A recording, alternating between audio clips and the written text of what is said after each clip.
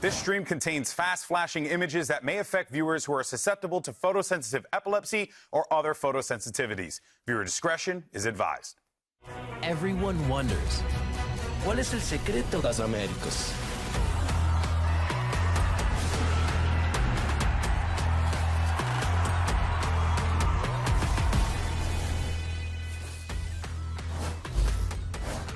Today, 4 teams are fighting to make it to the final week of playoffs, but only 2 will make the cut. Hello and welcome to day 4 of the Stage 1 playoffs, coming to you live from the ever so lovely Riot Games Arena here in LA, California. I am Zoe. Joining me here are Athena and Bren. Where's your energy? Josh, Where's your energy? Where's my energy? I'm conserving it for the games. I'm like ready to pounce. All right. As soon as I see those players on the stage, I'm ready to get out there. What exactly? What are you doing out there? Don't know yet. Don't know. I don't think we need you out there. Don't know yet. That's all right. That's all right. Chew on We'll some see. more cables. Yep. It's more tech pause. That's what he does. 30-minute tech pause. That's right, and we'll cover we'll cover the action with some good, footage, so no one knows, no one's any the wiser that it was you. Now, it is Sunday, guys, and it also means that it's time for the Pulsar Flick of the Week. This one goes to G2's Joggable. Yeah. Playoff Jog is in the house. Okay, I'm gonna say right now. Okay. Listen, we gotta stop the Jogamo disrespect. I'm gonna say it right now. I'm seeing a lot of Who narratives has online. respect? There's What? too many people disrespecting Jogamo. I'm saying There's no he's a different disrespect. beast on playoffs. Listen, I don't care that he's at eco kills. Look at what he's doing. He hasn't stopped since he got started. Can you describe this the way that you tried describing this earlier on in the green room? How did I describe it? It was like a... Just like that. And we all knew exactly what he meant. Yeah, that's It's crazy. like transfer the shots, and then the delayed beep is like the final kill. That's the technical term for but what we everybody knew just what I was saw. talking about. That's how we analyze, by the way, in the back. Everybody knew what I was talking And about. that's why we pay him the medium-sized bucks. Now, before we get into today's tense elimination matches, we are going to lighten the mood some more, actually, with a nice little diversion. So here's Sideshow and some very special guests. Americas is stacked with talent in 2026. And right now, we're going to do an all-star draft with two students of the game. It's Cloud9's coach, Imi, versus Mel. How are you doing? Are you ready for this? I'm as ready as I can be. Okay, perfect. Yeah. Oh, yeah. We're going to be doing a snake draft. Mel, you have first pick, so Imi, get two names prepared for afterwards as well. And these are only of players that are still in the playoffs bracket. We've got a list of the roles here. Mel, you've got the first option. You can pick any. You don't have to start with Sentinel. But Mel, your first pick, you're up. Okay, I'm first pick. I'm going to first pick Les. First pick, Les. Okay, I mean, that's a good pick. Well, I don't really know what to do because I can't say Oxy go kill. What, sorry? I can't say Oxy go kill, so I don't know that's what to true. You can't say Oxy go kill at the moment. Burn unprompted. I'll take Valen as my IGL, and I'll take Neon as my Sentinel. Okay, Valin, IGL, and Neon Sentinel. All right, so now Mel's in the think tank trying to figure out what she's going for here. You've now got two picks as well. You picked exactly who I was going to pick. Okay, I'm going to go Sadak for my IGL. And I'm gonna pick up, I'm gonna get Zekken as my duelist. Okay, Zekken on duelist too. While Imi's in the think tank, for everybody who's watching on Twitch, you can catch your vote on who has the best team. You can spam Mel or Imi in the chat, and we'll figure out who they believe in. But Imi, do you have responses here for your all-star team? Yeah, I feel like she's making it easy for me. Okay. I'll take Trent as my initiator. All right. And you know what? We'll take Leaf as my duelist, and we can flip-flop between... All right, yeah, you flip-flop between Neon and Leaf, depending on what's going on there. Yeah. I like what you're cooking. All right, one spot left on Imi's team, two spots left for Mel. Mel, you've got these two. Lock it in. Okay, I'm gonna get Brock as my scan initiator for sure. That's and the a sick last one, who am I missing? I'm missing a Sentinel. I mean, Les is kind of the Sensi controller. You know, we're gonna go with Neon. Oh, wait, you have to Neon, you can't get Neon. Neon's gone. He's gone. I took that one. No. I'm cooked. I'm so cooked. Okay, you know what? I'm gonna go crazy. I'm gonna go with Spike. I know this is crazy, but you just have to trust me. You're just gonna have to trust me on this. Okay, so you have a Spike Zekken team that's kind of like double duelist. You're putting Spike in the Sentinel role, and then Les can swap around. You are cooking something diabolical up here. Exactly. You got it. Imi, who's your final pick? I'm gonna do something a little crazy too, but it makes sense in my head. Okay. I think I'm gonna go Scuba. And then I've got a Viper player. Okay. I've got two people who can play Duelist, two people who can play Senti. I've got Controller, IGL, and I've got the best initiator in the league. I kind of mess with it. Yeah. I kind of mess with it. I don't know. Mel, are you feeling confident about this if they were going head to head? I don't think she is. What I'm seeing is a big like NA versus like LATAM South America gap here. I was trying to get a blend of everyone, and I feel like it'd be kind of crazy. I feel like you pretty much got all the G2 on your team, plus Scuba, plus Neon. But I feel like I have a good chance here. I think we got a crazy international team on my side. All right, well, Mel, thank you for dropping by. Appreciate you giving this this input as the best players that we've still got left in playoffs. Imi, I'm going to still need a favor for you. I need you to cover on the desk if you don't mind, because I got stuff to do. Oh, yeah. I've got you covered. All right, I've got you covered. Let's all go. right. He's got the outfit. Good work, guys. Yeah, we just replaced one bold man with another bold man. I think that works for us. And actually, I prefer this one. You guys are You got a height all advantage, British. the brain advantage. Like, I think you're Everything my advantage. preferred. Yeah, everything advantage. It is what it is. But guys, the fun is over, right? you're We're getting here to cooked, talk though. serious Not gonna lie, getting business. cooked in the Hold polls. on, yeah. We really need to. It was 91% It was like 91. to 9. 91 That's to 9. kind of. To Mel? Yeah. Actually, I didn't even see the final That's just results. bias. It was crazy. That's just bias. There's no way that team. I'm on your side. Yeah. If that makes No, sense. I mean, you picked up G2, so that's awesome. Yeah. Exactly. Exactly. The G2 call. Exactly. Hey, and if it works, it works. So yeah, chat, slight bias, but that's okay. Everyone's entitled to an opinion, and we're going to share ours for our upcoming matches. But first, let's talk about what happened yesterday, because yesterday we had 2 lower bracket elimination matches on the docket. First, it was Energy completely and utterly dismantling FURIA. Yeah, it felt like we were seeing energy, championship energy back on the stage. It felt like we saw them be a lot more concise with everything that they wanted to do, a lot more coordination, and it really felt like they didn't have any of those loose threads left upon the game. And everyone just kind of did what they had to do within each of their roles. They were catching rotations, and just overall, I really liked watching them play yesterday. Yeah, they're looking really good, especially on Lotus.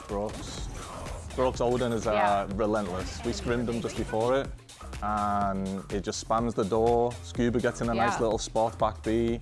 They have a crossfire. I think Crew should probably avoid picking Lotus. Yeah, I think so too. Which is a crazy thing to say, right? Yeah. After how they were on this map. Now, also, of course, we just saw Loud going up against 100 Thieves, or rather going down against 100 Thieves. They're unfortunately not with us anymore. But I mean, you know better than anyone how it is to like have roster struggles during the stage, right? But for them to still make it, excuse me, for them to still make it to the playoffs, and like, given what we've seen towards the end of stage 1 from Loud, that is pretty impressive. Yeah, it's really impressive, to be honest. That's it. That's all I've got. That's it. You've got me with the roster changes, and it's impressive. I mean, she kind of threw you under the bus. Yeah, there, it was so a little bit. I don't blame you. That was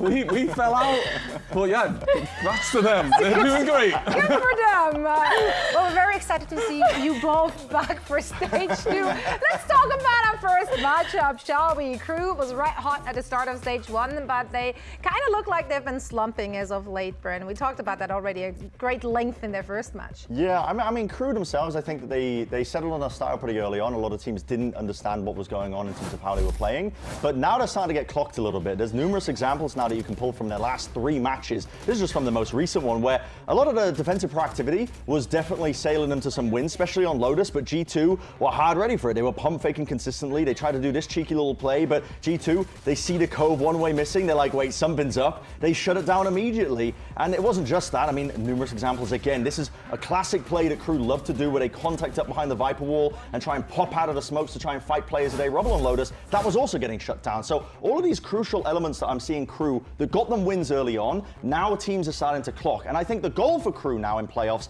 at this point, you got to reinvent yourselves. You can have fun with it at the same time. I don't know what the hell was going on there in the hallways, but you got to add a little bit more to the playbook. You can't quite go in with the same stuff that has been working, and that's a very thing to do. It's very tricky on a day-to-day basis when you have no, it's not like the group stage. You don't have a week to prep anymore. You know what's crazy is I disagree with you. I think Crew needs to go back to what they do really well. I feel like they did do it. They got shut down a little bit, but then they started just re-clearing with full util towards that rubble right away, right off barrier, which is not what Crew does. They're really good at having those second phase 2 re-clears, walking up, setting Sadak in that kind of aggressive position where they're able to see the info without actually making the noise. And I feel like they just stepped completely back away from that, started setting up for a lot of those trap plays that I just don't think worked well for them, because G2 is just so fast to react. Amy, you're the tiebreaker here. Who's in the right? No, I think Athena's right. Yeah. I think she's right. I think they need to go back to that. Bren, that's embarrassing. I also think it's a little harsh because they are going up against G2, who are looking like big form G2. I think the reason Crew also would want to move away from that in that game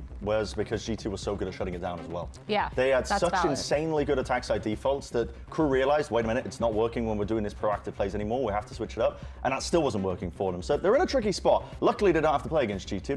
They only have to play against the reigning world champions. Oh, so yeah. Actually, is it nice. better? I don't know. The other G2. Let's get into the nitty-gritty of it. Let's hone in on some like individual players here. Dante has obviously been a massive standout, right? Like early on in the kickoff already, in stage 1, like his neon was a talk in the town, but also that has kind of fallen off. Yeah, it feels like Dante is just struggling a little bit. For me, when I'm watching his gameplay, I'm trying to understand exactly like what the plan is set up around him. He's getting a little bit less support from the rest of his team, but also his pathing has been a little bit questionable, especially on that Lotus game versus G2. Sometimes he uses his wall to get into the site. We know him with his movement on Neon, bouncing in and out of the wall, trying to get as much information as possible, but it felt like we didn't see that much from him. It's small things like almost flustered, a little bit lost, not clearing corners. like that close angle on C, like small little foundational things like that, that really made me concerned for that. Maybe it's just a bad day, but Dante really has to lock back in for this game. I think it's just a bad day. I'll be real. I really think it's a bad day. And I think like his job is actually to just go in for the rest of the team to frag out. Yeah. And I think the key is actually Sardhat. I think he's the key. If he can get loose again and do the re-clearing and start hitting his shots. Set him up in those aggro positions. That's how they're going to win. That's how they're going to win. That's valid. Yeah, because if you're looking at the rest of the team there, like, for example, so consistent, right? In a win, in a loss. If you're just watching his POV, like, you'd think they're actually winning the game. Yeah, Les is insane. I mean, this guy's insane. Being positive the whole time against G2 and just being insane. And at the same time, you're getting those lurks, you're getting those rotate positionings caught off guard, and you're just being able to be annoying when your whole team is unfortunately dying either on site or losing their side of the map on defense. It's always really tough to do. Yeah. It is indeed. Well, let's check in with our coach, Sonic, and hear what he had to say ahead of today's match. Here with the coach of Crew, Visa Zonic. Now, after a strong start, Crew begun to show some chinks in the armor, some cracks in the armor. Talk to me about the adjustments you have made today to get another victory over NRG. I mean, I'll say that the most important thing is that we came with more consciousness around our strong points, and I think that should make the difference. Best luck today. Well, while Crew has stumbled, Energy is coming into this one on a revenge tour, a salty lower bracket run. I'm here for this kind of stuff. I think we have to talk about like this team from Imi's POV, because Imi, you had so many things to say, especially about Brock. But before we go into that, I want to talk about this NRG game. Bren, this was insane. I wasn't here live, but tell me what you thought. NRG, I think, I mean, look at the way they were playing at the beginning when they were playing the deadlock and everything else that accompanied it. This team was struggling early on, and they've had to essentially pick up the pieces where they're under a lot of pressure, I think getting a lot of losses early on, and with a target on your back as the reigning world champions, getting third in Santiago as well. They're a very difficult task ahead of them, but they have managed to batter through. And yes, despite the fact that they're starting from the lowest possible point right now at the start of the lower bracket, I think they're more than capable currently with the form that they're in of taking it all the way, partly because I think Brock is also playing phenomenally well, as he always is. He's one of the most consistent elements for this entire team. And I know, Imi, you had a lot to say, even at the beginning when we were talking about it, with Brock's Odin usage in general. NRG are one of the more creative teams, I think, in terms of the way that they use the Odin. They always have been. Like, I don't know what, Brock's just in a lab somewhere, anti-stratting his opponents, figuring out where they're going to be holding KO knife lineups sometimes. But this team are so good at the little micro details, and they add that into the just layers folded into maps that they're already excelling at. And I mean, there's evidence of that, I think, in their Lotus gameplay. Yeah, I mean, that's exactly what he does. He goes in the lab and he finds all the spam spots, and you'll see on Lotus, like I was saying at the start, he sits on elbow on C, and he just spams through the B door, and it's perfect. It's actually just perfect. You can't default from B. If you try to go into C, you've got Scuba supporting them in the only spot where no one throws utility. They have a crossfire. It's just so good. Yeah. It's so good. You have to go A versus them. Yeah, so is that the only thing you can do really there? Because like it was really, really oppressive in their match yesterday. Yeah, I think you need to open A, and FURIA started, not FURIA, sorry. They started doing it at the start of the game. Oh, it was FURIA. They started doing it at the start of the game and then going back to C. And I think that's what they have to do. They have to start A, go back to C, because here you can see they have a crossfire. It's brutal. And it's just not possible. Yeah, if you try and flip the switch and try and pivot over towards B, you're just getting spammed down, sprayed down by the Odin. The spot Scuba's found at the top right of C, everyone dumps util behind pillar, the Omen paranoia, and he's just found this little spot that just doesn't hit them, and he can see the heads running to it. It's so good. That's so annoying to play against. I bet it is. Well, I'm sure they have taken some notes. You say we're not going to see a Lotus today? You don't think so? I mean, we could see it third, but I just don't think Crew should pick it. They picked it the whole split. I think their they have to avoid best map. it. You don't think they're going to pick it? They lost one time. You think they're not going to pick it anymore? The overreaction. That's kind of overkill. I'm pretty sure they lose if they pick it. Oh. And I think that's crazy. Nolan Bonkar and Mitch, I think we could see Ascent third if they're Team A. If they're Team A, Ascent will be third. Imi, I would also love to pick your brain about your thoughts on Kiko playing Duelist. To be honest. Yeah, she doesn't care about our thoughts. No, she doesn't care. I get your thoughts all day, every day. Like this is, you know, you gotta get I mean, I'm not a fan here. of double Duelist, and I think he's insane on smoke. So when he does pick up that Duelist, it's very, very good. I was very surprised when he was playing Jet on Breeze. Yeah. It was just so good. Yeah, I didn't expect that from him. I think his jet was sick, but for me, what stood out for Phoenix, at least from NRG side, is the way that they constantly farmed his orb. They made him the priority, getting the spike defusal every single time, and using his ult in such a way that it's really beneficial. They used it a lot of time, even on their bonus, to like re-clear or get info on their defensive half. Hello, and then on their attack side, using it to retake.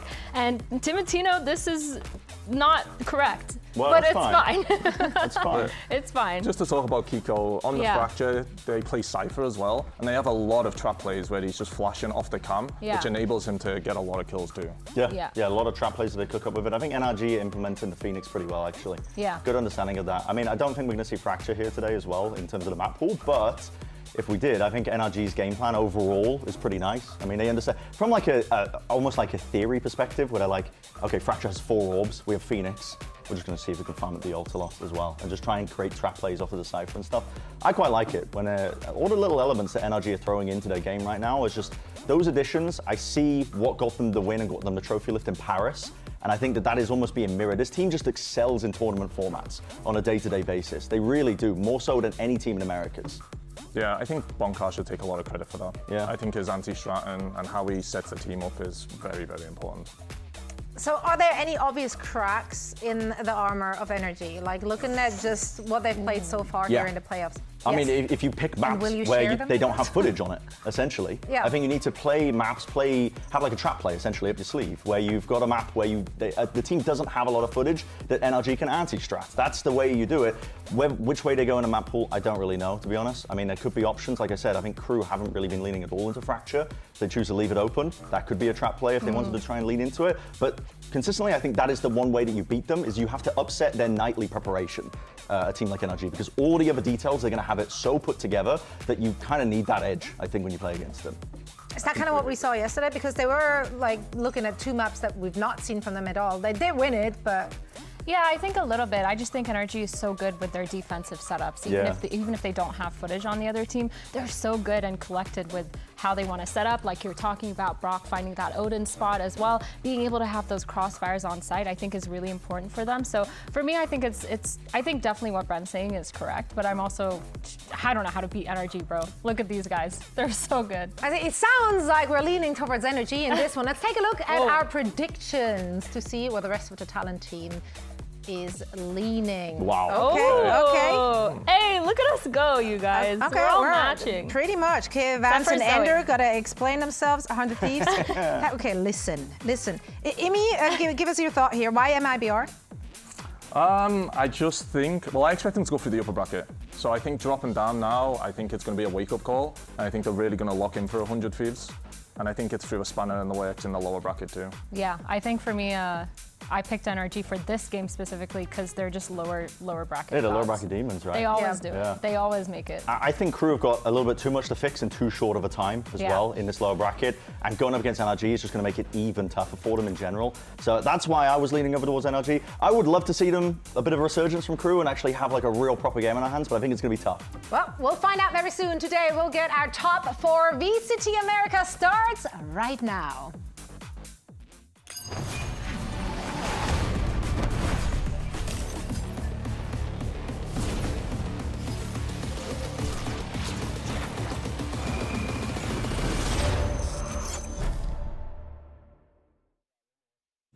O sea, siento que NRG, aunque les hayamos ganado, siguen siendo de los mejores equipos de la liga. Creo que NRG es un equipo que tiene mucha experiencia, tiene jugadores que ya ganaron Champions, tiene jugadores que ya llevan tiempo, un buen rato juntos, entonces el mayor desafío es ver cómo ver qué tanta calma podemos tener, qué respuestas podemos tener contra el juego de ellos. ¡Mata 2 pájaros de un tiro! ¡Es una bestialidad pero me usera! The last time we played Crew was at the very beginning of the season. I felt like we weren't in our best form. Now we're in a way better form than we were before. This round. He needed that kill. It's a good slide, and Brock is there behind the stun. Crew's a pretty scrappy team. They play really fast, and then they let Les do whatever he wants. As long as we don't give him the duels he wants, then I think we're totally fine. Pero el tumba divas está presente, se logra el planteado del Spike, aún puede llegar a pelear, pero hay que esquivar la definitiva, no se ve sencillo, consigue la primera, le pega la bola, está rezando que no le caiga, pero se le acaba el tiempo y ahora, si Yaugimo tiene que pelearlo, puede ser ganable para Cruz. We just gotta shut them down early. I feel like as long as we ruin their confidence early and we play together, like, they're not gonna play the same as they did before. Today it is do or die, fighting for a spot at Masters London. It is NRG! I mean, this is a team that have just proven themselves time and time again when it comes to these high-pressure matches. It's elimination on a line, but it just goes off their back genuinely like water off a duck. This team always seem to perform under the pressure. They always have great ideas on a day-to-day basis. I think they do it better than any team that we've got in Americas. And part of it as well is, I think, the flexibility of Kiko as a player. He's probably going to be quite pivotal with the amount that they've been making him play these flexible roles, whether he's on smokes or duelists. But as an individual, we kind of highlighted it earlier on the desk, but he has just been excelling for this team where they've needed him to be this kind of glue player. Normally, you see these flexible players, they don't end up hitting as well because they have to just cross so many different roles, but not the case for Kiko, and NRG have just been thriving because of it. Yeah, and you see Mitch there as well. I think he's going to be a really important pickup. Having an X-Pro player on staff is really important. And now let's bring their opponents buscando barrer el lower bracket. Démosle la bienvenida a Cruvisa! This team coming into playoffs as the highest seed, the only team to win 4 games in groups, but they've fallen off just a little bit, but that doesn't mean that you cannot see the star power on these guys. Every single game, we've seen players like Les and Sadak always step up to the plate and being able to kind of be those rocks that the team needs. But I think against a team like NRG today, we're really gonna see Sadak's IGLing kind of shine, because in this game, there's gonna be a lot of push and pull. There's gonna be a lot of anti-stratting like we talked about earlier, and I'm looking towards Crew to have the better game plan coming into this, because the way that they looked was not the Crew that we've seen in groups before. Yeah, they really did get clocked, I think, by G2, just figured out. Yeah. And it's tough to bounce back from that as well, and just trying to take away from losses like that what actually was working, because G2 kind of just had the perfect read, the perfect form, everything else. The map was going to be really interesting with this one. So, see, Lotus escaped the pool. I mean, you were teeing it up, man. You were saying you don't think that they should go towards Lotus because you think that'll be a loss. They've stayed away from it, the map that has consistently got them wins all stage so far, and they haven't gone for it. Yeah, I think it's a really good choice, honestly. And going to the Haven, they looked a little shaky, but I think they'll be fine. I think Ascent's the big one. If we can get there, I think it'll be a really good map to watch. Let's talk about this first one, Breeze, though, right? I mean, because like neither team has been outstanding on Breeze particularly. Why pick it? Probably footage. They probably have a read. They probably know where they're going with it. I'm not sure what that read will be. You know what my read is for this? Ethan on KO.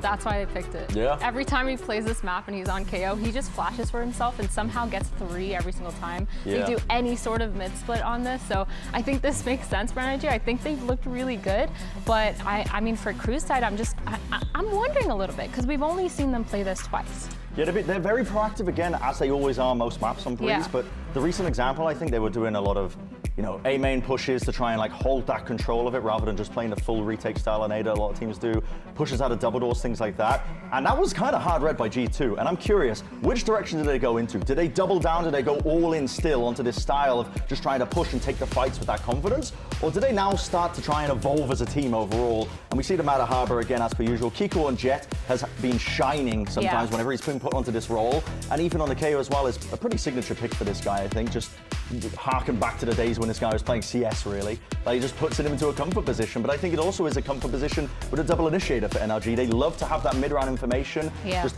a knife against the back wall, catching a couple of players as they're about to exit, is playing exactly into NRG's wheelhouse. Yeah, and I think on the other side with Crew, I don't think they're going to change much, keeping it the same.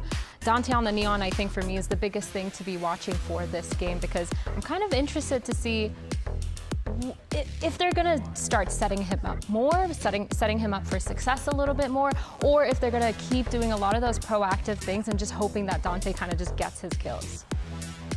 Yeah, I mean, I'm hoping they just go into him making space again and not relying on him, because like I said, I think Sadhak and Les are the big keys to the victory. Yeah. Well, let's see what both of these teams have in store for us, excuse me. Let's get into the first map of this elimination match and send it over to your casters. Here's Mimi and Ender. Out of NRG and Crew, only one can stay alive after this series today. And for Crew, our best team during the group stage, our only team that was 4-1, their lives were on the line. And for NRG, things looking good after the other day, the revenge arc underway. Yeah, they got the team that beat them in the first round of group stage out of this tournament in FURIA, and now a second chance against a Crew who beat them in week 2. That was the loss that put them on this long path to begin playoffs in the lower bracket. But now that former opponent back to beat them. NRG have absolutely been on a tear, but it's time for match start, presented by Samsung OLED Breeze, the location for our first bout here with NRG and Crew. It'll be NRG on the attack side. The last time these teams faced off, it was the duelists that were the difference. Dante absolutely smacked down Mata, but on this map, Mata will be on the harbor, and it's Kiko's jet that's looked so strong. This Crew coming off a loss to EG on this map, trying it again. And well, this round, they start with a free A site. They like fighting deep in these post fights, looking to disrupt that retake. NRG have 3 players flashing on through the wall. That's a good stun to slow down the approach from NRG, and Les has already continued that success. He was the individual star in yesterday's loss. Crew now in a 5-on-3, but still, Kiko waiting around the corner with that Sheriff. Lands his bullets, and now the rest of NRG are here. Brock with a couple of kills. Brings it down to a 1-on-2 now for Scuba. Spike finally getting planted for Sidok, but he doesn't know. He thinks this is a flank. Yeah, and his teammate MW was checking out double doors in mid. No comfortable plant yet. But now with that awareness, they can double up, back away. Okay. We go over towards the B site. Now Scuba has his wall set up here for main. Likely we end up seeing Crew play on site regardless as he scouts out this site and realizes there's no one left here. Scuba still the healthiest man in the server. He's been good in a lot of these clutch rounds. But with the run all the way over to the B side, he will not have a lot of time to figure out Crew's setup. Sheriff shots, not quite enough to take out MW with 1 to the body. And Crew playing this in an interesting way. Sadok stepped back into spawn, a risky move, but seeing no one there makes it so much simpler for Crew to hold in this post. MW has that next layer of the dart. That'll make things even harder for Scuba. NRG were kind of dominating recently in the pistol rounds. This one is going to be real tough. There's not a lot of time to play with. Scuba, no orb left, and now he's getting pinged up. Sadok comes around the corner, and Crew will take this opening pistol. That round was an interim disaster. Sadok looking the wrong way back towards main. Eats a shot. But as soon as they have the information, they play that 2v1 very well. And managed to clean up off of the excellent work that Les did early on. I don't think you can understate how good he was yesterday. Sure, they ended up losing that match in 2-0 fashion, but on the Lotus in particular, there was probably 3 or 4 rounds that Les was just winning individually. And that's discounting the consistent 2Ks, the consistent space he's getting on the lurks. He was just a monster, and he has been on stage. Yeah, I think he's been a monster for the last 5 years. Don't know when this guy's taken a break from it. Just incredibly consistent. That's been the reliant piece Crew can always count on. Well, NRG have the right stack on this eco round. They've avoided the knife. Crew just inching their way up behind the drone for now as a deep harbor wall. Not going to block off these 3 players' back sight. Dante still not into it, and he has an outlaw in his hand too. Weird position for him to be with that gun. It's not going to matter with the support behind coming in clutch for Crew. Dealing with those pistols, no problems. And Scuba this time, now in that 1-on-5 and quickly dealt with. Crew recognized the threats really well there. And it's a flawless anti-eco to follow up. A lot of what I'm going to be watching for in this map is what learnings Crew took from the EG game. They didn't end up losing that series. They barely scraped it out on the 3rd map. But I think that had to be the wake-up call for this squad. An EG who was winless to that point, who just didn't look like much of a threat at all. And I think they made a lot of mistakes in how they were playing. They talked about that, how that was a big moment for the team to turn it around. Sonic even saying that they were kind of happy to lose map 1 of the series in the way that they did. Need to wake up now for playoffs. Now they find themselves in the lower bracket. And that's a good flash out of NRG. Ethan sets up his duelist perfectly for that opener. He's just so comfortable when he plays this KO. Always on point with the utility. And now for Crew, a tough situation to navigate. No dive to get out of this choke, and a wall, mollies to continually stall you out here. Scuba chooses to fall off the angle and step up closer. take down Sadak. Now that flash just not too helpful with that wall in the corner. Another one through it, quickly turned from Scuba. Individual mechs on point here for NRG as they hold down the line and even play with that little gap against the wall for a flawless return to the board for NRG. Nice anchoring from Scuba. It looked like Sadak was almost playing the way he does on Omen, just trying to jump through that smoke and create space. But he gets caught early here with no one else really pathing up with him. And then that slowing effect, even combined with the flash, gives time for Scuba to always be an advantage in that. Scuba feeling good there, and why not? After shutting down Crew, stop this from getting out of hand early on. See what the adjustment ends up being. That round, of course, started with the nice pop flash into mid, and the kill against Crew. Crew seemed to avoid that for now, just doubling up if that peek comes in. NRG love playing for mid. You'll see Mata on this harbor try and walk into this position, look to fight through. There's that pop again. A good flash catching out Les, but Crew were holding it, so Ethan will be traded out in the end. Still a 1-for-1 killing Les. Ew, okay. Come on, Kiko, that was nasty. Still had his dash. Decided to take another chance. There's two players looking at him. Takes a head off, dashes away. But they're still going. Gonna re-push towards elbow, continue to get information. I love the early conditioning, just bullying Crew out of mid. Gonna make Crew so much more cautious to step in there in the future. That could end up eating up plenty of utility in these later rounds. While NRG changed their style. Yeah, I've just had so much fun watching Kiko play Jet more for this team.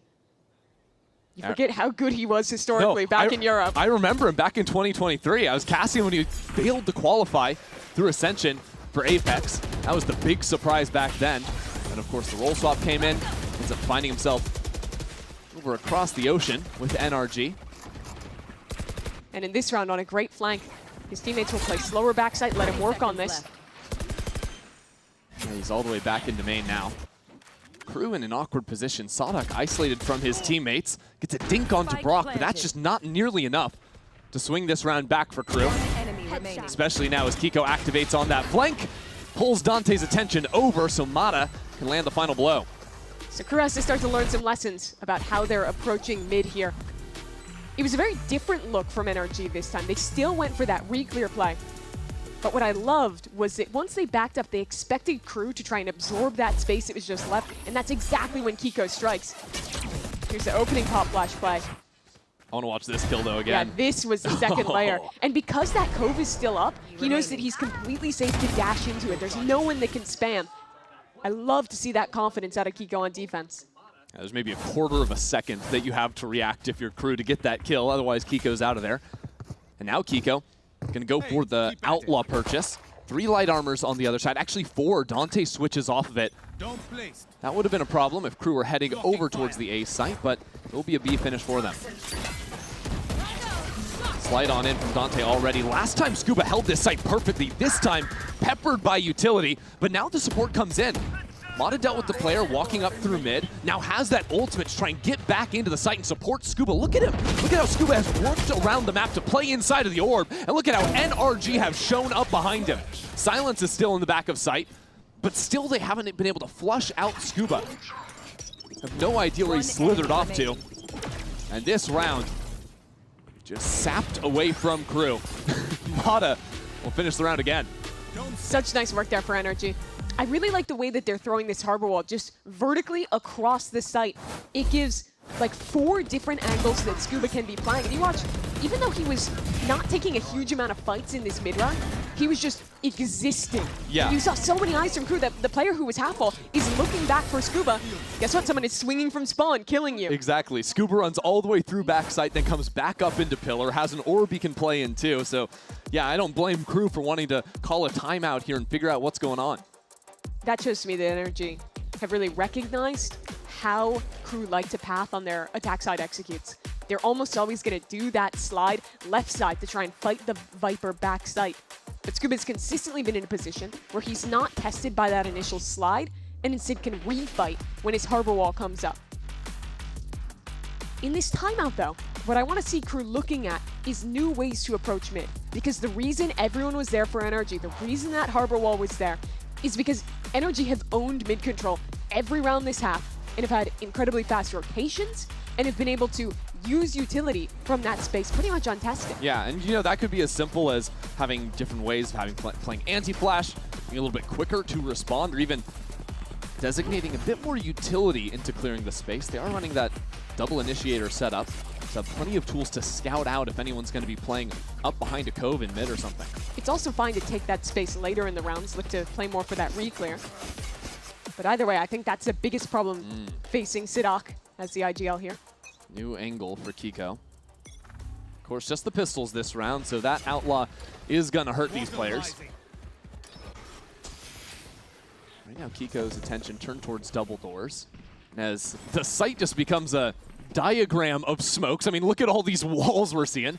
No one going to see each other for just a moment. Mata sticking around here. Mata's wall lets them walk all the way around here. Oh yeah, it's a fight over backside of all things. Kiko getting wrapped around from behind, but has the support in line. Mata is there and waiting. Pistol's just not quite able to fight back. Even a little bit of shots through smoke there, make it an easy round for NRG. I think there might have been something cooking if they had rifles in that round, but with just the lesser guns and the kind of weird positioning that worked both ways. Sure, you get this timing to pop flash backside and isolate that player, but Mata is also in a similarly weird position just behind you. And so we head into round 7, 3 ultimates available for Crew. This is going to have to be a swing round for them. Stop the momentum and get something cooking. I was curious because Kiko for a moment had upgraded into an operator, but chooses against it. Instead, just a rifle in hand. I think with the ults online, it would be tough to get off value here. Yeah, there's just so many ways to block off vision. This time it's a little fake play in mid with that flash. Condition that that's still a threat, even if the Jet's not behind it. But Crew aren't changing really how they played. Les was a little bit maybe less aggressive, but you still had the 2 players bot mid holding for the swing. This round, it's 4 players altogether. There was a redrone B main. Now Crew walk back into that space. As NRG, similarly passive. Look at where the Viper's playing. Yeah. Out of range of that KO utility on either side. So we'll be able to get a wall up or get an orb up to defend.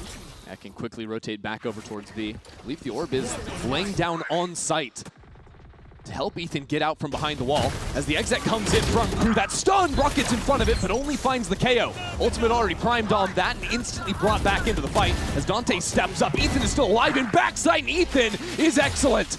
Still a nuisance for Crew to deal with, as Sadak realizes he no longer has cover of his wall. He doesn't even have teammates on site. He needs to get out of dodge. Ethan still has an ult command. NRG have all the space they could want. Lest has to be the playmaker here. Reclear from Ethan, flashing in. No player spotted yet as shots are exchanged. Ethan steps back into it, maybe a little bit too much. Up against Les, who lands another one. Has given his team a brilliant shot in this round now. The IGL would need an ace to win it for NRG. But Ethan was anticipating those players rotating away. So Crew have themselves a free site. This is their best chance at a round win in a long time for Crew. Ethan's still hanging around over on A. Was maybe thinking he wasn't in range to hear it if it had been planted there, but now realizes he's on the wrong side. Still a dart, too, for MW. Knife into backside. Tags the 1 player. He reads the other's position. Oh, I like this read from Ethan. Nades down, he needs to bait the fight, bait the 1-on-1, but Sadak bests him in that. The round goes to Crew. Shots a bit quicker from the other IGL. Sadak stepping up for his team, securing a pivotal one here. But this was around all about Ethan, him charging in backside. Ethan is locked right now. Yeah, so is Les though. I was talking about all the different ways I'd like to see Crew approach mid. Turns out it is still just let Les dominate that space. He is so willing to walk into contested ground, be where you expect him to be, but he's still just confident enough to win the fights regardless. That'll swing must-needed rounds for Crew. A lot of ultimates thrown into that one. As now Kiko has the operator out into mid, less under pressure. Kiko's not going to let him get out of here without a fight, and that shot is lethal. The rest of Crew had already started shifting away from A, trying to support Les in mid, but it's a little bit too late, and another body hits the floor. Could have nearly been a third there as well. He's just not stopping. That's a give or take a Les. He'll win you around, and then he'll get flushed in that one. Still a chance for Crew. Yes. 3v5 on this site, but look at the ults available for this retake. The ults are brutal for the retake, and with Scuba surviving, not overstaying his welcome in sight, maintains this numbers advantage. So the null command is out. Dante, the pivot player now, with a nice position on half wall. One kill already goes Crew's way, and the position is great. If Crew can stay alive for Dante, this flank is big, but Brock was holding on the other side. Now Sadak just taken down inside of the orb, and NRG mop up this round. A few brilliant shots from Kiko. Their retakes have looked really solid throughout this map. And in this round, they're showing another good approach of how to deal with mid control. I don't think there is a round where Kiko has wanted to fight mid, where he has not gotten it and won it. It was a good setup for that one, and this second kill is just pure skill from him. I love that we've seen 4 different mid looks, even though they're all very similar. The first one was a long-range pop flash that gets a kill. Then it was a right-click pop flash through a wall that's 3 people are fighting behind. Now we had a fake, now we had a real one where we're charging forward with the op. And it's at different timings as well. That one came a bit later in the round to let Les walk into that corner. Exactly. It's those layers that just make scaling feel so hard. Ult ready to go, A main off contact. 3 players to fight from NRG.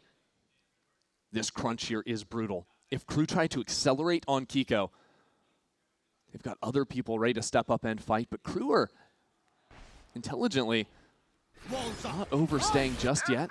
Playing a little bit deeper now, trying to pull out that Hunter's Fury. That was the idea, and it works, but a nice shot connects, and Kiko has found his behind it. And there's a bait play. Mata still in that corner as Kiko backs away. Yeah, continuing to fire off some shots. Dante now straight into Mata's waiting arms. And Monte's still there, still going to be a little bit of a problem. As Crew now find themselves scattered. Player double doors. MW on 45 HP less, though, still finds a way. Time after time. Now MW evens the score. And Kiko realizes now he's the one outnumbered. Just with the operator isn't quite quick enough yet. So it's Scuba now into the clutch. He's far away from this one. We're walking back into mid. We'll first have to contend with Les. Scuba stepping into him, but the angle not quite held. Snake Bite's traded. Has this one-on-one on the right side, but he's so cautious about another player swinging into him. Feel the pressure a little bit into this moment as they both come in, and MW watches this one go for Crew's 4th round. That was such a good round from MW's there because it started excellently for NRG. Their trap play was well read. They were able to punish these people in main. But the second the smokes fall, MW says, watch this drive, and takes down 3 of them there. Now Crew within 1. And NRG changing their approach in a massive way. Setting up big over towards the B side. This looks a little bit more similar to that round they were fighting 3 players over mid. With the flash out of the orb. See what the differences are. Les just not wanting to contest anymore. Adding shield. The A hits have been successful for Crew. Both broken. Now that wall comes up. I mean, Crew are just playing through the playbook right now, running these AXX. This time Dante pathing to the right side. And NRG trying to play for this whole retake.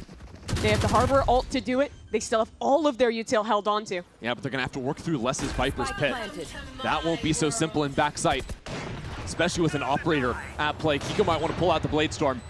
It's time now for NRG to move into the side. A good flash sends them scattering, comboed with the dart. Now a Hunter's Fury. MW tries to light up a couple of players, spots them both, and lands the kill on Mata. Harbor out of it, but the spam is still there. Scuba tries his chances, jumping up. A shock dart kill on Les. Now the pit's going to fall, and the rest of Crew are playing off-site. What's the utility in the post plant? A nade and a couple of shock darts as Kiko gets onto the stick.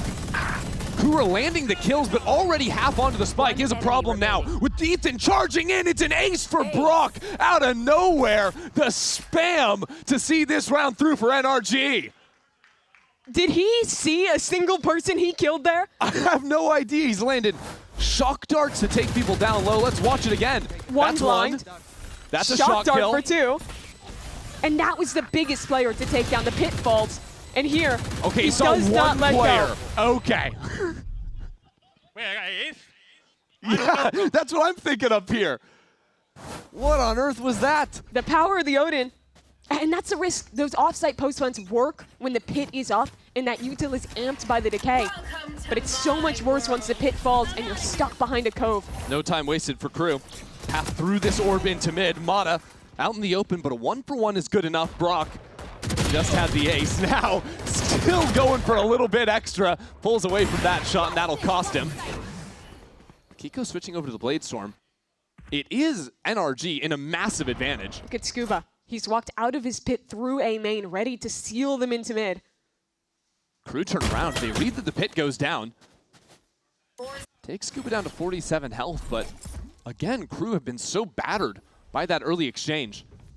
Just a couple of knives is going to be enough. And there they are. Kiko finds 3 into the round and a 7th for NRG. NRG have dominated mid-control this entire half. And here, it's not a refight, it's instead just punishing their opponents as they go forth. I think that first kill onto Dante, he caught the edge of a team flash. Out of silence there, maybe just didn't quite turn it in time. That gives Mata the opener. And the trades from there, NRG collapsing into that space. It was just too quick to contend with. Feels rather demotivating from Crew to go for an ace out of nowhere and then just get cut down in mid on a new look. Again, back into mid. This time, the dive for double doors. Dante already into it. And counter Hunter's Fury. That's Brock with that already online. Letting it rip into the doors. The spike now left out into the open as NRG just continue to lay down fire on this choke point. Crew don't stand a chance. That's 3 for Mata at the end of the half. It just looks too easy for NRG. Whether it was the consistent wins in mid, whether it was the controlled late round retakes, this was clean from them across the board. I think they came into this map exceptionally well prepared. The protocols looked on point. And then you just have Kiko and Brock both taken over individually. Yeah, as soon as we got the AWP and the Odin online, every round just trashed NRG, smoking them. We'll see on the other side of this break.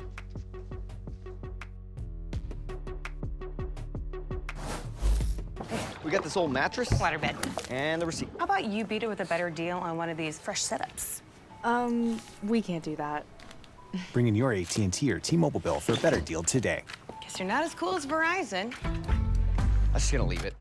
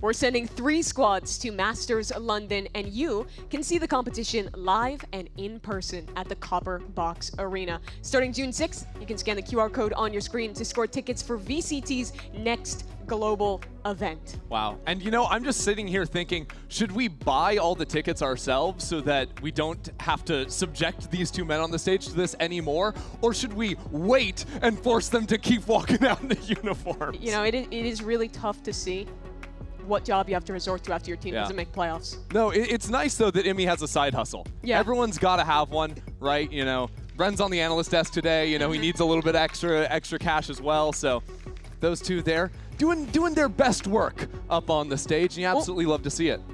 He missed his form for a second. Wait, did IMI break? You can't break up there. That's how you get fired. That's how you get dropped. But we're jumping straight back into the game. NRG up 8-4 over Crew after a random Brock ace in the blink of an eye. Kiko excellent on the op. He's sitting 14-5 already after that first half.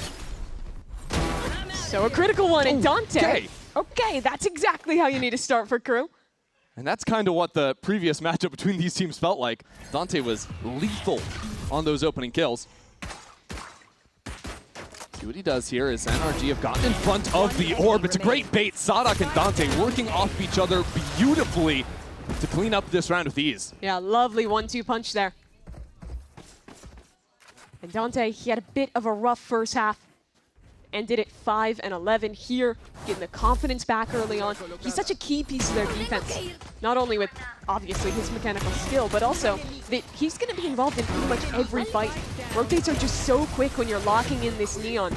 That's the biggest difference compared to the Jet, that he has to be in the right sites quickly. He has to have his relay bolt up. Yeah. And he also has to be hitting shots like that. And killing the Soul, entry on the enemy team makes it so that that crossfire is unbreakable. You have no chance at clearing out Sadak in the corner. It's good work from him. And from Crew to win both pistols in this map. This would be a very different story had Scuba been able to clutch that opening pistol, or, and a Crew just not gotten half of their wins through taking these openers. That's for sure. Rifle rounds have to be an improvement for Crew. Already have Mata out of the equation. Off to a better start here. Now Sadak stepping back in there. Quick little two-piece from him. Looking comfortable. This Brock happy to just get his orbs online. And face down the inevitable. Okay, Dante having a little bit of fun there, bullying the classic. Good luck killing a jumping Neon with the classic. Yeah, it's got to be cathartic, though, after he gets a random Odin ace on you where he sees one person. You deserve that. I liked how Dante's wasn't even sprinting. He was just kind of like jumping almost in place. Shaking like a scared dog.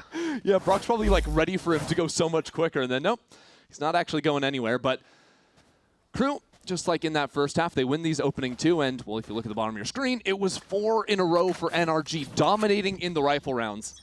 Let's see if Crew can do anything here. They only have the one Phantom in Les's hands. And already, NRG quite grouped towards the A side. Crew want to maybe refight this, though. Dante climbed on the close corner.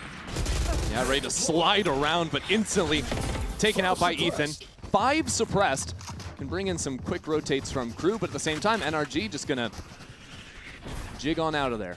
Dante's dead, though, in 20 seconds, so NRG are very happy to go back, re-clear space that they may have lost from a walk-up. The difference here for Crew would be less. He stepped all the way up into B main. He's got the Soul Rifle for Crew, but I think Brock spotted him on a jump peak.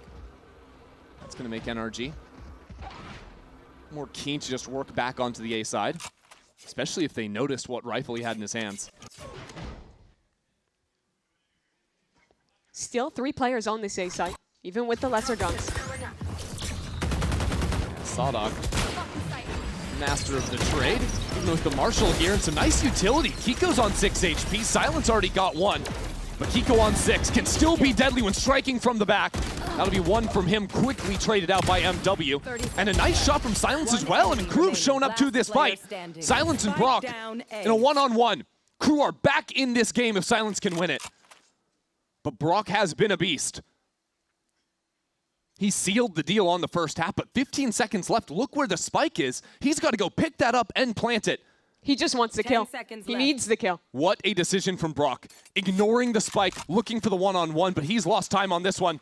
If Silence hears him stepping on forward, no way! Brock still gets it done! I cannot believe it. That's insane to me that he wins that round. I thought the second he's stomping, you'd see Silence duck away and try and play time. But in the end, he takes the fight, and Brock steals the round away. And I think Crew played this eco quite well. Les getting proactive with the rifle on the extremity after they get the early info. And I mean, Kiko just dumbfounded that Brock gets away with that. It was like that little stutter from Brock, where basically just his gun goes around the corner, that started pulling bullets out of Silence's Spectre. And as soon as you hear that, the time to kill on Spectre is just not high enough. Brock can go for the swing, instantly take out his prey. Yeah, it looked like Silence got kind of caught between decisions there. Now, this is interesting, though, because I would have thought, the round is lost by Crew. Crew would call the timeout. No, it's actually NRG. Didn't have to use a timeout in the first half, but they choose to take one early on here in the second. Yeah, it is really interesting to see out of Bunkar. It has been early losses in both of those rounds, right? The pistol where they just got completely cut down in main. That one, losing some players on their execute as well and having to rely on that clutch. So I think it might be some talk about their approach on how they're pathing, how they're trading together on these hits. Try and fix these problems before it blooms into something like a real comeback. And Bonkard loves calling these timeouts. Their game yesterday, he did the same thing. They lose one round in the second half well up. He sees something he doesn't like. Yeah. Timeout early on, get ahead of the problem. And out of that round, he had a complete change, a perfect read, and they ended up closing out the map dominantly. So excited to see if there's an adjustment here from NRG. I mean, his reads have been excellent. One of them heading in here is, we're not going to actually buy anything up. It's all pistols behind the rifle that survived the previous round. Well, it was a tough economic decision to make. Knife out there, and catches 3 players. Counter ultimate, that's Sawdok throwing that into the mix as now he steps up to play off his util. Nice job from him to take out the enemy duelist. But Mata has somehow made his way into the center of the site. He's in a good spot here, but his entire team is dying while he's stuck behind the other side of a cove. And that rifle not going to have a chance in this round. Crew within 2. So Bonkard calls in, says, we're saving this round. Play for the next, and, well, the lesser weapon's not good enough to close out here. Crew, nice job collapsing onto their anchors. Sidak, I think, got away with a lot. Ethan thought he had already tipped away, but he just re-challenges back through that smoke with basically no utility to set it up. He succeeds at it. I love how aggressive Sidak is willing to be when he's anchoring. It's especially true when he plays the Omen, but you see it here on the Harbor as well. Deadly round online for NRG. Brock has the ultimate. Mata just one away.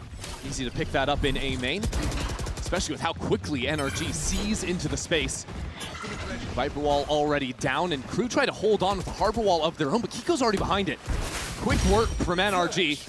Crew realizing the anchoring isn't quite there, but Sonic steps in and is instantly shut out. A difference in the last round. NRG collecting on these opening kills, and Kiko still a nuisance all the way in backside. Crew have 2 players try and come in through double doors, but NRG have brilliant positions to shut them down. Les is hoping he can get anyone peeking in. Yeah, Buying time is his... decides to go all the way back around the world and play for some solo duels. By the way, look how passive this defense is. It's only Kiko willing to jiggle forward for fights. And even then, he was back orange at one point in the round and gets called back once NRG move up massive numbers. After watching this round, I think it's worth noting that if they had decided to force that last round and lost, this would have been an eco, and that's the real chance for Crew to snowball back into the game. Yeah, then you're looking at a tie game. But A instead, completely different situation. You have NRG at the advantage, and the biggest thing I notice about that round is the difference in how these 2 teams have approached their flood retakes on A. For NRG, most of the time they're not actually flooding. They're instead looking to play back, respect their opponent's Harbor utility, and then once that drops, dump all the util. But you see here, Sidak very early uses the wall, stays on site, but his teammates don't actually rotate in time, so NRG are able to press into him, and then those remaining players have no tools left to even try and win the retake. Yeah, it's almost like because Crew maybe have the Neon and they expect to have quicker rotations, they think they can hold on to that space, but in practice, it's just not actually coming to fruition for them. Now Dante chooses to go for the operator, playing a very passive line over towards A. There's an outlaw bot on the other side. 4 players, 1 shot to Kiko's weapon. Crew playing a pretty light B because their KOs walked all the way up elbow, but Ethan has done the same over on the A side. The IGL just stepping into it. Both are KOs of all things, the ones let off the leash in this round. Tyan's quickly going to pull back to his team. Crew look to re-clear mid. Post that operator up, but Dante can't find the mark. Yeah, Crew have that Viper wall set up for mid. Also gives them a way to work back into this B site. Look at Scuba, the timing on this wrap is everything. Yeah, no one ready to catch him in mid. He's taking his time. Doesn't matter though with NRG winning the opener on this B site. Dante's so low as well. 31 HP. And Crew are divided again. Throw this wall to try and hold on to something, but it's just 2 players tucked away here. And NRG are so patient, so good at taking their time for all the utility to come down, the refreshes to come in, and that's when they strike. Little swing there. Dante strikes first, and now Scuba activates on that lurk. Kill up through tunnel. Crew realize they're getting pinched from multiple different directions. Post the op back onto the line, but even then it's not so clear. There's still NRG players on site. Les takes him down, and NRG are going to need to plant this spike and deal with Dante. Sonic's still a world away. 10 seconds remaining. That kill goes on to Scuba. Energy maybe took a little bit too long here before putting it down. And Brock now into the clutch. Sodak has him held. Crew will take this one. Impressive that Crew come out with the win there. Energy stalled for their Sova Dart to come back online, and the initial refight off of that was good. But they didn't have enough tools to actually push all the way back site and complete the pinch on that player with the operator. The discipline from Dante here is great. Not greeting for a swing, not trying to make a play. He just waits, knows that they have to make the next move, and punishes it. Really felt like that was going to be a round that would allow NRG to run away with the game. But now, Crew matching in the rifle rounds has kept them in this. And Crew's setup on the A side is real nice this round. 2 players up close, baiting for Dante's off on the deeper line. And already a flash through, tries to catch Silence with util in hand. Nearly was his demise, but for now, NRG stalled. There was a null command used, but it gets stalled by the opponent knife. So the fight in mid, that's everything. That is everything. Less on the other side of the wall, not being cleared away. No! He holds! He takes his time, and Mata strikes first. He wanted a chance. MW looked like he could get a kill there. No way, Mata! I'm 2 so for 2 impressed. on that? He's stepping into unfavorable fights back-to-back times. Wills this round to his team. Now Crew have to retake with an operator on their Neon. He only has 650 credits as well. Is there even a world to get back into this round? It is difficult. I don't know if Crew can afford to not put up a fight here. Go, go, go. But they're going to have to act quickly if they want to do anything, and instead the decision comes in. They're stepping away from this. Now Kiko, with just the Stinger, he's going to be allowed to be free and maybe go for Hunt when these smokes fall. Energy were so thorough. In 2 moments of that round, the re-clear, bottom mid from Mata to catch on to Les, and then again, in that slight gap of the Harbor utility, getting the kill on MW. It's so tough because it's the right call from Les to hold off on taking the shot. Kiko picks up his gun from before. Because if the first guy doesn't clear you, surely the second guy doesn't clear you. Nope. But it's just that moment of hesitation. Even here, yeah, I think Mata realized, like, as he was spinning away, maybe saw something on the minimap from a teammate. That reaction was so quick, though. Lightning quick. And this one as well. I knew it, bro. I knew it, bro. I knew he was hiding behind his wall. Had the read on that second player. And with the save, there's still money for Crew. There's still a null command. Dante's up. Caught behind the Blade Storm. And now blinded up at the same time. Sees that shoulder, but Dante is trying to run away before he even takes that shot. Cowers away from it. Now Les is about to step into 3 players. Again gets picked off. It's been a tough day for him. After being the hero for Crew in their previous matchup. Now the first one to fall a couple rounds in a row. So it has to be a 4-on-5 retake, but the high tide was already used by Sadak. They have so few pieces to make this happen. Yeah, Sadok's going for a flank of all things. But NRG have a good position for it. Nice kill from Dante. Kiko unclear, but he fired off bullets. They've got to know he's in this corner. They have to have the kills quickly. Finally, they come in, but that flank has been held. And now a pit in their eyes. Still utility waiting on the other side. Shock dart, snake bite. Already fired off. Still one more shock against these decayed players. I don't think they're going to have the time here, not unless the picks were to come in instantly. Once more, Crew have to run away, but Silence won't even be able to get out of there in safety. It's looking over as NRG move up to 12. There were some big opportunities for Crew in that round, and neither of them come to fruition. Come on, he lives on 10 HP. And I think the first one was Dante with that operator in mid. He had a shot on a crossing player, but can't catch it. Those players rotating into B, get the free kill onto Les. And then on this flank as well, Sadak with a knife out walking. Energy have been ready for every strange position from Crew. They're watching the flanks. They're clearing people in off angles. This normal disrespectful style that Crew get away with is being punished in droves. And it's just starting to look desperate from Crew. Here. Need 4 in a row. And Les is being held. If he challenges this angle too much, Kiko's not going to let him breathe. Crew's style is so reliant on winning those fights. And I love how Ethan has been able to get away with it. It's such a gutsy play, just be stepping up into A main. But having the read, hey, there's no off here. They're not like re-clearing me, so he can just stick around here on A main for now. Was trying to pull some attention early, but maybe they just go B anyways. Kiko's been looking for someone to cross with this off in hand.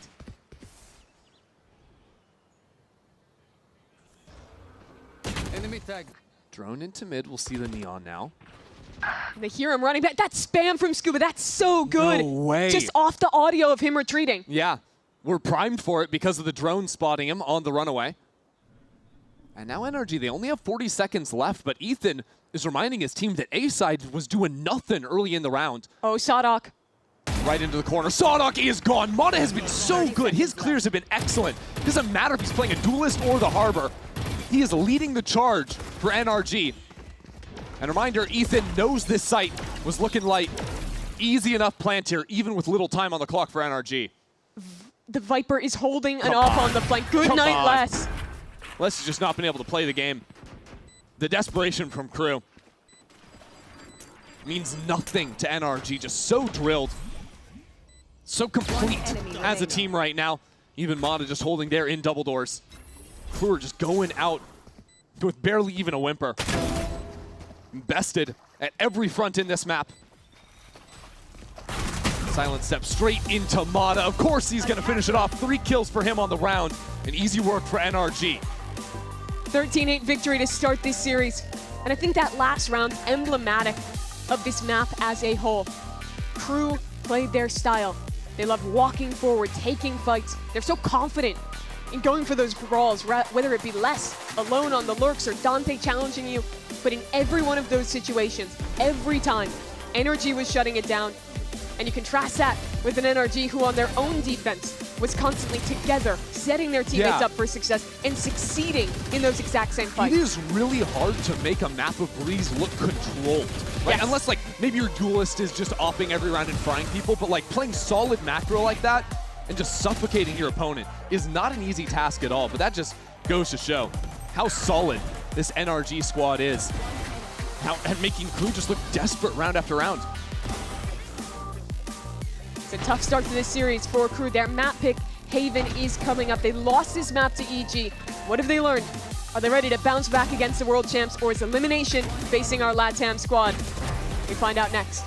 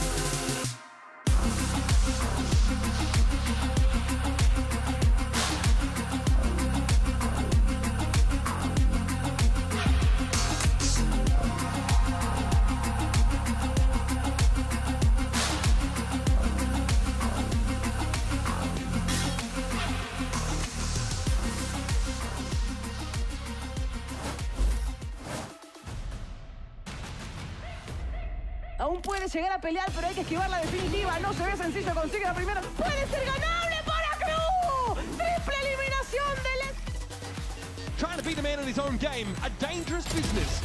And Aspas with the stinger has to go to work, and you better believe. Here with the coach of NRG, Bonkar. Sir, it feels like every time I see you, it is a decimation of the other team. That was a little bit closer this time from last times I have talked to you. I believe the last time you played Breeze, you lost it to Sentinels 13-11. What was different this time? We fixed our attack, basically. Just stop overthinking and just playing our game. Our defense was rock solid against Sentinels as well, so we just needed to find the balance between the 100 Thieves game, where we were really good on attack, and the Sentinels game, where we were really good on defense, and we just mixed it up and solid map. When you say play our game, can you be more specific? Just focusing on us, our rounds, not thinking too much about the enemy, honestly, because of the meta, how the meta is right now, with everyone just taking timings and just playing their own game, so it's just better just playing your own game as well. Let's continue to play the game on map 2. If you say play your own game 3 times in a mirror, your own game will appear. Did you know that? Here's a fun fact for you. But yeah, no, NRG did play their own game. They came in with a very clear game plan and executed that really well in that first half. Yeah, I feel like NRG right now is definitely one of the teams to watch if you want to see a really good defensive side, because it felt like every single time they have a pretty good plan on what they want to do, especially with a lot of these trap setups. And when you have someone like Ethan on your team with the most insane util, you could see that they do so much better. And this round specifically, they did this mid-fight through this harbor cove, and it was so nice. You see that flash coming in right away. Mata and KO just trading, getting that pick, and then Kiko actually going for a re-peek here to get another. Yeah, so here's it in round 8 where they fake the flash, or rather, this is the fight. In the next round, they fake the flash over towards mid. Now Kiko's actually posted up in A main. So trying to use it as a little bit of a bait tactic, as well as being conditioning that we are going to fight mid. You are not allowed to take mid. Yeah. You are not allowed to take those aggro lurk timings that Les loves to take up through double doors. So brilliant game plan from Bonkar, honestly. Yeah, and I think when you're looking at this team breakdown here at the bottom, you see that NRG actually lost every single pistol, and they still managed to keep the scoreline pretty close. But I think it's not a good sign for Crew, but also the 14 first kills for NRG just goes to show they are really proactive, and their defense side is not something to be messed up with, but also their attack side, just executing and going for it, I think has been really good for them. Yeah. They are going to struggle if they can't win more rifle rounds than this, though, Crew. Like, that magic that they had found at the beginning of this stage, I'm struggling to see it. Like, I want to see more of that really fast reactive stuff that we were seeing. The big plays out of Dante. It's missing at the most important moments of their stage now. Yeah, and on the other side, we see those big moments, right? From Brock, from Ethan. Once again, you said, like, man, Ethan on that KO, he's going to fry. And, like, he did put in the numbers. His flashes were phenomenal. So, like, overall, it's really gelling over on the side of NRG, even if they lose those pistol rounds, which, you know, we could clean that up for the next map. Let's talk about this next map. We're heading to Haven. We saw NRG for the first time yesterday on this one. Crew, they're so-so on this one. Who's a player to watch out for on this map, and what do you want to see from them? I think for the next 2 maps, Kiko is my player to watch, because he might play duelist on every single map that we have in the pool today. You just saw him, obviously, playing the Jet, but as we move forward into Haven, he's going to be playing Phoenix. On Ascent, he might be playing Phoenix as well. We don't really know. Listen, maybe Ethan will end up playing the KO. I don't know exactly which way they're going to go on that front. Yeah. Hell, maybe Kiko will even play Jet on Ascent. But I think he is the player to watch today. It looks like the game plan is around empowering him to be in positions to, like, get these early first kills, to dominate them, to be able to take 1v1 gun duels, favored gun duels with a flash. But I think, listen, this is the guy to watch as well as we head into the next map, because his Phoenix should also be super clean. Yeah, his Phoenix was phenomenal when we saw it being played yesterday, especially with his ults. The amount of usage and info that he's getting out of these ults are kind of insane. We talked a little bit about it in the pre-show, but his Phoenix has just been so good. His flashes as well to set himself up for success has been really good. He's not necessarily the entry, but he's always there right behind Mata on that Neon, being able to get those trades and using his ults for really good information around the map. He's really good at re-clearing, really good at getting the info when he's executing onto the site too, and it's just been phenomenal. I think when you compare him to someone like Timotino, who sometimes his ults aren't the best, it's really refreshing to see, especially on that Phoenix. It is. And now it's time to send it back over to the stage to see what Liz can squeeze out of Sonic ahead of map 2. Here, the coach of Crew, Visa, Sonic. Now, that wasn't your map pick of Breeze. We're going to your map pick of Haven. Talk to me the strategy of picking it. Why Haven against NRG? I mean, we've been screaming against them for many, many times. We know what they do, we know what they like, and we are comfortable on them. You're not fearful that they're going to change their comp or change their strategy? No. All right, well, best luck on map 2. You know, he said that with confidence, right? We haven't seen too much from them on Haven, so like, he must know something we don't know. Ooh. Well, yeah, that's the point. I mean, he was saying that they've scrimmed against them many times, so he's got a whole range of data that we've never seen before about how NRG play it. We're actually on the outside looking in, as you're saying, Zoe. We've only seen this one time from NRG, so there are probably lots of defensive setups, attacking ideas, like specific ways that they want to play around the map that, in theory, Sadak should have ways of playing against that we haven't quite seen yet. I think you just have to trust, I guess, if you're a Crew fan, that they are going to be able to get the read here on Haven. Yeah, I think being able to figure out setups against the NRG attack side, especially their executes, because they're the kind of team to have every single spot figured out, especially on a site when they are hitting that execute. Every piece of util has intention when they're getting into the site, and it feels like it's kind of hard to even play in one spot. The only times that we've seen kind of Crew thrive in that last game was on those eco rounds, was on those pistol rounds, where they were playing up close and personal and just being kind of annoying. So I'm wondering if going into this, they have a better understanding, like you said, Josh, like the coach just mentioned in that interview, and if it's really going to be enough to keep them from being eliminated. Yeah, I mean, it has to be enough. They're playing with their backs against the wall. Their playoff life is at stake here in map number 2, which is coming up after a short break, so don't go anywhere.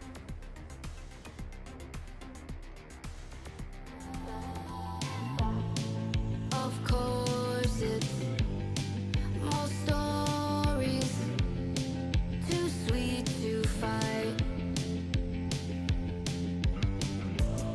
When you say 3, you save me, like I've seen the light,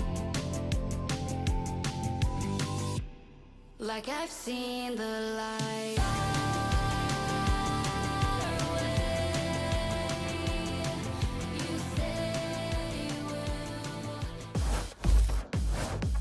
There's no more second chances left for Crew as we step into their map pick of Haven NRG, taking them apart back on Breeze here.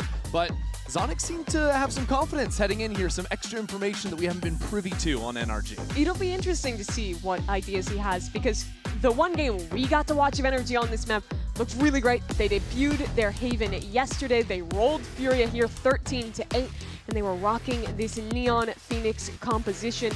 I loved watching Kiko on the Jet on map 1. I thought his Phoenix on this map was excellent as well. I thought especially the way on the defense side, which they will be starting on, how they controlled the fights around mid were really good. They had a few aggro looks, they had different trap ideas as well. I think that a large part of that was due to where Kiko was positioning himself on the map. He was kind of the Baron of Garage. Crew not getting, or FURIA rather, never got any chances to go in there. For sure. For Crew though, this is the high pressure moment for them. A map away from elimination, on into a map that they're coming off of losing to EG on. It was a close loss, sure, but I think some of their weaknesses got exposed there, and certainly it was the same on Breeze. The next thing I noticed was players trying to get away with a little bit too much of contacting into aggressive angles, playing off angles. Energy was so thorough to punish that I want to see Crew returning to less of that kind of play where they're looking to contact into different positions and instead focusing more on how they're fighting together as a team. Because I think their strength in the double duelist comps is how good they are at brawling together, how good their team fights look, and I don't feel like we got a lot of that on map 1. That's the difference, I would say. I would say Crew's best advantage, you're right, the team fights. But in these long, drawn-out rounds, that's where Ethan is always seemingly able to come up with the answers. I'm looking at Les as well. He's always been a monster here on Haven when he's playing this lurk role. Got a bit shut down on Breeze. This time on the Cypher. Just has that camera to patrol the space in mid, and NRG have that 3-stack set up on B. And it's a trap playoff. Blocks contact, there'll be a relay bolt, a flash, all swinging in. Yeah, this is one they just ran versus FURIA. A lot of different ideas of how to play for mid, and I think that Crew are sort of expecting to see a re-clear, some amount of information come their way, but now under a minute, They haven't seen anything into this round, not even a recon dart from Brock. I like the decision to contact here instead of using that flash. They'll be able to walk up quite deep on A and pop before that Cam sees them. Yeah, Cam will eventually spot them, though, and the rotates are already in. 3 players on B are actually headed C because they just saw Sawdock down there. So now Scuba left on his own, just sitting inside of this smoke for now. 30 seconds Dante left. was considering whether or not he should step into the ring, but decides against it for now. It's going to be a 5-on-5 retake again for NRG. If you're Crew, you want to play close here. Use that util you save to be able to fight them in the choke point. Still a curveball, still a paranoia. This cage disrupts the take out from Heaven. Kiko doesn't even care, he's just jumping straight into the middle of it. Mata looking wild, blasting out from window, but Crew have held this line nicely. Brock still waiting in Heaven, spotted Les, takes him down low. One enemy remaining. Dealing with Les, the first clear challenge to clear, and Scuba will take 3 for the round. Amazing 3 kills there for Scuba. But I just love the approach from NRG on that retake. They showed that similar trap play like you mentioned in B, but the way they played that retake was not quite this. Watch how that Cypher cage is getting thrown front side. You see from the player in Hell's perspective that Mata is just charging over their heads, sliding, and fighting the players that are more focused on his teammates flooding in from CT. It's just so disruptive. Yeah, that's what they're having to look at. I was liking to see Scuba go for the fast re-peek on Les too, not giving him the chance to hide behind the corner. That goes there. Seizing the reins there made the difference for him. And despite a 13-8 win, that was NRG losing both pistols on map 1. Now they have one here. Early outlaw for Mata. Cage triggered. Well, that's actually spending a couple hundred credits to throw out cages here. Try and control A, but it doesn't matter because Mata's stuck around on the line regardless. Be the pop into B. The fight moves forward here. Dante seems to look to go for that dive, but Brock does a nice job to hold at least for that first kill. The second to be found on Ethan. As more and more NRG players just step up to the challenge, Crew just find themselves a bit scattered and taken out of this round. That's now 5 in these opening 2 rounds for Scuba. Shame he's playing Cypher. He's like, I can get ult, guys, give me that one. Best ult in the game right here. Still a really nice start for NRG. I think in both these rounds they've had incredibly quick reactions at how they're rotating to be able to play this retake.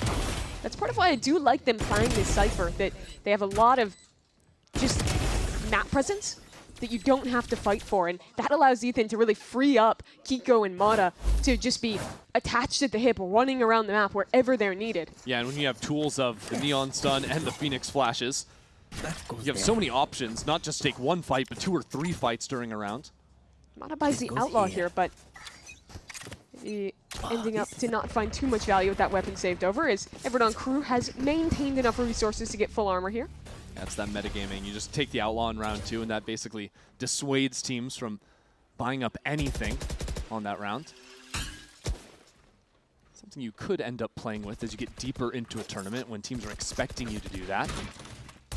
All of a sudden change the game, but for now, things stay the same for NRG. And a solid start here for Crew. They get embeds on A, but a re-clear ready for NRG. Stun from Mata as Kiko comes running down. No one's even listening to him. He was making plenty of noise on the sprint up. This gives NRG a 3-on-3. By the way, the Spike's still back in spawn. Still players in these corners as well. Yeah, and if Les dies, that's going to be rifles potentially secured on top of it. Ethan has a Spectre 4 now, but can now recover something. Upgrade into it as Brock just bests Dante there on a bandit kill, of all things. Sawdock's left wondering, where on earth am I supposed to go from here? Does NRG start running away with this map? It's crazy.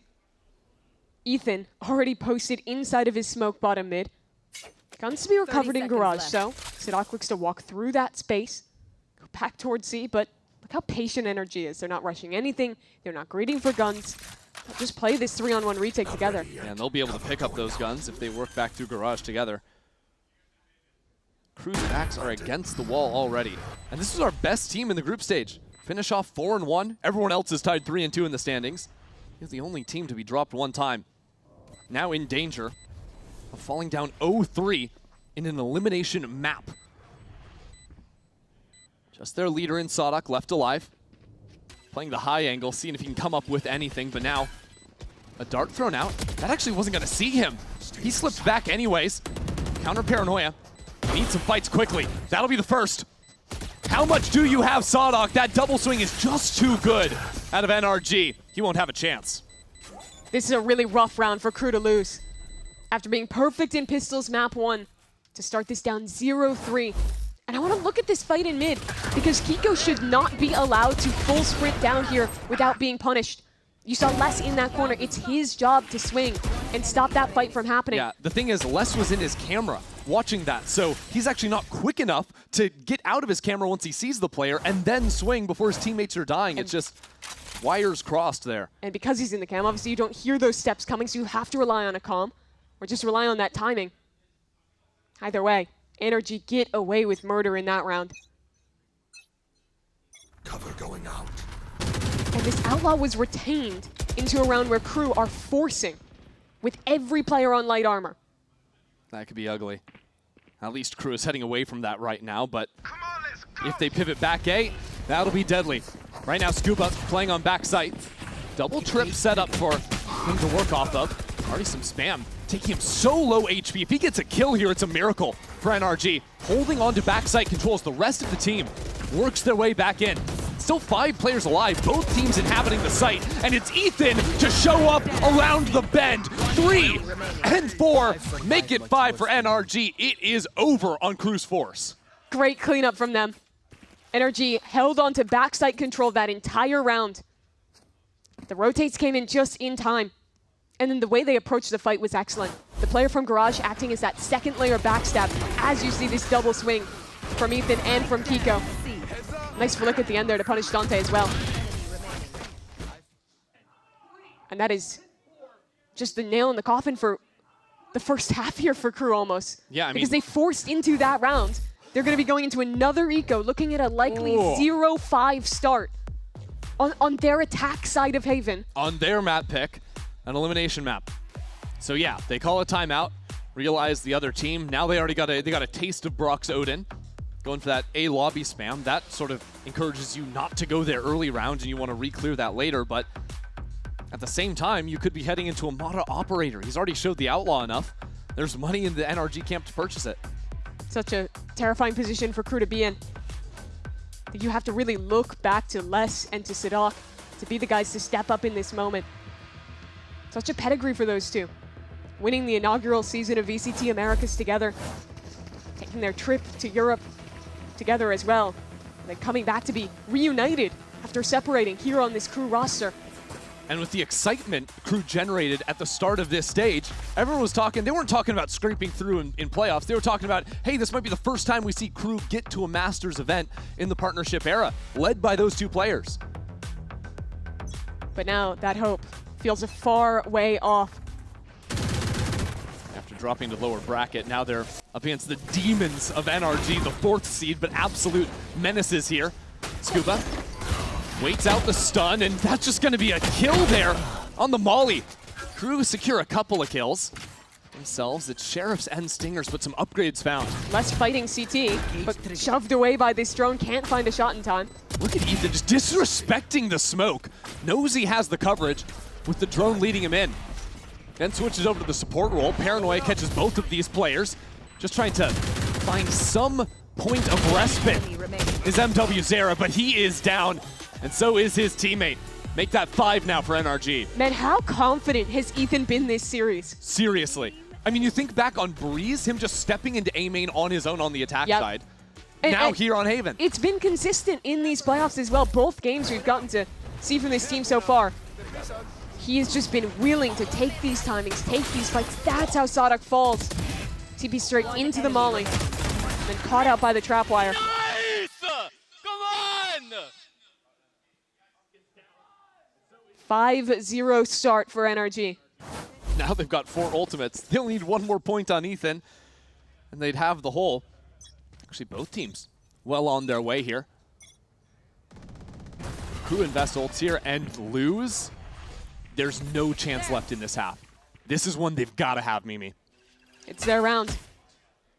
And they've taken space A long already, but they're waiting for that re-aggression, seeing where NRG wants to press forward. Yeah, they want to let Silence work up mid a little bit on the Prowler, really putting pressure around the map. Hard position for Scuba to play. He's checking his camera on long, but has no coverage in front of double doors.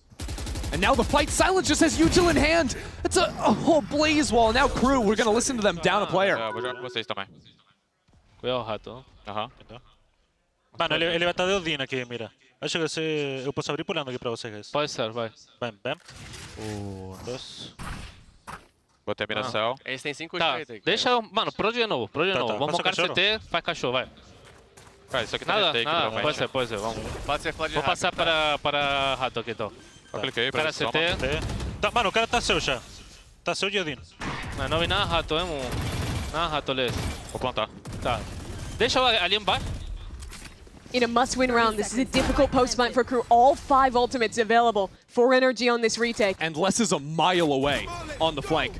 NRG already trading ultimates to get back into the site, but the stall is good. Buying time for Les now. NRG, they can't hear a thing. And now as they blitz their way into the site, MW mows down a couple. NRG continue forward, and Les is just too far away. Neural Theft spots Les. That lurk means absolutely nothing. The plant is wrong for it. Kiko can fully defuse. That was 3 ultimates burnt from Crew, and nothing to be found in the way of a reward. 6-0, now the lead for NRG.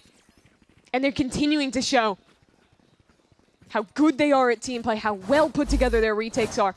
Look at the approach in this one. They're up a player off of this. A bit of mistake for Silence. But then, the Phoenix ult charging in, the Odin suppressing from heaven, and the trading just absolutely on point. It's been 5 retake rounds won this game so far for NRG. Yeah, in the control, NRG is just a better team. Crew need to inject some chaos. It'll take some time to restore the chaos, especially with Kiko seizing the reins himself. First kill to NRG. That looks like Breeze again, where he's just swinging into mid, confident to take these duels once he has the scope in hand. Now Crew step back into Mata.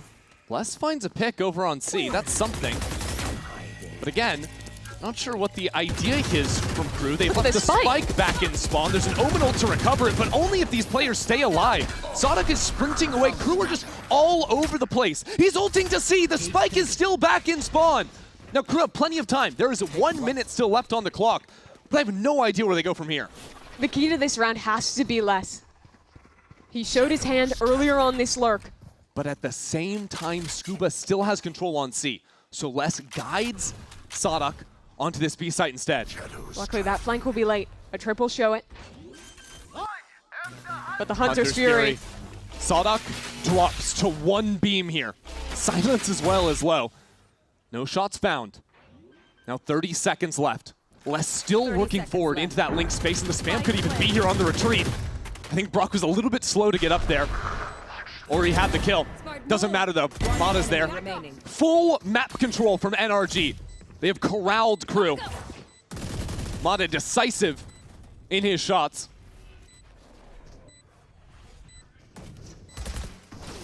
Les alive here. Nice shots from him. That's a couple. But again, there's just too much left in the tank from NRG with how they have dominated these rounds from the beginning.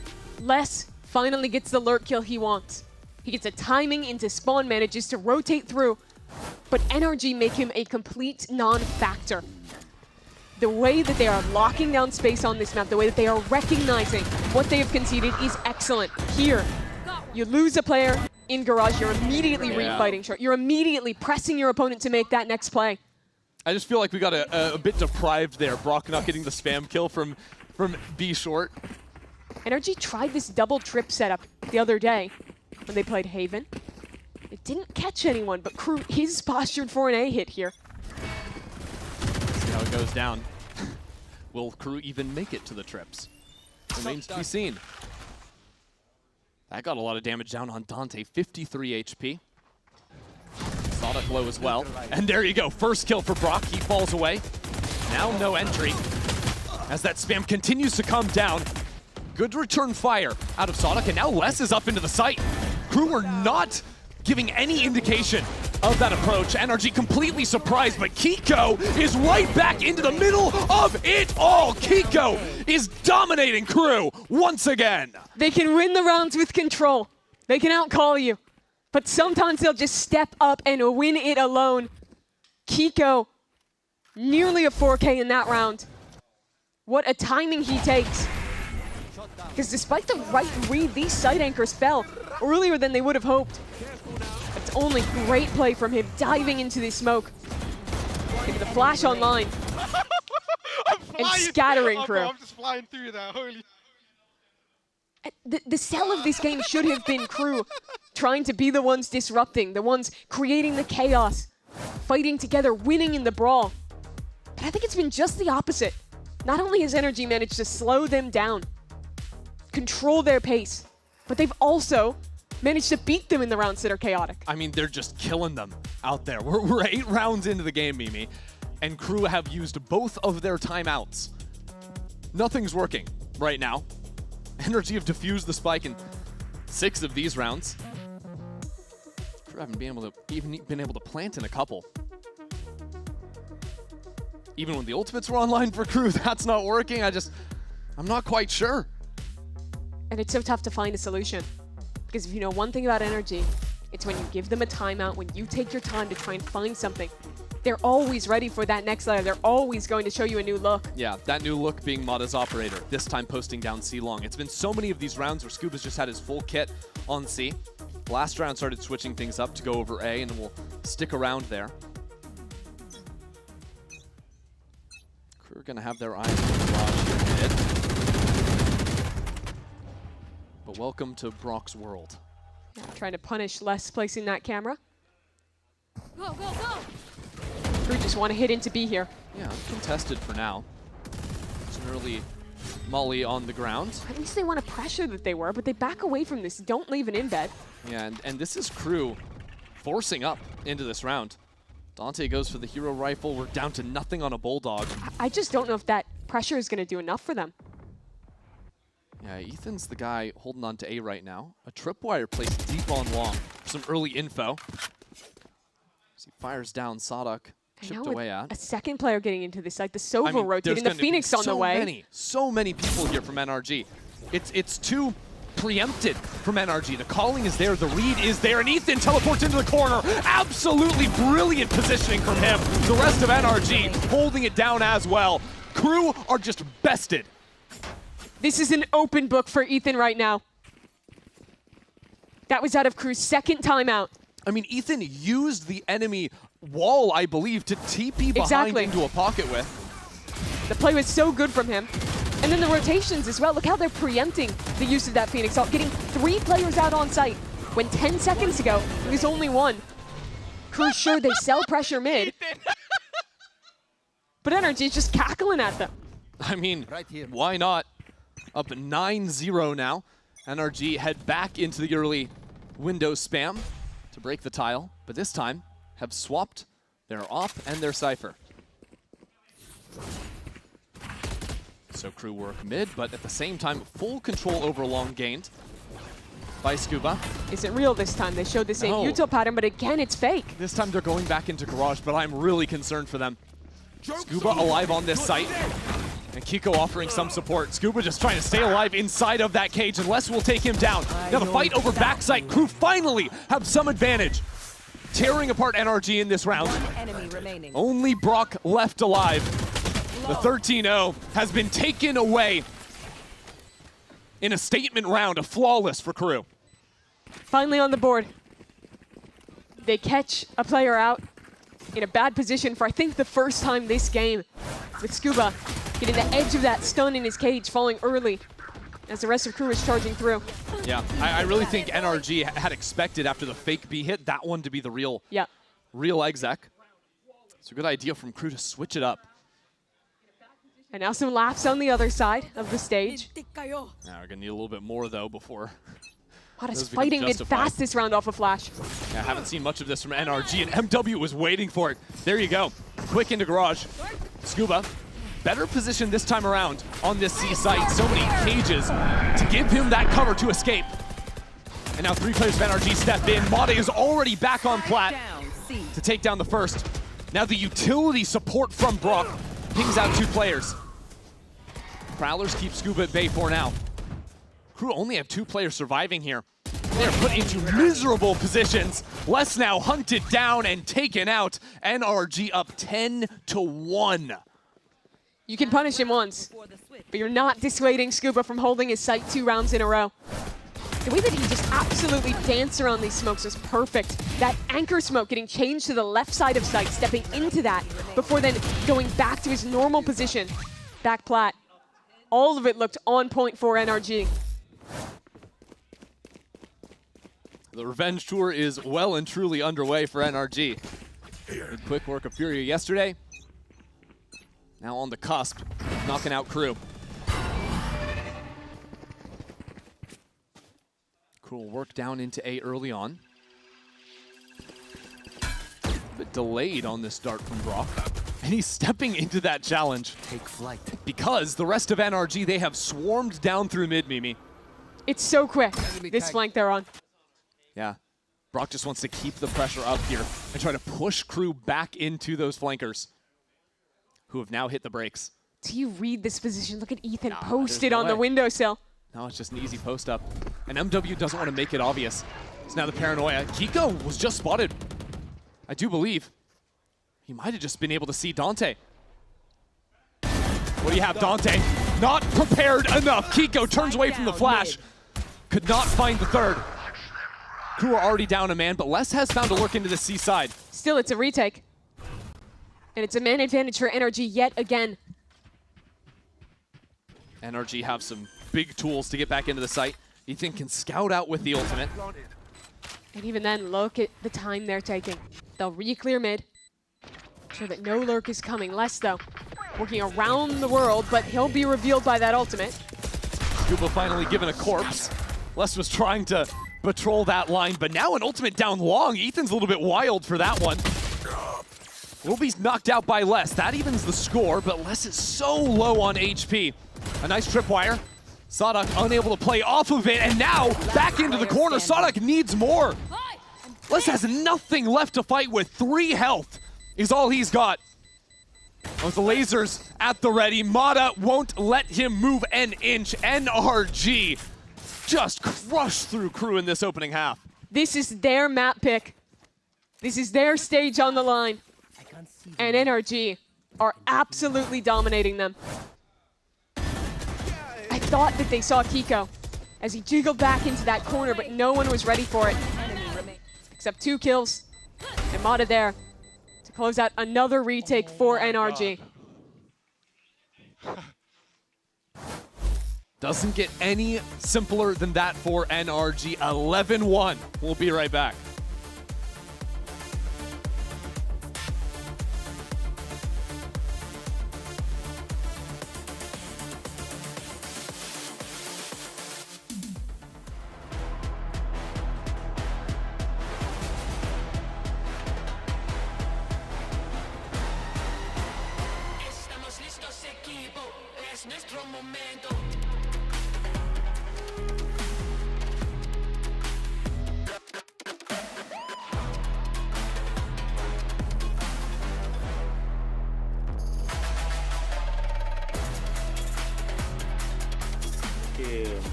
Quiero ganar un trofeo, ¿no? Sea una Masters o hasta una Champions en general para el club, porque es el equipo que siempre quise competir. O sea, yo realmente mis inicios en mi carrera fue gracias a que yo vi a Crew en ese gran mundial en el 2021. Entonces es algo que me gustaría darle a la organización, darle a los chicos también, ¿no? Al equipo, al staff en general.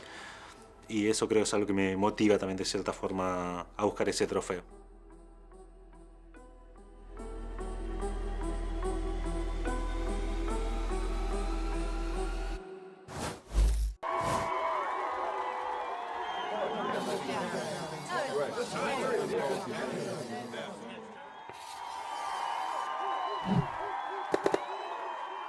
Red Bull gives you wings.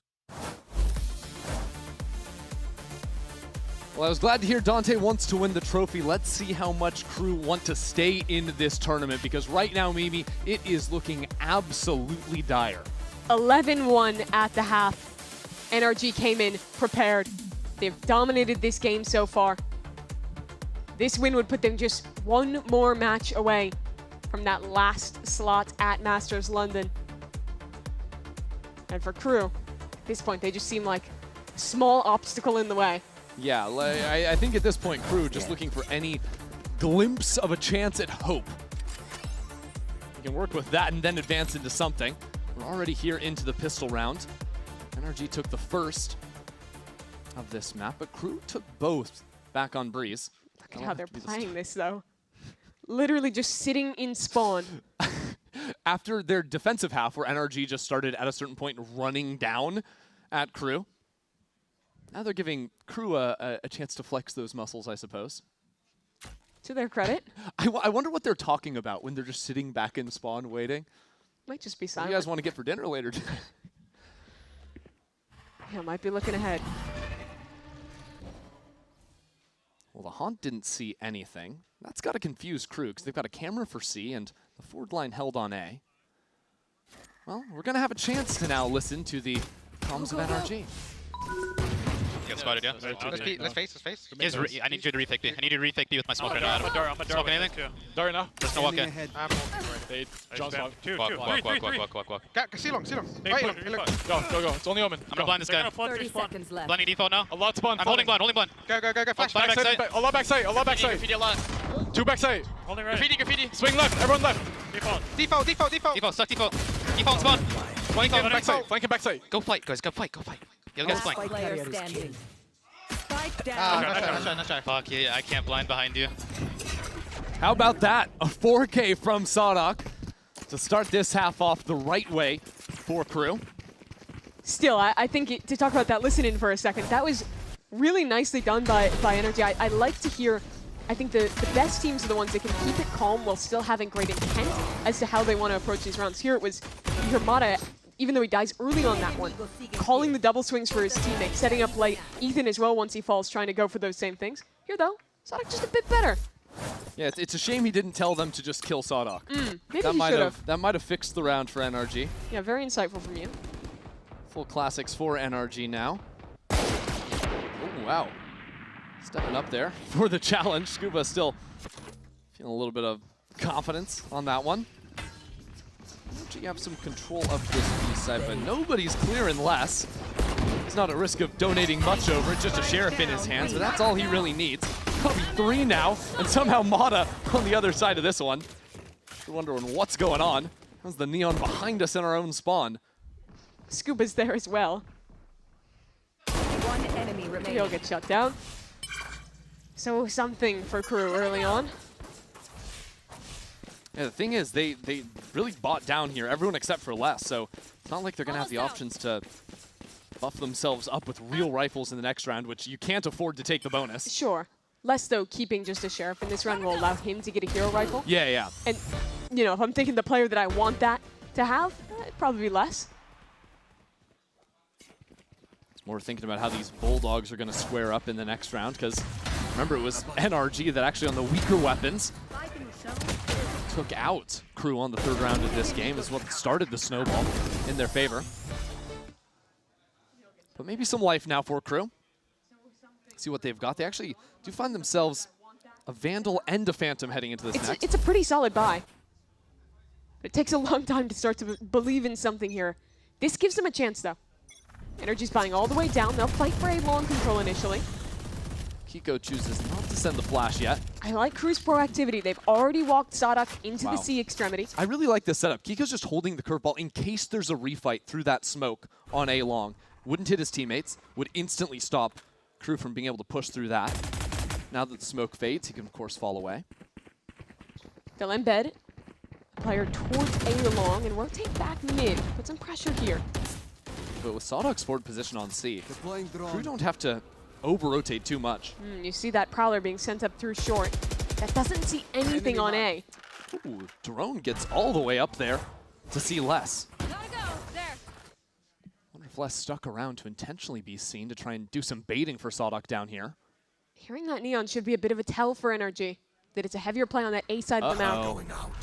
Sadok was in his smokes, but he's all right. NRG are going to realize that the C side is pretty open, but the critical kill this round is whether or not Sadok can deal with Scuba. If he stays alive, he is a permanent problem for NRG. If he falls, there's no way back in, but he gets his kill and he gets another. 2 shots, 2 down. Switches over into the Vandal. And now NRG set their eyes a different direction. Look how far back Crew are playing, enticing NRG to step forward into them. Those shots need to go their way. All of a sudden, the trade's not quite there in time, and NRG evened it up. 2 on 3 now as Brock holds down the line. This will have to be Sadak all the way. A 1 on 2, and he is not gonna be able to come up with anything. You thought for a moment he was the hope for Crew, but NRG snatch it away. It's unreal that NRG get away with that round win. Off of Sadak's wonderful 2K here. That second shot was so precise from him. His team is crunched back towards spawn, waiting for the re-aggression. And that very push comes, but they're just not able to trade each other out of it. And NRG, ecstatic to get away with that one, to try and close this one out quickly as Crew will cobble another bye together. As NRG start this round the same way as the last. Crew started off this stage. A loss to FURIA, a loss to Crew. Now they get to start their playoffs with exactly those same matchups. Already dealt with the former. Now just the finishing touch required on the latter. That revenge tour well underway for NRG, but Crew making a play this round. Sadak again stepping up into short, a chance for him. NRG slide into it. MW is there, staying alive for now as the flank comes online as well. Crew have held the line, but not in the face of Brock. Brock is in such a weird position right now. There's a player on his flank and now going for the drone. That's going to be an easy kill from Sadak. Scuba needs to get back, recover the spike, and still has someone but to step out from double doors. Les going to catch him on the retreat and keep Crew in this. I like that even though they're down so far, Crew is not afraid to take risks. I think one of the biggest strengths of their defensive side is their proactivity, and they're willing to continue to press an advantage. You see it here again. Les walking down mid late earlier, Sadak going for that kind of timing push out short that rewards him with the kill onto Brock. Oops. They're just playing it round by round. NRG not taking any chances. The near full save from them. And that's the exact call. When you're up this big, you just take no risk, you build up your ultimates, and you get one round that's looking like a checkmate. Yeah, you permit the fake comeback by handing some rounds over.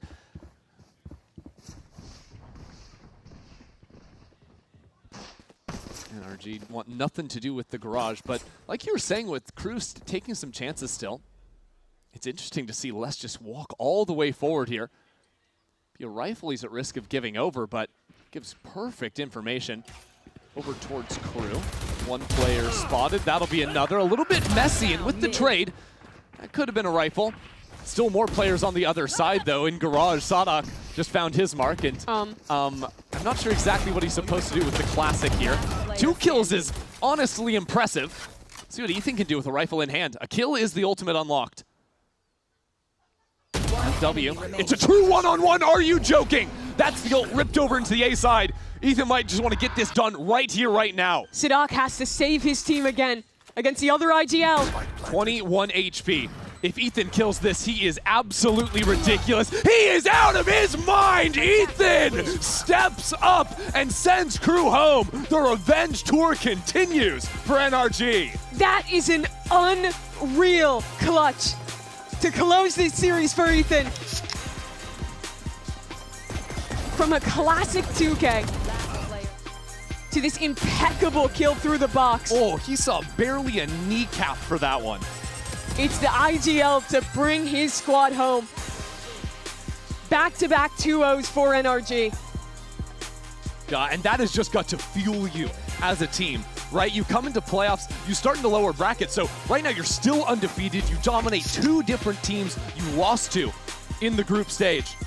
And now you are the team everyone fears here down in the lower bracket. And it's everyone stepping up. Kiko on the duelist looked incredible. Brock is still hitting some of his peak form. This is the team to watch down in this lower bracket. Now just one more match to go to make it to London. Get a chance to go back onto the international stage. If you thought this team was scary in America's playoffs, even scarier when they step into enemy soil. Love seeing them play their controlled style as well. I was very impressed with the calling out of Ethan, especially back on Breeze. Yeah. It was just a masterclass today. The defensive proactivity, where they're constantly changing their approach. It's all excellent from NRG. And for Crew, kind of a tragic end to this. The only team to go 4-1 out of the group stage, the team that we waited the entirety of kickoff to get to see in their full form. Unfortunately, I think people just got excited about Crew. And when you get excited about Crew, sometimes that just gets shut down when you step up against the long-lasting orgs here, the ones that have been at the top for a long time. NRG continue to get it done here in decisive fashion. They certainly do. I don't think there's a stronger position for NRG to be in than elimination games like this, when they're playing back-to-back, where the pressure's on. That's where they succeed. Yeah, rematch games. That's where NRG are going to tear you apart. It's exactly what this playoffs has been from them so far. Yeah, back-to-back. I know maybe a chance for another depending on how the next match goes. But what a run for them. Not dropping a map so far here in the playoffs, the comfortable territory for this team. Yeah, it's been so good. I think especially just the raw confidence I've seen, especially out of a guy like Ethan. Like, so many times he was going nuts in that game. We're going to have a different person that we're stepping down to the stage for an interview. Elizabeth has Brock for the Verizon post-match interview. Yep. Yes, I am Elizabeth, and that was Christy and Mimi on the cast. I'm here with Man of the Hour, Brock. I just told you this series had it all. It had an ace, it had clutches, it had a last round clutch, it was a decimation. I mean, also, then you're sitting in spawn on attack. And you just told me, I asked you, it seems like you guys are having a lot of fun. You said yes. Talk to me about that, like the vibe of playing with this team, because we can hear you laughing in here. Yeah, we've been playing really confident together. We've been playing really good, so it's even more fun when we're winning. So yeah, we've been playing good. Do you think you've been adequately tested yet in the lower bracket? Like, have you been pushed to your limits or like even close to it? In the lower bracket, I don't think so yet. But I think whoever we play third is going to be a good match. But we'll see. Do you have any preferences of who you would like to play, or is anyone can catch these hands? Honestly, right now, if we play the same way, we'll be good. So I'm down to play anyone. That seems like very fair. I mean, talking about just international, you're fighting your way back for an international stage. You are now one match away. Your qualification match is next. Obviously, you don't, whoever may come is your opponent. But talk about like your desire to go back to the international stage. What would it mean for you specifically to go to Masters London? It'd be really cool to like get there and win again, obviously. But like that's the goal. But it's honestly harder than it looks. So yes. Yeah. Well, talk to me. What would be the difference, obviously, besides like improvement in meta, between the NRG that went to Masters Santiago and NRG that would be if and when going to Masters London? Yeah, I think for Santiago, we were like behind the meta, but now we feel like we have a really good groove of it. It was the Waylay Neon for Santiago, so it was really hard for us to like deal with. But now Waylay's gone, so it feels really good, and we're more confident than ever. Do you think people underestimate NRG? I don't know if we're underestimated now, but maybe a little bit. This was the match where you could finally. Yeah. I don't think so anymore. Well, absolutely. Well, thank you so much, Brock. We're going to send it to a break, but stay right there because it's MIBR versus 100 Thieves next.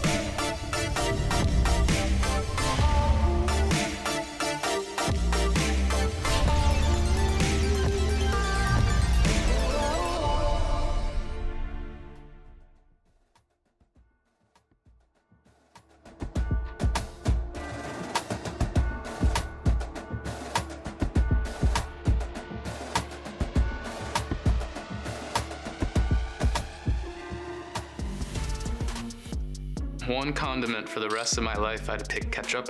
Ketchup goes well on a lot of things, and you can't say that for a lot of other condiments. I'm not a condiment guy. For me, I love any kind of aioli, chipotle aioli, obviously like mayo plus whatever, could have some ketchup. I can't remember, I don't know exactly what's in it, but whenever I have chipotle aioli, whenever I go out and get that in my food, I love it. Maionese você usa para muitas coisas, muitos alimentos.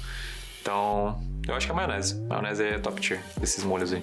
I gotta go ketchup. You can put on anything. It's just so good. I love ketchup. For me, mayo is the best thing to eat. You know, like you can eat with fries, you can eat with like hamburger, you can eat even with like beef. So for me, the top one is mayo. I think it'd be mayonnaise. Not gonna lie. I feel like it's kind of all-rounder. Sriracha, because I don't know, I love Asian food. Probably spicy mayo, not gonna lie. It's probably the most elite condiment I use day to day. Ketchup. 100% no doubt. I could eat it with everything, really. Chick-fil-A sauce. Eu gosto tanto desse molho, porque o Les ele compra todo dia. E às vezes eu tenho que estar entrando na geladeira só pra pegar pouquinho pra mim. Damn, that's so hard. I'm having an internal battle of Cholula and ranch. And I'm not sure which one takes the throne in this battle because I love Cholula. I feel like I can put Cholula on everything. And I also feel the same about ranch. Does ranch look good on tacos though? I don't know exactly what the word is in English, but I think it's Dijon mustard, the one with like the seeds. I think that's the best condiment. Everything else is so much lower.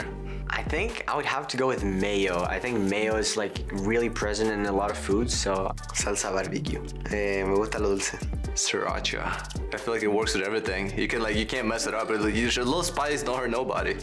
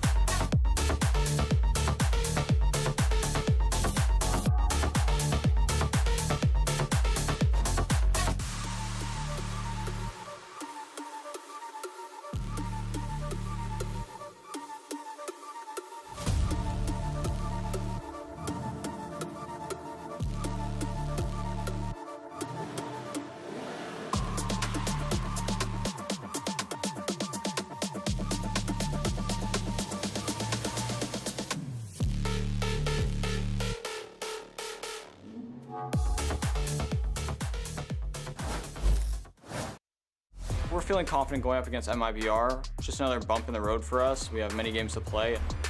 They're a type of team where if they win 5 rounds, they'll have ops, they'll have comfort, they'll have feel of the game. I think players like Zekin, Aspas, like these players are very like momentum driven. You saw that in the last series, they didn't get the momentum and they kind of crumbled.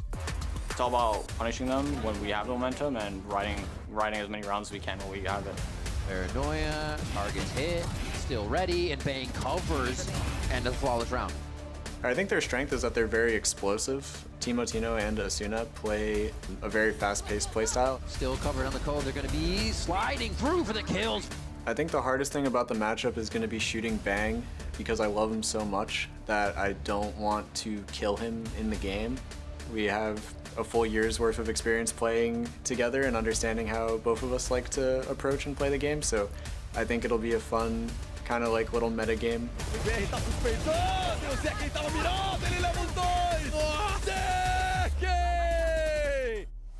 It's definitely very daunting, a lower bracket run, but I'm excited for it. The plays are crazier when the stakes are higher, so I'm just excited for some scrappy and fun to VALORANT. Welcome back to the Stage 1 playoffs and our final match of the week. It's going to be MIBR versus 100 Thieves. So we're here joined by the kind of dynamic duo of Bren and Sideshow and Athena, my absolute favorite person in the room. Oh, that's me! Oh, that's it. Yeah, I win. There's no need for that. There's no need. We've got a good game coming up. This game, That's right. I know that you just watched a stomp. This game is going to be good. Yeah. This game is going to be It's time to dial in. bracket. We're dialing in. It's time to dial in. It is. Time to lock in. It definitely is, because if we're looking at MIBR, they just lost their 4th straight event qualification match, and there's a chance that Aspas in second might not make it. Bruh. I mean, that is not good, is it? No, it is not. That's factual.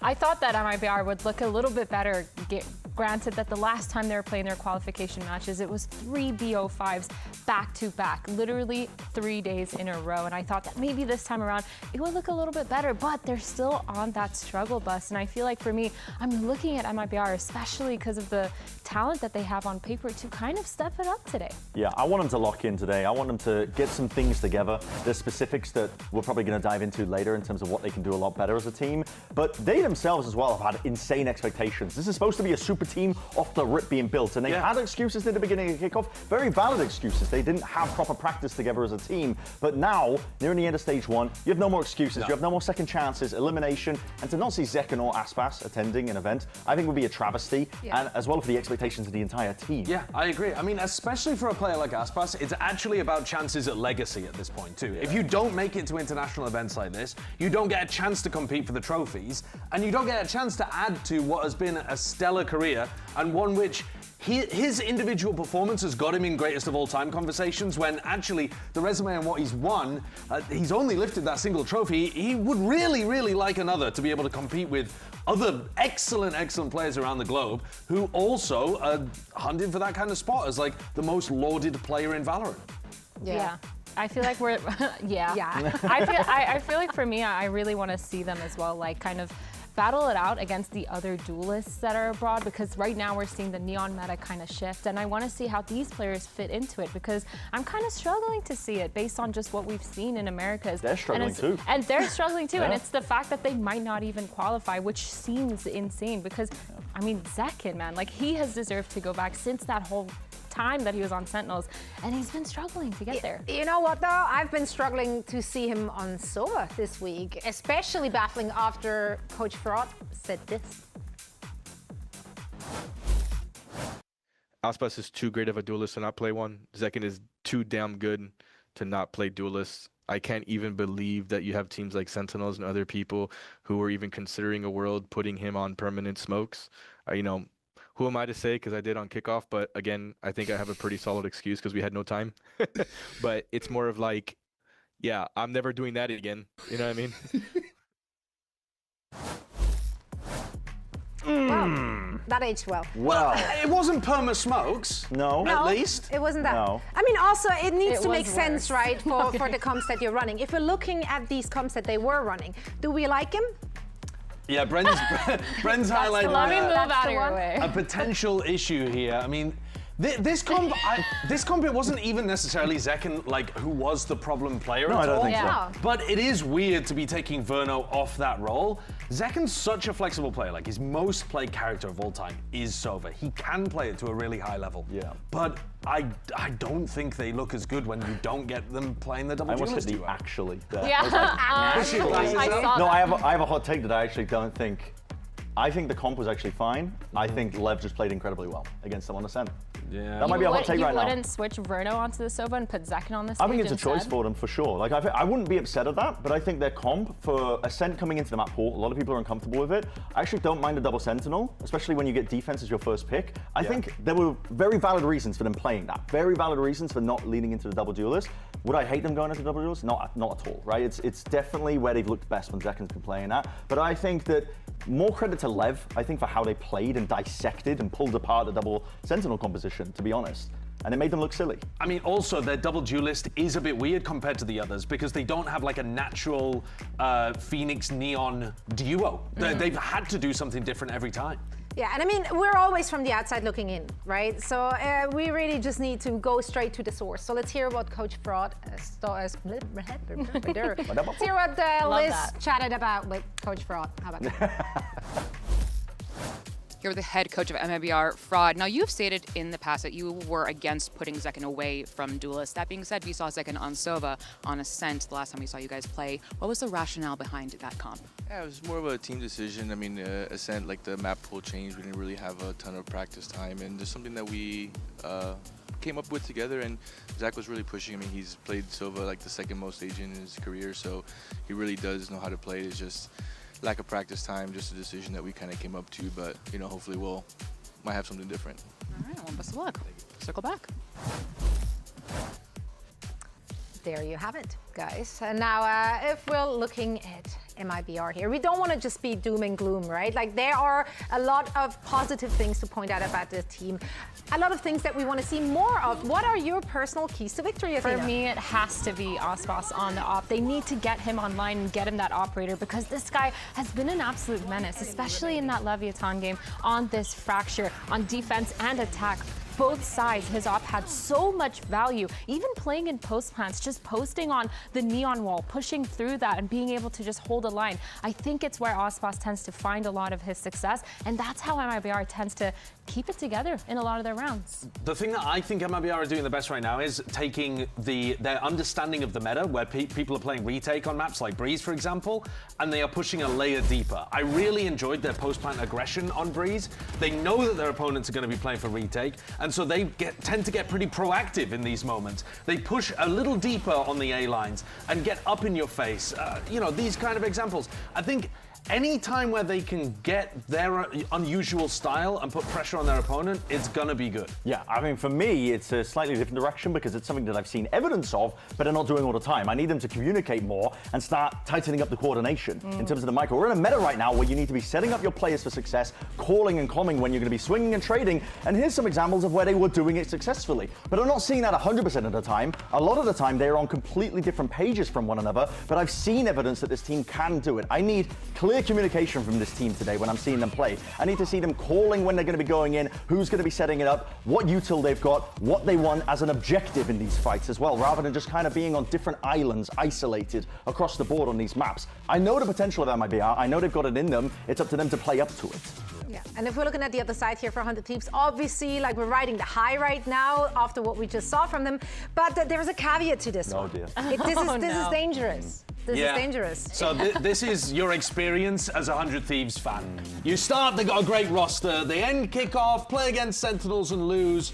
Then they get an important win that gives their fans some hope, get destroyed in the first round of playoffs. You're here, where they win a playoff game, giving the fans hope again. Unfortunately, the cycle normally then continues to them losing and failing to make a global event. But is it time to break the wheel? I burned some sage earlier today. I'm like, we're breaking this curse. We're good. Well, they have to be honest. I think if there's one player to do it, it's got to be Bang as well. Bang has been consistently phenomenal all throughout a lot of their games as an individual, and not just that, in the clutches. This guy has been unbelievable statistically. He has some of the highest sample size out of any player currently in Stage 1 in terms of the clutches that he's playing. And not just that, it's like he's also winning, I think, around 30% of them. 26 now when he's played out most of these games, but he's near the tippity top. He's 5th currently in Stage 1, and the form has not stopped for this guy. I need to see this again. For 100 Thieves, I think the way that they lose this is by getting in their own heads, by looking at who they're playing against. Zek and Aspas, these lauded names in the Valorant community, in the scene overall, and getting ahead of themselves, getting in their own heads about it and start getting nervous on stage. I've seen signs of that. I need them to be confident in this lower bracket. I need to see them with the confidence that they can win and not just play into the history books of what happened to them in 2025. Yeah, I think Bang is definitely the key to this team here because he's been phenomenal, like you said. But I think also in all those clutches that you do see, he still doesn't have any of his util left in his pocket. So he's been phenomenal both as a teammate and as a clutcher, using his util at the right times, making sure they're enabled for a lot of their retakes, and being able to delay as long as possible on his defensive side, anchoring, and then being left in all the clutches as well. So it's been really great to see from him, and if they can keep it up. Now, I think I was the only one thinking like Predating 100 Thieves here. Yeah, but you're like, the one stuck in the cycle. I'm a victim of recency bias. Like, I can't do anything about it. But like, it's not an unreasonable pick. No. Yeah.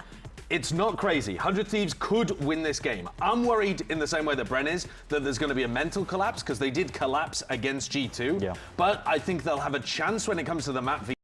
MIBR have a permaban of Pearl, and we know that 100 Thieves like to target and try to get to weak places in the map veto, maybe looking towards an Ascent, a Haven. I don't know exactly what they've got on the cards, but 100 Thieves could possibly find an opening in this game. Yeah, both of them have to recover in order to move on in the lower bracket. We are just very excited to see what they have in store for us and which team is rocking up with the confidence that is really needed to win such a series. So everything is on the line. Once again, the stakes are very high in our second elimination match of the day. So without any further ado, let's send it down to the stage for our final match of this very week.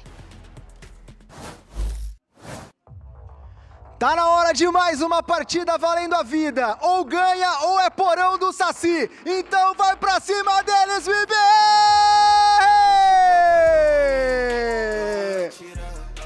For a team with this kind of talent, you cannot let more opportunities to qualify for global events pass you by.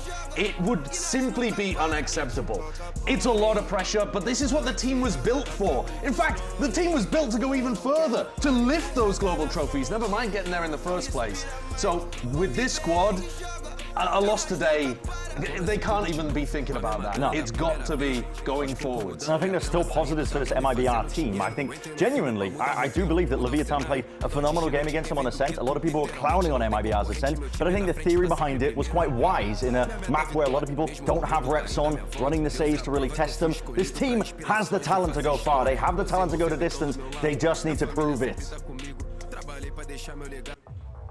And now it's time to bring out their opponents fighting for a spot to keep their Masters London lives. It is 100 Thieves! 100 Thieves have consistently been called one of the most creative teams when it comes to America. So much talent on this roster, so many veterans, but also coming in with the rookie of Timotino, bringing in that firepower, and of course Vora with the IGLing. He has been phenomenal. But again, there are so many staple pieces on this team. The roster is so stacked. You're looking at players like Cryo, like Bang, like Asuna to be carrying a lot of these games. And when they're going into maps where they need to be creative, this is not a problem for them. The planning behind the stage is so nice to watch, especially when you're thinking all the way back to the beginning where Waylay was introduced and the way that they used that agent to kind of get a lot of that information. So for 100 Thieves, I'm looking at their creativity as well as them being able to keep up that mental to really get back into this matchup. I like the creativity. I also want to see aggression. I want to have them put the pressure on MIBR and create those gaps. And let's see, in terms of the map pool, MIBR going for their classic permaban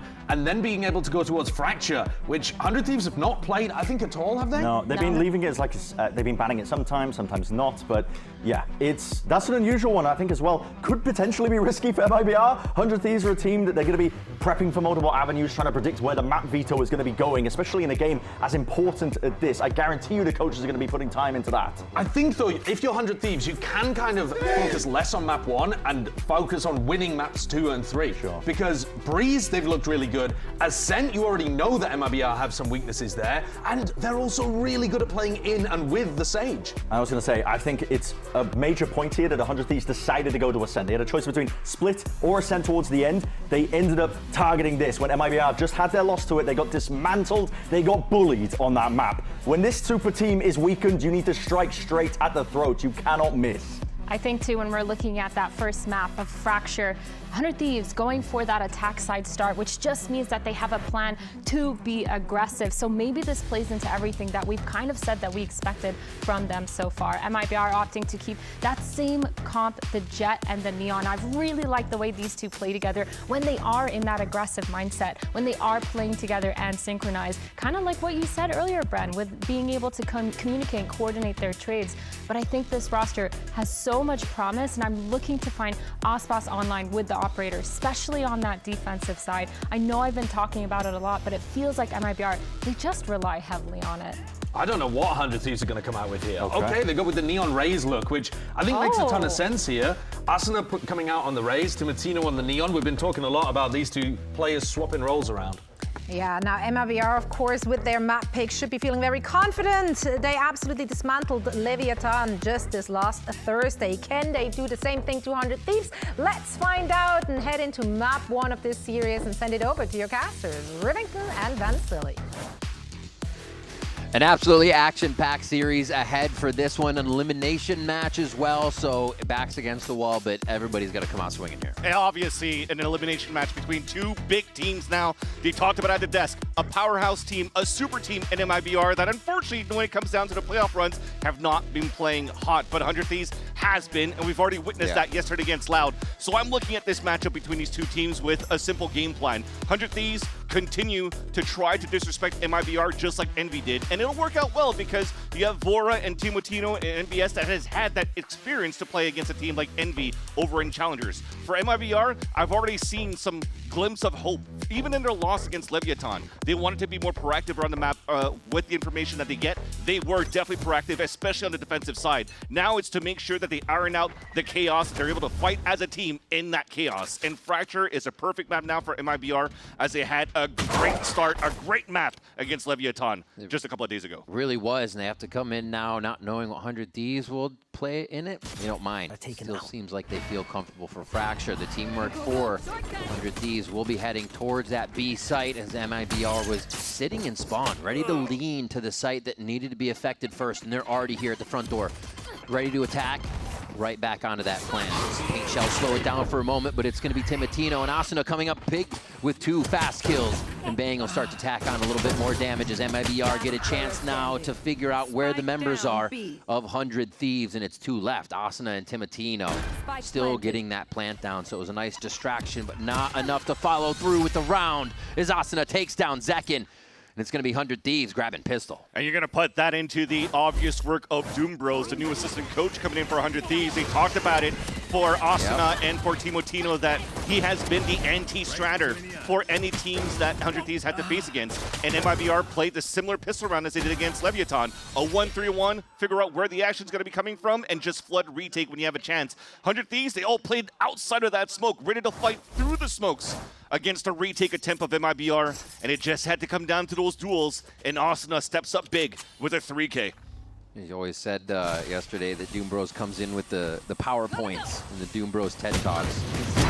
They're working here. Tim almost a little too much range on the judge there, but it's cleaned up by Asuna as they clear another kill and just whittle away at the numbers of MIBR here for a second round. Kind of feeling out the map and making sure they are kind of playing in that not fully respect mode. They show MIBR that they're ready to push and ready to make plays, not playing on the back heel. And that fight from Timotino with the judge, that's not going to be as effective in the next couple of weeks here as well, with the changes around the shotguns. Nonetheless, I love that there's respect here. Cryo getting pinged out and doesn't even care, and battles 2 individual duels, even damaging a second player after taking one before falling down, and this should be an easy pulse plant for 100 Thieves.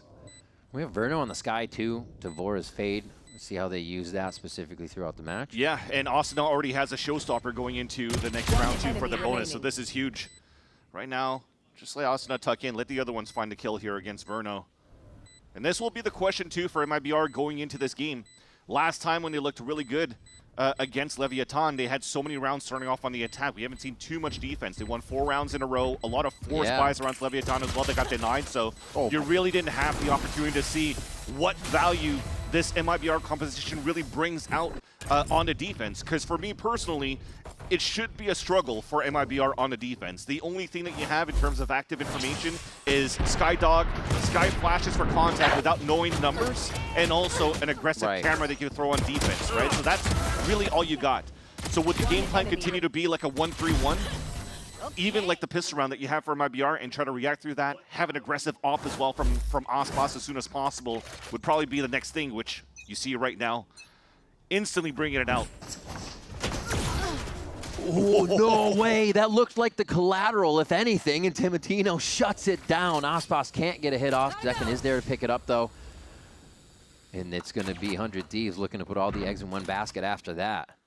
It's perfect. After that pick 2, you know that they're playing double duelists on that side. Zekin's going to pick it up, but at the same time, even if the op is still posted on the A site, it's still going to be a 4 versus 1. You whiff one, and then the other 3 could come in and just overtake the site. So the pivot back from 100 Thieves to re-hit towards A off the showstopper is huge.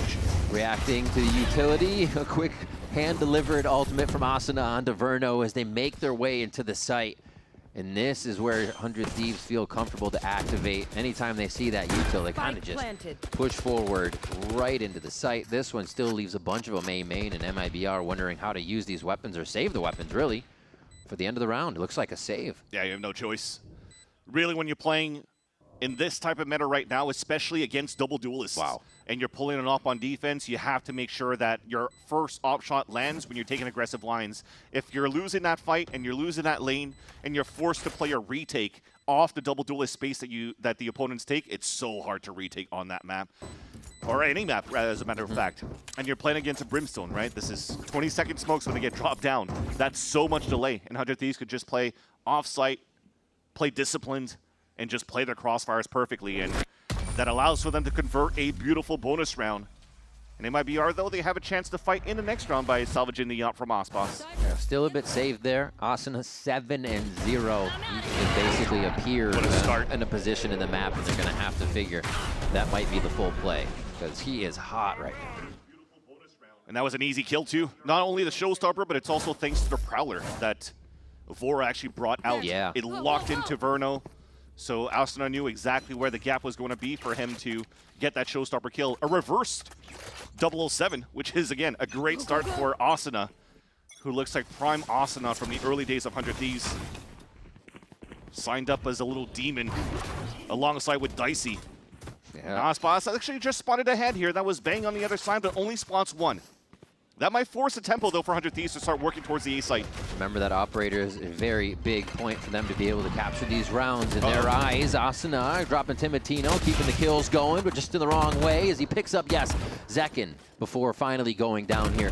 Vora is looking to sort himself in sight here so they can get the plant down, but this is going to be a crash in from MIBR, the round they've been looking to take back and get themselves on the board. Bang opens the door and says hello to one. What a reposition. And then a second. No, he didn't have enough for Verno. As Verno comes out on top. And it's a look towards Spawn here. They have a lot of time to work with. He's got to get Tex over here for this. Plays from Vora, just trying to source him out. Nicely played. Calm by MIBR.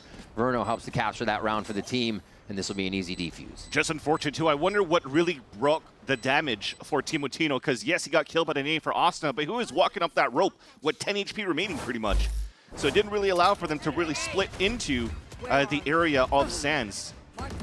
Unfortunately, won't be able to see what really caused that damage, but a nice attempt. It really came down to those hero plays. You needed that to come out. It was basically a 3 versus 5. The nade killed me through the wall, man. What the hell? He thought he was safe. Thought he was safe. Unfortunately not, but it's still, you know, a great momentum for 100 Thieves here. 3 rounds of bonus round. Now an op on the attack. I love this too. This is also basically going into the walk glitch. It's gotten a lot of successes right now on the attack side too, because a lot of teams right now are trying to save a little bit into the utility, but what a shot by Zekin. The surprise factor already gone. Annihilated in MIBR, have a strong foot in this round. Not even something they really went to pick back up on that right side. Everything about the front side of B is being left open for now. It's just Tex and Aspas watching Arcade. They might get timed here as they decide to switch this one back and forth, not feeling comfortable in the site as a few of the smokes start to come down. Interesting, too. Looks like they're going to try to just break trip and hop into it. Oh, my. Aspas always just playing right in the most dangerous position. Tex still standing tall at Arcade, and they drop one, and he's waiting for somebody to enter the smoke with the op out. 100 Thieves are trying to find where they can get these kills, and they're coming up everywhere now. Tex and Mazzino fall as 100 Thieves get a plant. Big fight here. Be a 3v3. Zekin clears another one. Second one for the round. He's going to play with his food a little bit on the top side just to give MIBR a chance back in the front side. Now Asuna's the last one left and no chance to get out of that one alive. MIBR with the defuse, and Aspas is going to be built up on all points. Great delay, too, from Mazzino with the orbital strike. Yes, it split off the attack. Your duelist still made it in, but Vora had to backpedal, and he had the spike on his back. So that gave a chance here for MIBR to rotate around, get all the info with the Seekers on top of that, and allow the backstabs to happen for Zekin to move confidently on that flank from Dish to Arcade. Now you're seeing, too, the nice, guys. Let's go, guys. Lots of value. It seems like they're just waiting a little bit for all the smokes to clear, and 100 Thieves will give them the peaks that they want and quickly clean up the site. Yeah, looking at this time around, too, we're trying to set a presence of what info you could find. Hopefully the Prowler sees the Opper, but unfortunately, well, okay, I was going to say Zekin had a chance to really just break it with the rifle because he was already pushed up, but because Aspas breaks it, Look at how comfortable now 100 Thieves could start walking up here and splitting into this B site. Should have been Zekin, to be honest with you. Yeah. It allowed for you to get this trap play after it. Now an easy read towards the right. That was seen. Gun seen. Asina's going to have to break that. Don't want to spend too much time on the top of the map. Everybody's going to be seeing your head here as they just slowly walk this one through the site. I think they have to know this is going to be a flank this time, right? Especially Not seeing too much. Yeah, they're trying to push spawn as much as possible. They read this already. What a hit here from 100 Thieves. Could it be just as good from MIBR in these last few seconds? The trades start to come into the site, and then they slow. Everybody realized it's been a flip of the site, and it's going to have to be reorganized, rethought. Tex knows to stopping him from getting in. Austin is still able to watch with Timotino's crossfire there, and they are just sourcing all of these kills beautifully in a site that got flipped on its head. Vora hiding in there. Nobody's going to be able to get on this bike as Mazzino tries to get out. It's still Vora's kill. And you can hear 100 Thieves on stage right now, absolutely roaring to be able to grab that round back. And that was a huge round. We saw that triple flank coming in from MIBR. Unfortunately, the daggers don't hit, but even when Aspas updrafts, he sees 2 players forward spawn. So they have identification of where the players are at. But they know one's lurk and even stop the lurk from Cryo in the back. And I love that you just try to slow down things for a bit and try to reassess for MIBR, but just unfortunately here, when it comes down to these duels, it's a red-hot Asno, as we mentioned before. 11-2 now. He does not want to lose. Very quickly playing forward. A huge opener from Zekin here. MIBR actually needs to play the lives back up and continue this strength. To be able to take down Timotino in the previous round, still 100 Thieves did a lot of damage. 100 Thieves are going to be turned away now to get to A and see if they can pinch it from 2 sides. The game plan is always the same so far for 100 Thieves. Identify the op, go on the other side. The thing is for MIBR, though, they're not proactive. They're not moving the op around the map to get a lot of value yet. But I'm sure in the next couple of rounds, you should see more proactiveness coming out here from Aspas once they start realizing that they're always escaping him. Util dump into sight. Asina's part of that.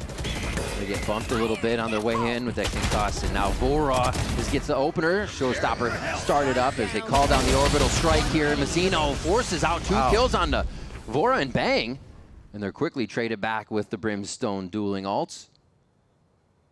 Killed him before he got killed by the ult too. Yeah. That's amazing shot onto Bang.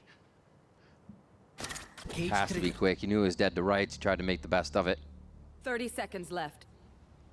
Cryo looking down, gets that play from Zekin. MIBR pick up a 3rd round now, and it just keeps it within 1 to keep that pressure on 100 Thieves. Zekin was just trying to find his single timing too instead of waiting for a 3-2-1 swing with Aspas. Woo. And this is what we're looking for, right? Just a couple of rounds ago when it was Aspas that shot the Prowler, you need Zekin to be with him to break the util that's trying to flush out the off to still keep that element of surprise up. Good job. It almost gave him a chance there to get an opener with the operator, but at the end of the day, it's still those 2 duelists closing out the rounds here for MIBR and keeping this game close. So it's a great start that we had for 100 Thieves. We're seeing a very, very nice game as soon as the money came right here for the MIBR team. Zekin's been so confident to keep these positions. In a lot of situations, you think somebody would exit right away. Still is able to get help from Verno here from the right side as 100 Thieves are gaining a bit of that util orb space before they just move back out. The walk down right here from Aspas. They don't know about it yet, and he's going to be right in front of this. They feel safe, but it is less than that. Vora goes down. Flicks into a headshot just to make sure that Vora's dead. I love it. Going to get in front of the smoke again. MIBR is starting to push from both sides here. They got to be careful.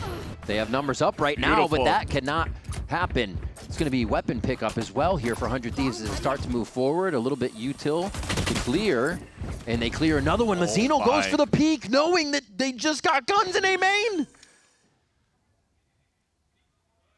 Trying to find the timing off the boom bud, but it's still Asina that wins the duel. Aspas once again, his turn to try to find the timing. So far for 100 Thieves, Bang has that molly for the pulse plan. It's not really planted for an easy molly, so he kind of has to line it up out in the open off the whiff. Off the cuff, rather. One enemy so much remaining. patience. Just seeing the head get bonked to the side there as 100 Thieves have the angle of their choice to lock in another round, and the Thrifty does come through. And it was a Chico round for 100 Thieves. So even if Aspas gets first blood, you saw that on one side, Timotino's creating that diversion. One enemy Pushing him down here as that Neon, forcing the players to walk out from the side of MIBR to retake control, regain control of A main, and they get caught off by Sherrits. Like I said, it's okay because MIBR wanted to be more proactive around the map. That's their game plan. That's what they wanted to change going into this game. I respect that. But it's 100 Thieves that has that little bit of an extra layer in terms of the ante of like, hey, they like to do this now. Let's try to punish in those moments. And it was a perfect bait. Nice flick shot for Isaac in there. The opening kills are huge for MIBR here. They got to figure out a way to solidify and convert these rounds now in that 5v4 position. This is their low buy round too. Exactly. And Zekin won that duel first with the Phantom. Now they juggle it over to Aspas over here rifle. Exactly. And he gets another his. one. Beautiful return on that.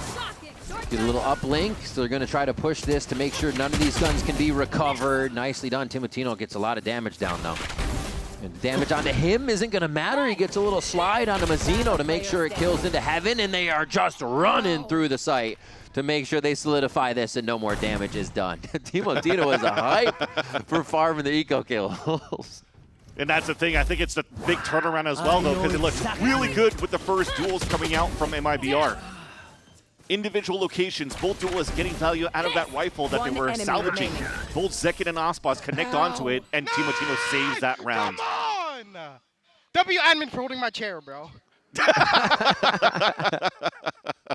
They're quick out there. They have to be. They have to be. Multiple chair catches required to obtain that position, actually. Timeout for MIBR as they feel it slipping away now. Remember, it's just a few rounds at a time, and now 100 Thieves looks like they could create that gap.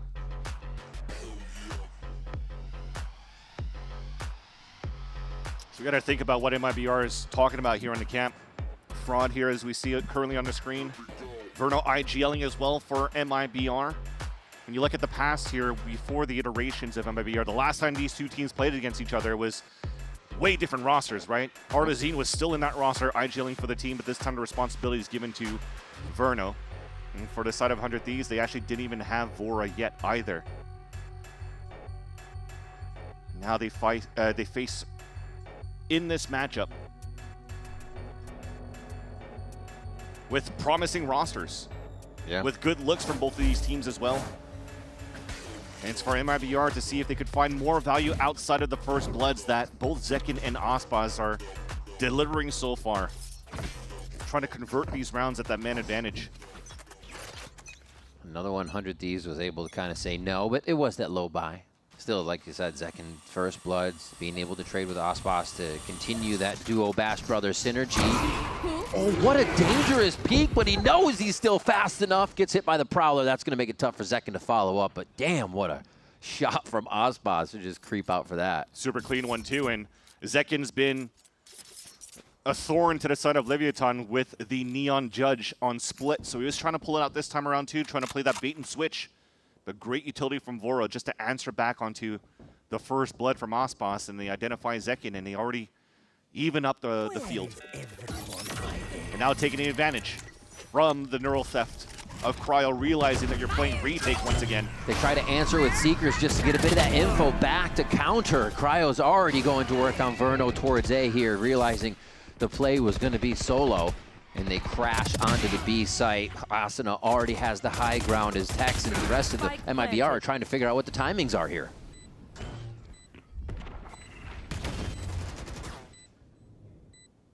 It'll be tough here. Right now, it's probably in the next 10 seconds you're hoping to get a pick. Because there's a trip here. I don't know if you really want to updraft that, and it looks like he's not. I was going to say that would be a big element of surprise for Aspas and Mazzino to potentially make it happen, but as they realize here that they have reached a roadblock. Falling back to save. Great ult by Cryo to get all the info, and on top of that, identifying that there's only one person on the A site, take that duel, open up the site. That really kept MIBR at bay, playing passively towards the spawn. And 100 Thieves had the whole map to take care of. Or that they could utilize, rather, to their favor after that information. And it's been pretty confirmed for 100 Thieves they can find a fight at Satellite there, or somebody will kind of be on ramp to fight and fall off. So they go for it with that possibility of a cryo ult some point in the round. But yeah, that insta peek out, defeating the Prowler that then eats Zekin, and the follow-up from 100 Thieves is just too strong across the map. And Aspas has been having some nice little satchels on the executes. You saw one earlier on the top of the boxes of a canteen, this time playing on the top of generators, so using a lot of that elevation to their advantage. And if you're continuing to play this 1-3-1 for the side of MIBR into this mid-round, it'll be very difficult right now to deal against that. Especially when I'm talking about that comp, you have basically a dog that's being used right now, so what do you really have on the retake besides flash contacts? So they have to make sure that they stay on their toes for MIBR to really clear all the corners. Timotino making a lot of racket here. They're inserting Asuna into spawn as well, which is going to be weird. Timotino gets dropped, though. They have to be able to control sight for Asuna to really do anything spawn, and they're trading kills back and forth, punch for punch here in sight. And it's actually MIBR that come out on top. Phantom moments in these fights, all through smokes. Nice little molly to keep them at bay that allows here Verno to heal up the rest of MIBR, but also the window for 100 Thieves to go for a plant. Unfortunately, out of this one, too, no big ults coming out for both Bang and Asuna, but they could continue to play out towards that spawn in the post plant. Can't ask for two of the longest standing players on the squad, right? Especially Asuna. Bang back and forth, but still there. Yeah, Bang with a little asterisk there. Little asterisk, but it still counts. Prepare for hellfire. Looking to force out some hands, orbital strikes, not going to have any effect here. Bang opens with one shot, and they still have safety on the site. This coverage that they're doing can protect each other. Verno says no. The Guardian comes up, and they're able to get the 2-strike onto Bang. Either side made it impossible, and that's another round for MIBR here. They squeak out. And that's exactly what I'm talking about in terms of what you want to clean up for MIBR in these hectic fights. The way that they slowed down, knowing that they had a 3 versus 2, but after you have Zekin dying, you have identification of at least one player. Now you played a 2v2. Verno wins that first fight, and then make sure that they swing together for that last little kill here. Because you talk about an all-star roster for MIBR, but a lot of these fights were a lot more individualistic for these players for the last couple of weeks, which defined a little bit of their downfall for a lot of these matches against Envy, against Cloud9. A little bit less against Leviathan, though. But it still happened. Big round for MIBR right here. If they can get a 5th going into the half, already pushing down out of B. Cypher set up onto A here for Tex to stop them from getting in. They got to be careful about the retaliation, how long they spend out here. You can see Aspas just holding the line as Zekin made it sound like they were dashing away. Easy shot, too, for Aspas. Yeah. Now Prowler came from so far away that it's easy for him to wait down that line and just punish Asuna dropping down. Another early man advantage for MIBR. A scout coming out with the dog, fully clearing the A side, but this is already being seen by the side of 100 Thieves, so it's time to use that walk glitch. Contact into the A main. Bang can cook something with an orbital strike if they still want to use those as an entry tool to get in on this. It looks like smokes come up first. Smoke's down. Beacon down. Crash out onto sand. It gives them a little bit better sight at what's happening in the front of A, but they're still going to get cut off here. Tex is hiding around his own util in sight, and he gets 2. That's absolutely huge here, leaving just Cryo and Timotino with the spike down. I'm out of here. Oh. Last round, too. Spike. A little hot foot. They get out with too much damage done. They need an opening kill here if they're going to make this possible. That was a big one from Timotino, but he's got a lot on his plate for the rest of the round, and it's not going to be enough. Zekin with 2 finalizers, and that's going to be a 5-7 first half. Able to keep it close, too, for MIBR with the last following rounds to end the half.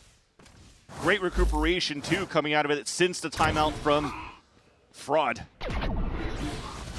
Great shot, but I love the dancing shoes of Tex here. He's been such a good player around this map, around this site. And to keep the dream alive now on this first map as we head into the second. Nice, guys. Let's go, guys. MIBR mounting a bit of their comeback right before half. We'll see what happens after the break. Don't go anywhere.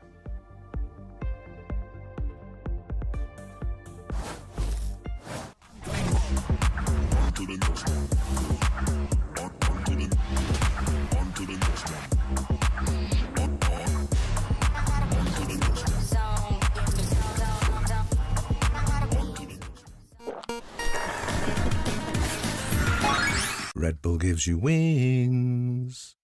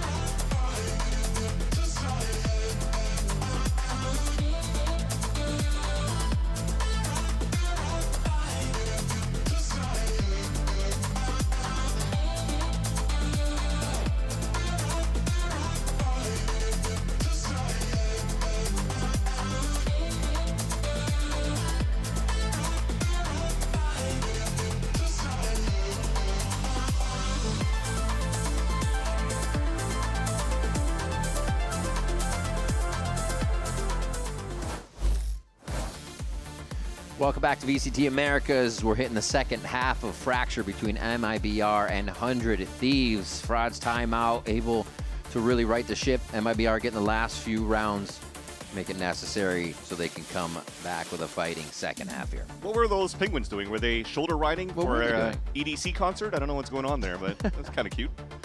But nonetheless, this is a very fun first map that we're witnessing so far in this series. Again, elimination between both of these teams and a big gamble for 100 Thieves as well. Out of the 3 maps, 2 of them was never played by them on this stage. As Sideshow mentioned, sometimes it just comes down to just making sure that you win Breeze. But so far, doing an excellent job on the first map of Fracture, MIBR's pick. Oh, quick opener. That's not any time to wait on this. They're going to jump down with the shorties right into Arcade and absolutely smother MIBR without a chance to think. And now Tex is like, okay, I'll go see what I can do. Oh my gosh. Timotino making a call. And they all just get into position here. And it shows you 100 Thieves want to be just ready to explode if they have the protocol ready in these instances. And it's so unfortunate when you're looking at these storylines of MIBR kind of like faltering and whatnot, and people are going to criticize Tex a lot. But look at how many scenarios where he has to play a 1 versus X's. Like, how can you win this when you still have Timotino alive and Bang and Cryo, right? And even the IGL around that to support. So it almost shows to me that 100 Thieves and MIBR are somewhat similar in a sense, because for 100 Thieves, it's a lot about the 4 players making a lot of noise, and Cryo is able to have a little bit more of a free reign to lurk around. Crazy. So MIBR is doing similar things, trying to create the diversion so that you can have late lurks coming out from Tex. But the unfortunate thing right now is that MIBR are still, at least in that piss round, finding some gaps that they can't really clean up here in these chaotic fights. The scoreline here for 100 Thieves is ridiculous in just showing how much util is being fed into Asuna and Timotino. With the kills that they have, everybody else taking the assists on this run, just cleaning it up, ready again behind each other. 3 for 100 Thieves and a few more for Asuna as he dips his hand in the fight. They get another win here in the second half. You don't want these guys to be red hot here in the first few rounds. Asuna was farming in the pistol the next few that had already a showstopper in their bonus round. Now Timotino is 3 away of getting the overdrive. These nice picks from the Outlaw. Great work once again from the Duelist, but you just mentioned it here, Riv. The support in terms of the amount of util coming out. Crossfires too, to making sure that these players are getting picks. Asuna already dropping a casual 20 bomb in 14 rounds of play. Fighting straight into door as well towards A-Halls. And even on your gun round, you're going to feel like you don't have initial control. That's annoying. Yeah. Silver lining for now for MIBR is that they have plot armor to play against Timotino's Outlaw. Everybody went with full shields across the board. That means here no mollies for the post plant for Mazzino. 1 flash available still here for Verno. Timotino. Nope. Okay, one hit. Plot armor. Plot armor. Tex keeps that. Look at them. They're just hunkering down here. They're like, okay, we have to make a move now. No. Their hand is forced, and it is forced well. Mazzino gets to open it on Cryo. Having heavy control is going to be huge for the rest of the team to move in, as just on the other side of the wall is going to be the rest of 100 Thieves for this play, and it's huge by MIBR to shut down the site retake. VORA now left alone towards spawn here with a Spectre, and MIBR finally work that map the way they want and really get around 100 Thieves. Came down close, so after the first whiffy shot from that flank on the defensive side, MIBR felt like they were trapped and cornered. Yeah. Also losing Zek into paint shells at the front of that B line. Well, I saw Vernal just trying to desperately heal him up with them trying to fall back from that paint shell throw from Asuna, but thankfully, as the util dwindles down for this side of 100 Thieves, MIBR chose to re-hit and won their duels to get into the site. Salvaging here their gun round with only losing Zekin is actually huge. I think it's funny to see, though, how kind of they got up to that arcade space. They were a bit timid to take it. Enough time for Timotino to come around. But when they did need to activate, they just did. Yeah. So just do. Just go. Don't think about it. Just do. Don't talk about it. Be about it. See if MIBR can keep this momentum up here as they strike back on that bonus round of 100 Thieves. Already an early op as well. So we went from Outlaw to Operator, line being held towards that tree side, and as it pops up with the camera, nothing's there. So for MIBR, they're already fast tempoed towards this A site. Here comes that fight towards that back south side, and Tex wins it against the op. Whoa. That pressure from across the map isn't going to feel the same now for 100 Thieves. MIBR doing great chip damage as well through the smokes as the Phantom game continues here on Fracture. And now they get the plant down for Hall security. That's such a huge kill too, because that allows now for them to play outside of that site to play the pulse plant spam. Door open. Beautiful. That was just a trick. Opening the door and being ready for the full fight. 100 Thieves fall immediately. And now it is just a save by VORA. Couldn't be a worse peekaboo moment than that there for 100 Thieves, because they had iPad out, we're getting ready to smoke down, getting ready to fight towards that aiming control, and Vernal calls for that timing. Opens the door with a Sky Flash. Doesn't pop it so that the rest of the team can just fight in front of it. And 100 Thieves got mowed down.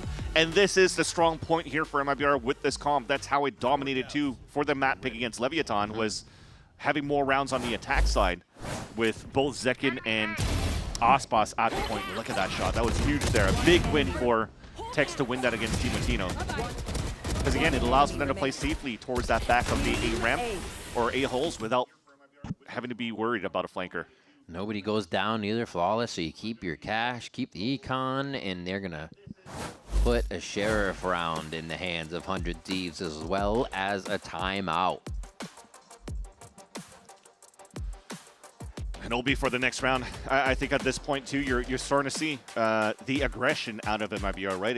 It almost looks like they are playing a little bit slow and whatnot, but they are popping quite quickly between both Aspas and Zekin. So I think now it's time to remove the operator on the side of 100 Thieves. Making sure here that they could play these trap plays. You still have stuns that you could do with the Timotino around with paint shells. VORA also could be that type of person that could support here to making sure that they hold out any type of aggression out of MIBR for the A side starts. Maybe even play 4-1s at this point for 100 Thieves on the defense. Yeah. I mean, it's how you're doing it now because it is an eco round that you have for 100 Thieves, but we'll have to see in the next gun round if that will be the game plan. You mentioned before we didn't see too many of those defensive rounds from MIBR because they took so many attack side ones. Is this the start of another one of those run of rounds? We'll have to see, as it looks like it's actually going to be quite focused, a 2-3 split towards A. The big focus on satellite.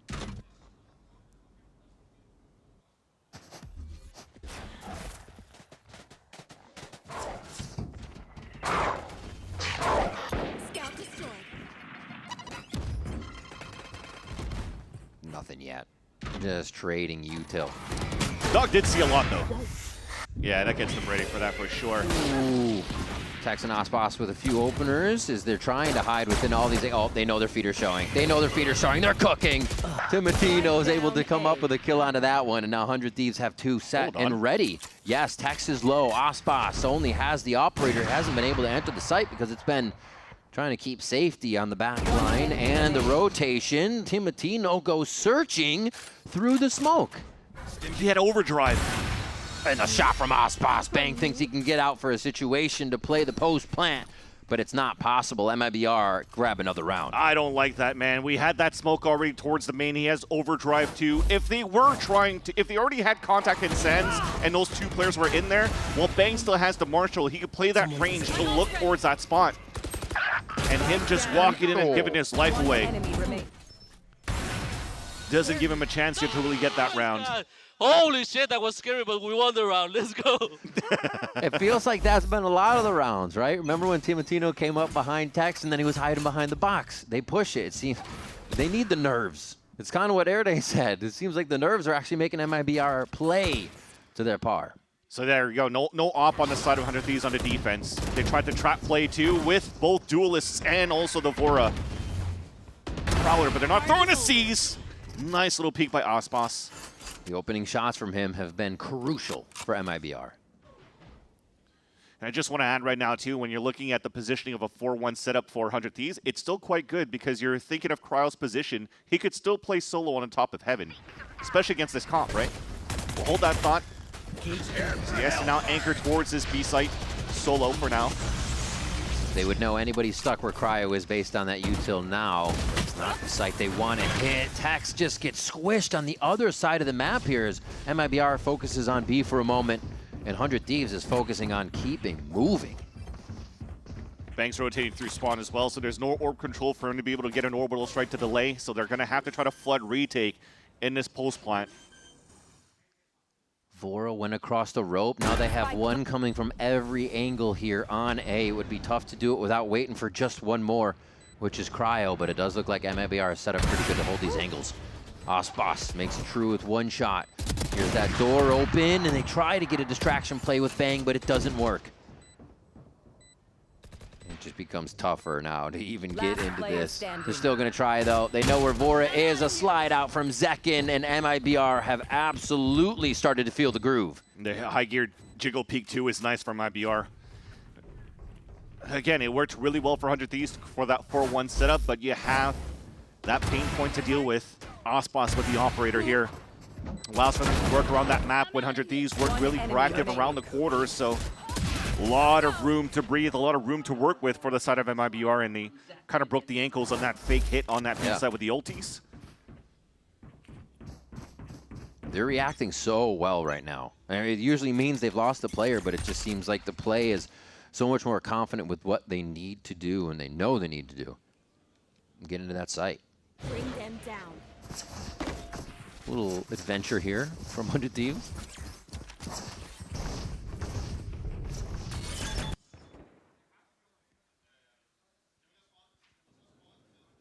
Oh, the shotgun. He's been so quiet, just under the radar all game, but making the impact plays when they need to come in. Another ultimate that's going to allow the team full information on what's happening. Doesn't want to pick up the rifle here. Oh! I know exactly where you are. Just the moment on that timing of the ping between members being seen as Mazzino cleans one up in sight. He's going to be forced around. His amazing amount of ultimates just get thrown that way. And they're still scattering for the spike. 2 ults just to guarantee 1.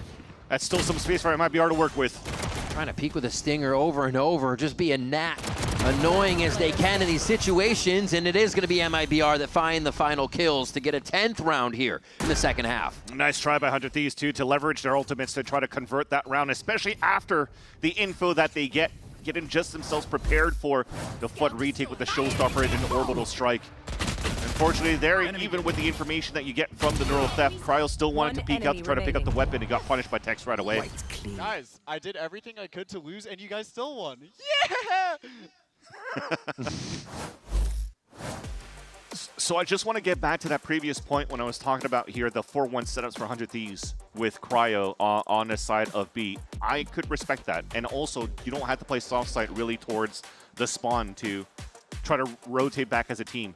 Because when you think about the past, I'm thinking about, for example, FNS back in the Optic days having to play like Killjoy, top B Heaven against like a Neon Breach. There's just so much util that doesn't really allow for you to play the L spot of that top area of Heaven.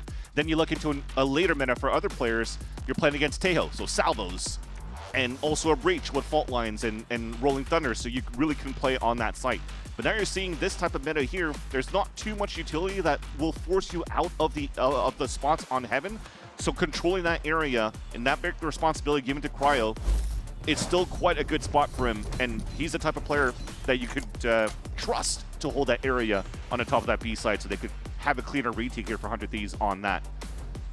That said, though, the times that Cryo has really been challenged here on this B site were mainly in the lower buys that you had for 100 Thieves, or just walking around trying to find some information. It's great identifying by MIBR to make sure they're getting those openings, get these rounds in their favor too. Let's see if they can stop the timeout of 100 Thieves here. Or is this actually the Doom Bros answer? He pulled out the PowerPoint and unleashed one of the talks.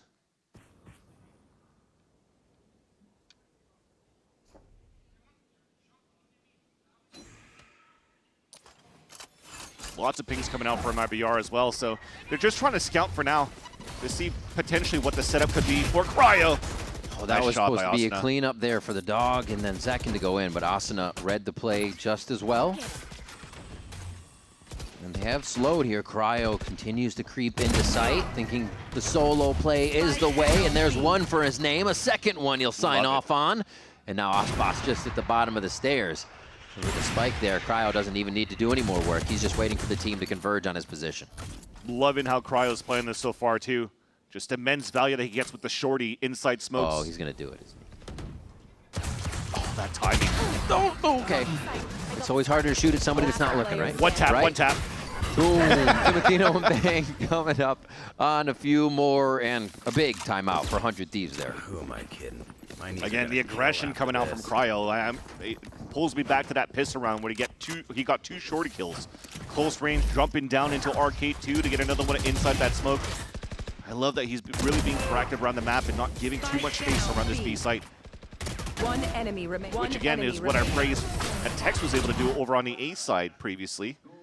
I love the work that the Cyphers are putting in right now on defense. He's Cryo understanding on what util is getting dumped into the site and not usable for his position is super good too. Fast? Faster than fast, and Hasana ready. Kills Zekin just like that. A second round in a row to get the first blood. That's also the reason why you have low kills across the feed for 100 Thieves, because Asano's taking them all. Yeah, everything's being fed to the grinder right now. Aspas playing it very slow. He just needed to get the second shot down. A concussor couldn't happen, and the 100 Thieves are going to run away with another round as Verno is in A-Halls, even Spike just in front of him. That's crazy, too, to dash in for Aspas and trying to go for a quick scope in the bottom of the site. I think at that point you have to give the operator somebody else like Tex or something. Switch out the rifles, have your duelists go in. Yeah. Bit of taking that space, everybody on the same page for a call, and you're hoping it's going to work situation. And you don't know that 100 Thieves still has an answer for it. 40 seconds left here. Verno going to play all the time in the world. Why not grab Norb and a bit more of what he can find out info-wise. Yeah, way more important for him to stay alive than to try to do some econ damage, because 100 Thieves are still kind of rich. Well, they're feeling it. They're just pushing through, and they're going to be richer on that. 11 rounds for 100 Thieves here. A flawless on that, too, to build the economy. And just as the scoreboard comes up again, it seemed like MIBR had that attack string of rounds ready. And now they've hit a brick wall. Yeah, it's all thanks to First Blood's really falling into the side of 100 Thieves for now, and also the Phantoms putting a lot of value into these fights. Laser beaming his Asuna in these moments. 25, 13, and 5 as we call the last time out for MIBR. Jeez. Last time out of regulation as well. Big important one here too. And we talked about it, right? Verno, for me, I think it would have been better for him to try to save the rifle, but instead he went for the orb, trying to build that up for hopefully getting into the last round of regulation. We could potentially use it. But outside of that, they have just enough money to still go for a pretty good buy. But the important thing, too, is that they have to deal with this operator now in the hands of Timotino, because that was just given away, gifted from Aspas into the A site earlier. So the game plan drafted around probably similar to what we've seen from 100 Thieves. Identify where that opera could be. But when you look at this roster and this composition out from MIBR, it's just the dog at the beginning, right? They only have that Trailblazer out where they could find that early info. Hopefully they read it correctly on this round. And so far, seems like it. Starting off here on the arcade side with the 4-1. What we could potentially see too from the positioning on the south side right now from Mazzino is that if you move on this spot, you could still smoke on top of heaven. You could still do a couple of fakes here over on the A site if you can, while the rest are playing walk contact towards the arcade. Just one. They activate already. Other side of the map is an op, so they don't have to worry. Why not hit arcade, says 100 Thieves. And they tip their hat to MIBR with a quick kill on Tex. I think it was also a camera from Cryo, if I'm not mistaken. So as soon as that gets shot, it's like, okay, well, that's green light, go. And already a player down. And that's a trip's gone too, so that gives an opportunity now for players to even take aggressive lines. You're already seeing Timotino walking down, taking the space, covering one quadrant of the map. And all three players on a crossfire set up to hold B site for 100 Thieves. Asuna just did a fake runaway and spawn. Still stays in the position, actually almost kitty corner now to Zekin as they're moving around each other. And they've anchored site at this point. A different way to play it for sure. They're going to have each other's backs immediately as everybody pours out of the tower. And MIBR is waiting after that util. Kind of paused the clock just a little bit, but somehow Asuna swings it around for two. Zekin's going to be able to get overdrive online, but Timotino is still down there as Zekin not overheating at all here. Heating up just perfectly to get it. Oh my gosh, he's trying to force this plant just to get the positioning for himself. Knowing Vora is close and one underneath, he does buy that time. And he's back up to HP though. Timotino with the operator, close range. Rifle now. And they just wait. Oh, it is operator, it is a rifle now, thank you. They're calling it, that he's peeking, that he's going back and forth. Slides in, Timotino tries to get the 1v1, Zekin on the ace, looking for it! He hits it and nails it! Zekin grabs the ace and the clutch! Another error out from Timotino in these high octane moments. The first one walking through a smoke earlier on when they're playing a 2v2. This time just trying to slide to confirm a kill when your teammate's low. One enemy remaining. You already spotted him forward. Vora could have moved forward at the same time as well. But I guess he was also just trying to push Zekin back so that Vora could get that pick. And unfortunately here, Lady Luck not on the side of the slide. And you have a big ace clutch coming out from Zekin. That's incredible. Never take this guy off Duelist, right? Never. Yep. Holy moly. And they have to be pumped up after that. It's exactly what MIBR needed to get back into this and make sure they can get to 12 first. Tex hiding, peeks out. He's going to get cleared immediately as this push from 100 Thieves remains consistent from the A-Halls area. Gives MIBR a little space. What a shot. And that's the spike. Not down yet. It is just down on the ground. And that means MIBR has to scramble, push forward into spawn. It puts them in a weird spot. And Bang and Timotino are going to take control of that. 17 and 14. Aspas going to clear one, but the second, the third are too many. Vora cleans that up, and 100 Thieves are on game point for map 1. And that's what you wanted, right? When you're trying to create a diversion, having players with you. Love that they push out towards that spot. It seemed obvious at some point, maybe something that Doomrose has seen from past tapes. So an instant relay bolt to flush Tex out and to get the pick. And that puts now 100 Thieves at map point on MIBR's map pick. No more timeouts available. Asuna 29 and 15 in this first map. 4 players now, or make that 3. They're looking for a north side crunch, so a little bit of room to breathe here for MIBR to rush in with little that they have to try to win this fight over on the A site. They stick together here, Vance. They have Everything's going to come from teamwork. Overtime has to come from teamwork to make that dream work here. The spam goes through, but Aspas is able to clean up Cryo in sight here. 100 Thieves do not have control of A anymore, and MIBR start to encroach a little bit further. Aspas decides to actually back off on this as he is low and tries to get the safety. Trying to get healed up at the same time. Yeah. Trying to keep him at bay here so they can use the orbital strike from the side of Mazzino. A great Seekers to do that and buy time, but Aspas still falls. And now it's Timatino just on the right, trying to drop into sight. Two members of Texan Mazzino for MIBR still anchoring right next to that spike here. 100 Thieves looking to end the map. MIBR want to push the overtime here, and 100 Thieves look to sign off on it with just FURIA trying to take down Verno. It's not enough. He's slowed. He's going to be out. Not planning for him. Not planning for him. Diffuse goes down. Bang's going to have it. 100 Thieves persevere on their first Fracture play to win it 13-11. And what a battle to start here. This first map of the series between MIBR and 100 Thieves. An elimination game that also is making it exciting for us, the fans of Valorant. What better here in performances out from the star duelists, mainly Asuna. 29-16 ending this first map. Every highlight reel should pretty much be him here. It's crazy. What, he has 6 different agents across the last 30 days, and Raze is one of the least ones that he goes back to and still performs like this. The team was behind each other. It was crazy, but MIBR also started to find their footing there after the beginning. And they talked about it, right? They need to win that second map of Breeze, but now for 100 Thieves, they won the first one as well, so they're looking and sitting comfortably here for that second map. Absolutely. We do have our second map coming up just after this break. Don't go anywhere. More VCT Americas after this.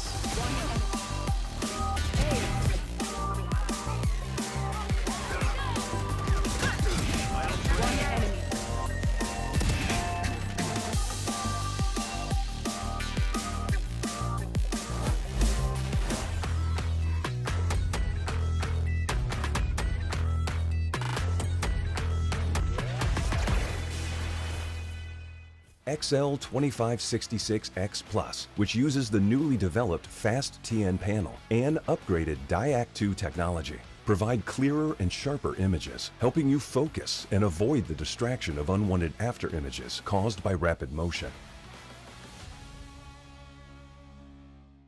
Zowie. Want to find your fastest server every time? Express like a pro and optimize your connection in one tap. Express and game without ISP throttling. Express and shield yourself from DDoS attacks. Express and choose the VPN trusted by gamers everywhere. ExpressVPN. Experience gaming the Express way. Fast, stable, competitive. Outplay the world. It's time to Express. Unlock free cosmetics, including Lightning Kicks Buddy and more. Scan to subscribe.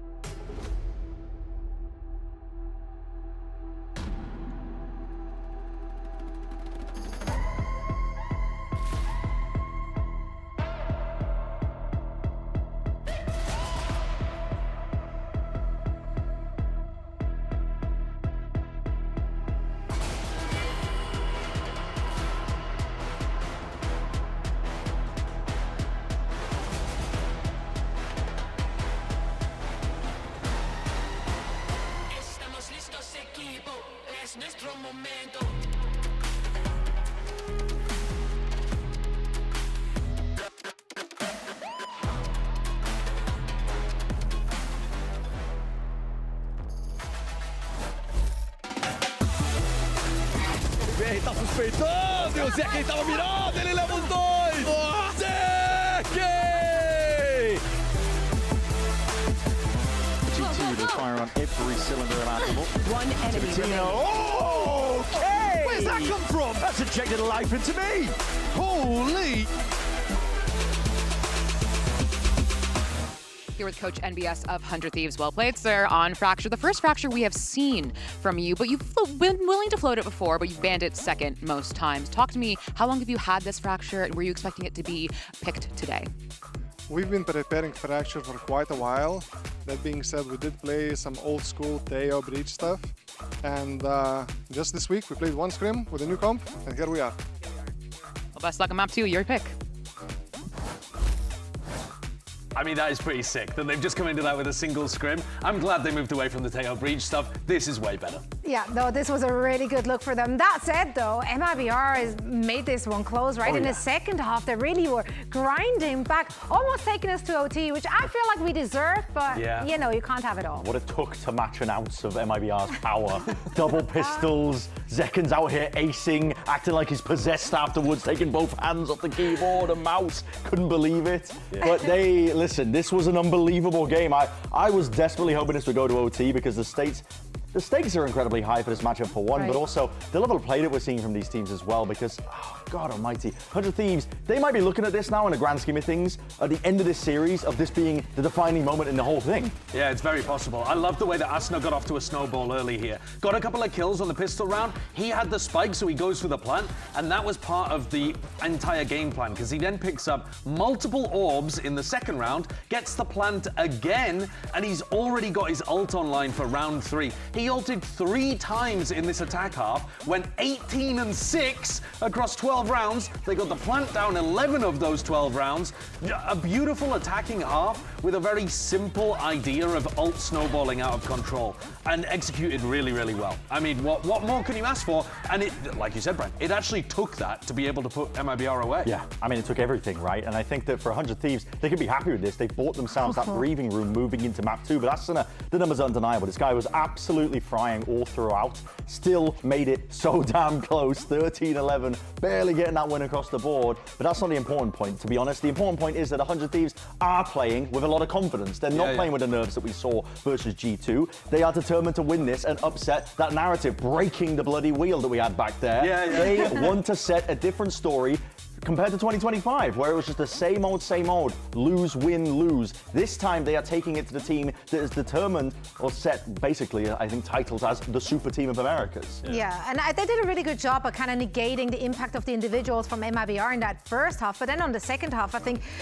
Aspas definitely showed up, right? Definitely. A lot more impact. They win 5 consecutive rounds on their own attack. The game plan for Aspas seemed to be let's go for a lot of attack side opping, which I think was part of the reason why MIBR, again, only had 6 plants out of their 12 attack rounds. Because they were only really getting into good positions if they already found Aspas getting the opener with the operator. So it's a strategy that put Aspas in some better positions, but I want to see Aspas and Zekken together entering in more of these situations rather than it being piecemeal. There were a couple of rounds where Zekken kind of threw his life away as well, which I would have... the story of all stage 1, to be honest. Yeah, they're not really connected in the way that they need to be with this caliber of player. So the pressure is entirely on them. We've been talking about it the whole time. It's nice to say 100 Thieves have a chance to break the wheel and be good for their fans and that kind of stuff, but MIBR have way higher expectations, and they are on the brink again of disappointing all of those, and nobody will feel it more than the players who've been in these kind of spots so much and really need to qualify at this moment. Yeah, well, not just the players, also, of course, the coach. Let's hear what he has to say ahead of map 2. Here, the coach of MIBR, Fraud. Now, you technically won map from elimination, but not all doom and gloom. Zekken ace, it was close. It absolutely could have gone to OT. We're heading to Breeze, map we have seen you guys on. I want to hear from you. What did you like on Fracture from your team that you're going to take to Breeze to bring it to a map 3? I mean, honestly, I liked everything except our pistol rounds. We messed up. We lost both pistols. We lost the bonus. We lost the eco round. Outside of that, we won the majority of gun rounds. We felt like we were in control. Just kind of our little storyline. Like, if we start off a little slow, it makes it a little bit complicated for us. So our goal is to start this map strong and hopefully close it fast. Best of luck, Fraud. All right, yeah, cleaning off those pistols, of course, that will help you. Yeah. What else did you guys see?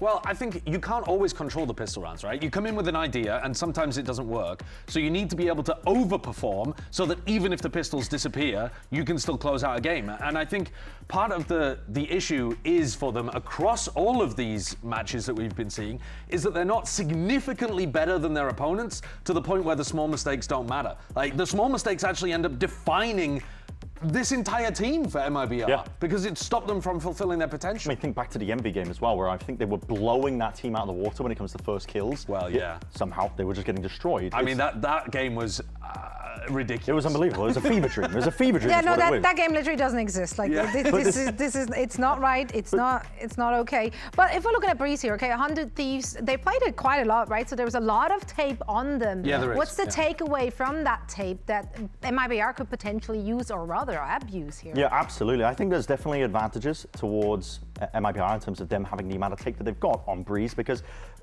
when 100 Thieves are playing this composition where they play just a solo harbor essentially, and they try to use the Cypher and the Phoenix as this kind of like pseudo second smoker with the wall and the cages to try and supplement where you would be missing that other controller player, that does open up weaknesses, and especially with the amount of footage, there is a possibility for MIBR to ante. Question that I've got is like, do they have that in their wheelhouse? Have they been thinking about that? Have they been trying to direct this map veto in a way where they might be expecting this? Because for me, MIBR's problems are really just focused at home. This team has need to focus on their own issues that have been going on, where they haven't been coordinated as much. They've been on different pages. They play double duelist unlike any team in Americas currently. Rather than one duelist taking space for the other, sometimes it feels like they are on completely opposite pages. So I'm wondering how much they've actually thought ahead to this one, because 100 Thieves are a very good team on Breeze, and this could be the defining factor. This could be the decider for MIBR once more, another passage in the history books for them of this year where it's just left in disappointment.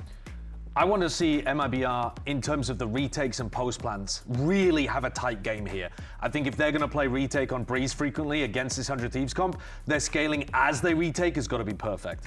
Yeah, and they showed a lot of that already in that first map, right? On that second half. Now, let's see what both of these teams have in store for us on map number 2. Can we go all the way to map 3? We find out after this.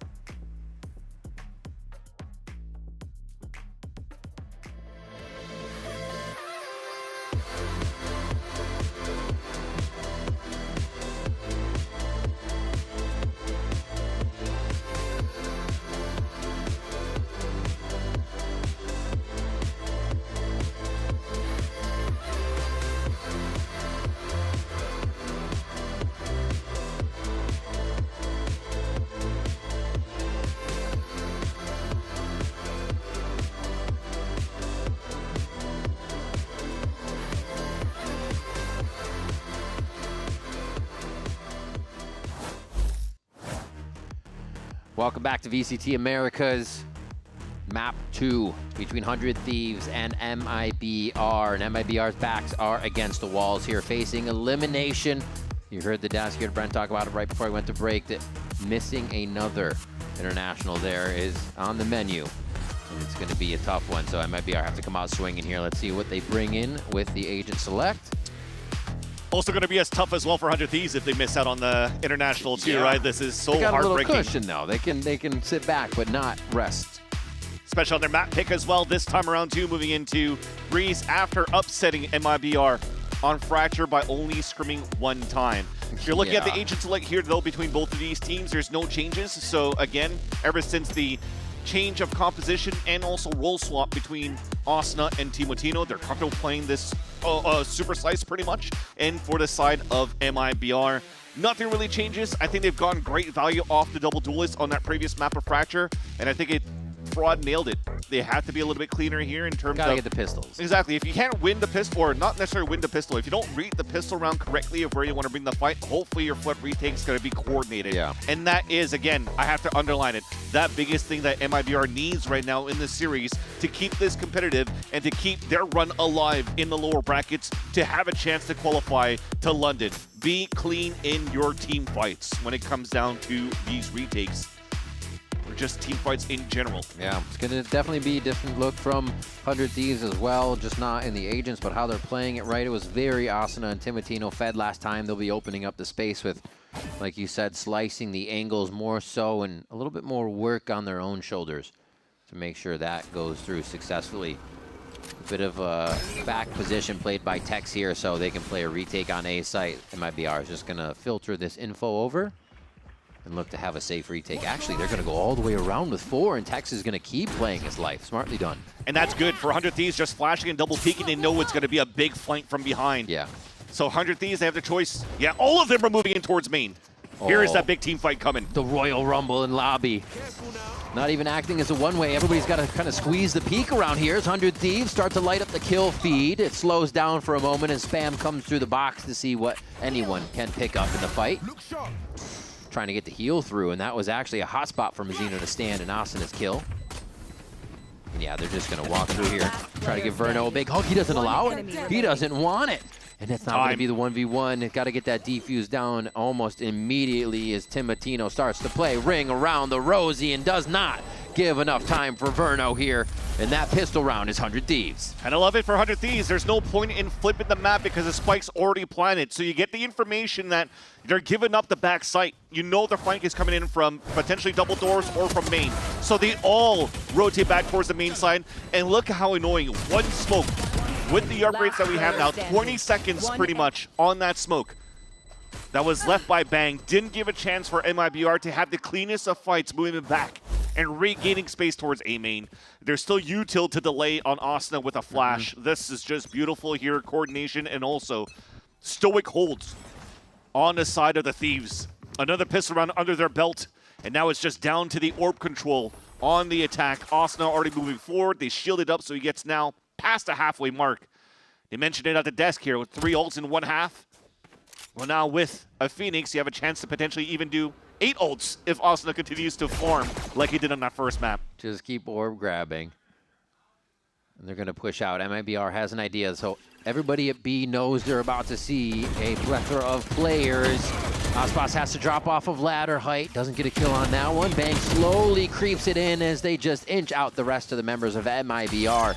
To finalize the round, a nice trip is going to alert them of the flank and Timotino's quick outlaw. And just like that, 2 rounds for 100 Thieves as we start Breeze. And that's also the biggest reason why we have this switch between Asuna and Timotino in these roles, right? We were joking around is just because of the troll ults that you kind of had at Timotino and Phoenix in the past, but most importantly is it's around the power of the snipe for Timotino. You know that Asuna is a heavy fragger, likes to be aggressive as well, and quite smart too in terms of trying to find his fight in terms of duels with rifles. And Timotino more of a sniper for the team, so it just makes sense now to give it to an escape artist like a Neon. It allows for you to take these fast rotates to get value off the snipe. So that's the Outlaw looking towards the A main. Towards middle double doors. As the A main's actually being controlled by Zekin with the Vandal. Still just playing a smoke delay on multiple fronts here. As they have Aspas playing on ladder. I don't know if they didn't see him last time or he wants to play that until it goes into effect. But they hold 3B multiple rounds in a row now. As 100 Thieves are going to look to attack A once again. The smoke reset. That's going to be the walk-up flash through, right? So try to get the drone clear onto 1 and then pound right through A with the run it back to start. Oh my God, Timotino was in front of it, so he can just be with the flash. What a neat way to get peeking on that and open this space up for the rest of the team. Oh my gosh.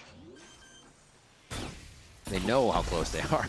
Just great on Mazzino and Zekin to fall back, though, to make sure that they stay alive and they can flood retake as a team. Door to be open to create a pressure out towards the main side. That's actually going to keep Asuna anchored up on that side. And now they could start moving in here from both Troll and double doors. Just trying to slice it. Who's going to dice first? It's only going to be Bang out on the right side of Crab there, so it's going to get dangerous for him if the team can't clear MIBR as they start to cross over to the other side of the sites. Site still being held, though. Cryo gets the first kill. Asuna, a slight delay in vision there as Cryo and Asuna still come up with the kills. 100 Thieves have no trouble sourcing the rest of the members of MIBR, and it will not matter that it's their bonus. They only lose Cryo. On top of that, too, Asuna was going for the big flank in the end on the side exec from MIBR. I didn't even put into account here after a plant for the side of Bang that you have a Reckoning available as well. So in their bonus round, able to have 2 ults is huge to stall the gun round for MIBR, and unfortunately the woes continues in the camp of Fraud. Losing pistol, losing bonus, and already you have to start playing the comeback game, and you have no money to work with. A Stinger, no armor from Azino, and he's playing that solo towards the A side. Timotino can already call mid. They see that MIBR is trying to get active for a low buy round, and the information doesn't stop coming for them.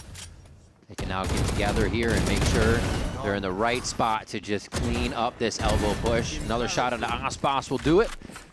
And it's already numbers up for 100 Thieves here in round 4. Yeah, I don't want to see that happen when you're allowing Asuna to farm these kills too. So look at that, even giving the spike to Asuna for the plant. He'll get the ult into the next round. So the more you're waiting here for Mazino, the more it's easy right now for 100 Thieves to continue to snowball. The next round is potentially another ult for Asuna. It works out well for 100 Thieves. Yeah. Aspas just tried to go for a peek dash back, but that was a big tell that they were going to swing a couple of players outside of that. So 3 players were already ready for the side of the Thieves to not allow any surprise factor to come out for that peak of MIBR. And Cryo has just been lurk master on this. The audio he grabs there to set Timotino up to shoot back towards tunnel and then push. They have a lot of control on this. And MIBR back to guns, back to Aspas with an operator. Control's been the win con for 100 Thieves against Loud last time around too, and they want to continue this. Disrespect MIBR, and they've done so well since the first map. Now let's see how they activate here on this round number 5.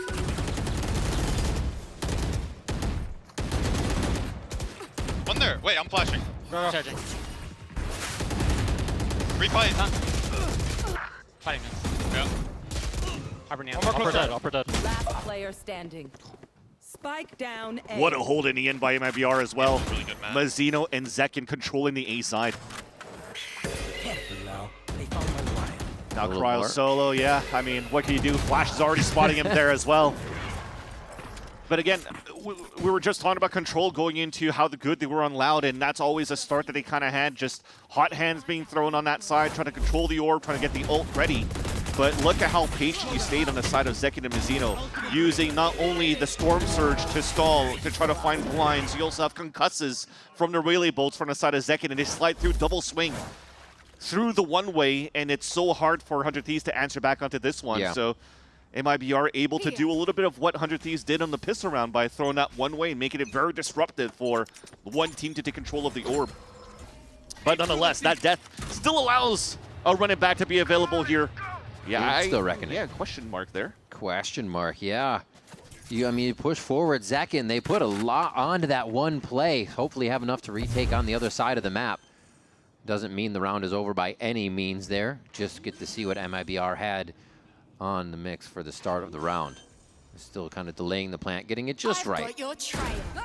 As they finally get it down. Timotino going for the 1v1 here. Oh my gosh, he closes the gap on Tex like that through the archways. But there's a fight on the other front. Second and Aspas are making this possible here for MIBR as Mazino comes through with a quick kill. MIBR lighten up that kill feed enough to make 100 Thieves start to squirm in sight now. 4v2 as well, advantage for MIBR. Overdrive available for Zekin. Bang. Bang again. Erno's not going to let it happen. Aspas comes around for another kill there as MIBR start to wake up here on round 6. I respect the play for 100 Thieves. You saw Bang hesitating on these plants, but because the more space that Timotino was able to get towards that spawn, the more you wanted to edge it back towards the back of the site to give yourself a chance to play a pulse plant crossbar setup in the back of that B site. But now you had high tides being thrown just before. Tex falls, and then the rest of the retake was still quite good because they went for, what, a double, triple flank. Really kind of caught 100 Thieves off guard a little bit there, and ended up being a good retake for the Brazilian organization. Back to this A main fight to start, though. Let's see how much they can tempt out of this, and they're not going to give it time. Near sight misses on that one, actually hits outside as they get the kills they want, though. It doesn't matter if the util's hitting, they're looking for the shots to count. And Zekin realizes this one needs a pause for cause. He still gets taken down on that hotline towards Crab. But once again, those two players are taking full advantage of the control of the A side. Both Mazino and Zekin, util positioning, rifles out in their favor, and that's going to have to change the plan for 100 Thieves of conditioning that they can't take control of the A site. They're going to have to start somewhere else, which might give Aspas value with the operator now. Asuna knows that's a line. Tries to push him off for now. Looks like 100 Thieves will just play this one out until they can get themselves walked into a site. They should be able to choose the weaker one with this pathing at least. And Asuna watching any of the transitions. MIBR okay with this as well. Just stay as a pack, let them plant. Who cares? We'll get around, we'll bring it closer. But you see the pings coming out here from Asuna, hearing the full rotate coming across. So he's going to take that space, and Kraus full rotating back here towards A main. There's a lot of angles here, though. This could get the better of him. He sees one up top. This calls back the rest of the team. Oh. And he just wonders if anybody else is still hiding Crab just towards main. It's Cryo. There's going to be one, but too many members of MIBR as now they inch closer to tying this one up. 3-4. Yeah, big fight by Mizzino, too, to win that one against Asuna. Currently 8-5. Who's been, for me at least, when I'm thinking about Mizzino with the Harbor, was back in like Leviatán days with Aspas, where he was probably one of the best Harbors that we currently had in that release of the initial Harbor. Yeah. This time being a little bit more of an assist player with the kit, not really putting up numbers on the kill feed, but this time around is definitely doing it. All right, the vibes are also changing too. Yeah. Seeing Verno being a little bit more vocal versus being knifed twice in a row last time against Leviatán. Verno Demon out there. Oh my gosh. What was that? Bringing out the true IGL here as it looks like 100 Thieves want to bring out the timeout. Losing 3 in a row after having the first 4 to themselves and feeling very in control of the attack side of the map. MIBR figures out the defensive pattern that's going to work. Like I said, they can't control A main right now against 2 players, right? If they have 3 players, 4 players to start off on an A side, especially trying to farm the orbs off Asuna, MIBR are doing a fantastic job between Mizzino and Zekin to deny that orb. So now there's different things that you could do. You could maybe use the ultimate to try to punish that again and regain control of that side, or now just go for an instant pump on the other side too with these ults and try to get value out of it. And MIBR are guessing similar things. They're thinking like, okay, maybe it's going to be a big pop with ultimates towards this B site. Let's move our players on that side as well. It's kind of like a revamp of their pistol round strat here, where we saw Tex just playing his life when he did get action on A. We'll see how it works with the ults for MIBR here into round 8. Aspas on a forward line immediately, and they see the barrel of the operator outside the smoke. This elbow push almost going to have to be pressured now to keep going in. Relay bolts from both sides just to deny more play as they start to mirror each other. The kills are going to go in favor of 100 Thieves. It's not over yet, though. Timotino slides in as they're trying to create more space. What a blind. A near side rather to come through, and Asuna is going to be able to pick those up. Yeah, big storm surge coming out from Bang. I mean, it was drafted up there. This was the one-way smoke conditioning that you still had on the defense from the side of Mizzino, and then you're hoping that it funnels players towards this B side with the op. You already saw here for 100 Thieves, they decided to orb up the front of that B side to control orb for Asuna on that side, and unfortunate there. As you mentioned, Riv, the barrel of the gun sticking out, and that's an easy spam for 100 Thieves. And if the barrel wasn't even there, maybe they just spammed it out of pure luck too, and instantly got that kill. It was just right against the wall, right? You're going to spam both of those and a little bit in the middle. And to be able to win this round off a timeout with full ults still available, none of them being utilized for 100 Thieves, that's a big win in the column here and turnaround after the talk from NBS with the rest of the team.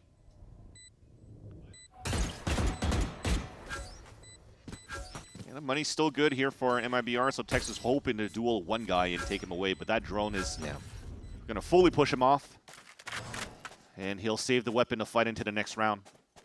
Big conversion once again for 100 Thieves. But I do like the start from MIBR with Aspas on the up on defense. Remember how 100 Thieves are playing this triple slice on the attack. They are fairly slow for a lot of these rounds that are defaulting against the last 2 teams that they faced off against, right? Loud being the most recent one that you could remember. So you're trying to get, oh, it was a drop smoke. That's what happened. Knees, feet, everything was showing. Easy kill in the end. That was nice there by Bang. player But again, just to standing. continue with the point of the operator on defense, if it's a slow play for 100 Thieves when they're defaulting like they were in the past, it allows for Aspas to try to get aggressive lines and to hopefully gamble for a pick. Well, those picks will keep coming. Operator there, 3,800 on economy, and Blades to suffice for a round when he doesn't have it.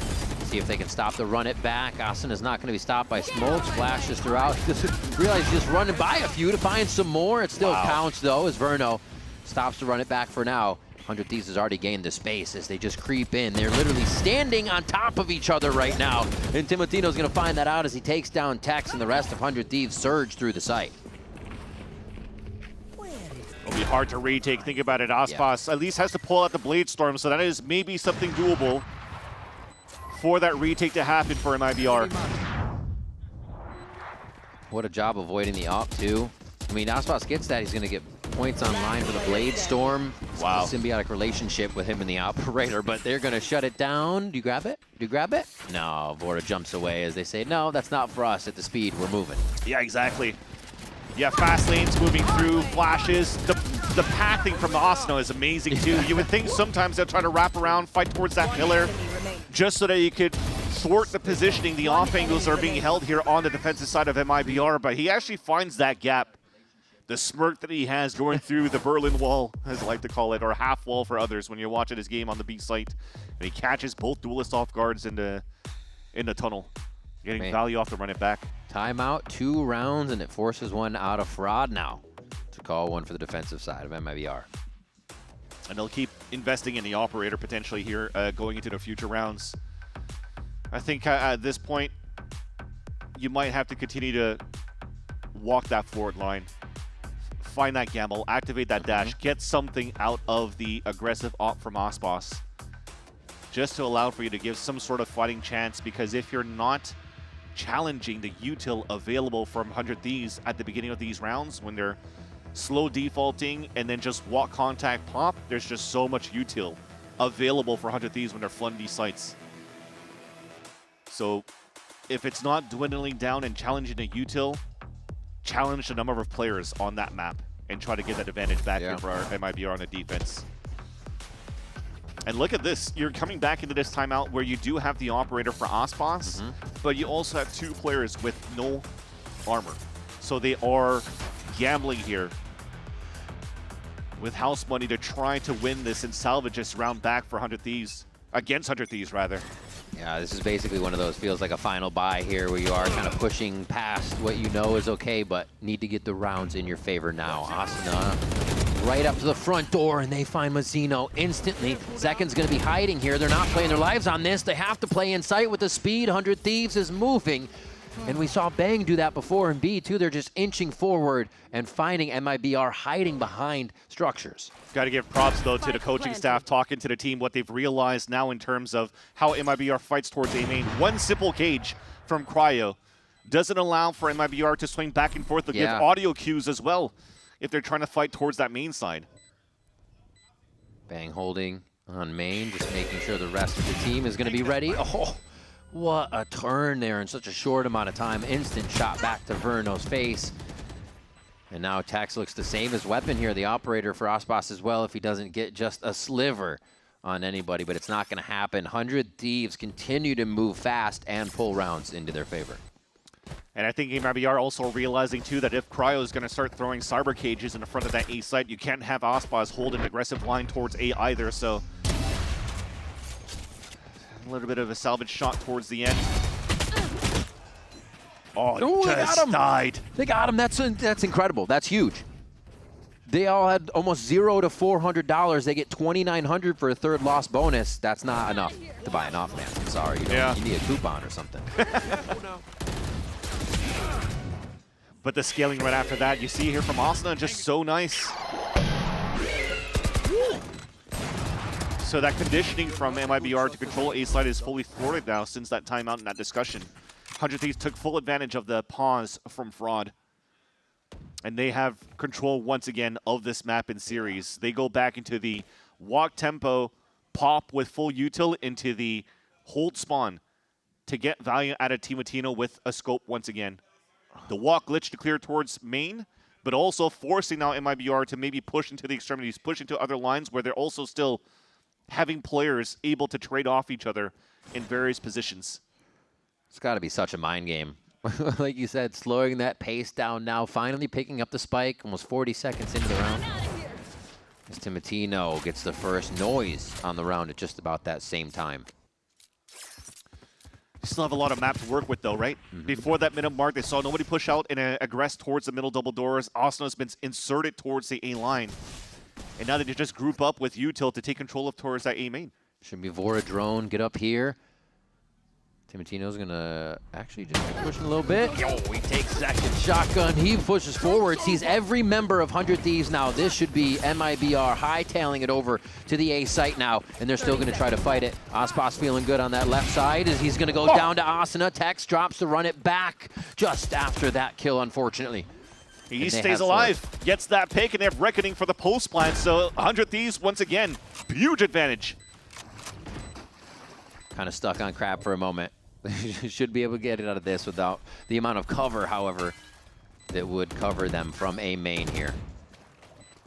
Wow, just trying to figure out what the answer is. No way, it's another round they go back just to see if they can get number 4 after this. But yeah, that's where the money has been for a few rounds here, and MIBR are forced to save again. And you could see, too, in these post-plant scenarios that 100 Thieves are not giving anything away to MIBR. You could see those two players from Verno and Tex. You saw in the previous rounds as well with Tex solo or on a 2 versus X. They're trying to find lines to punish players that would be over-peaking.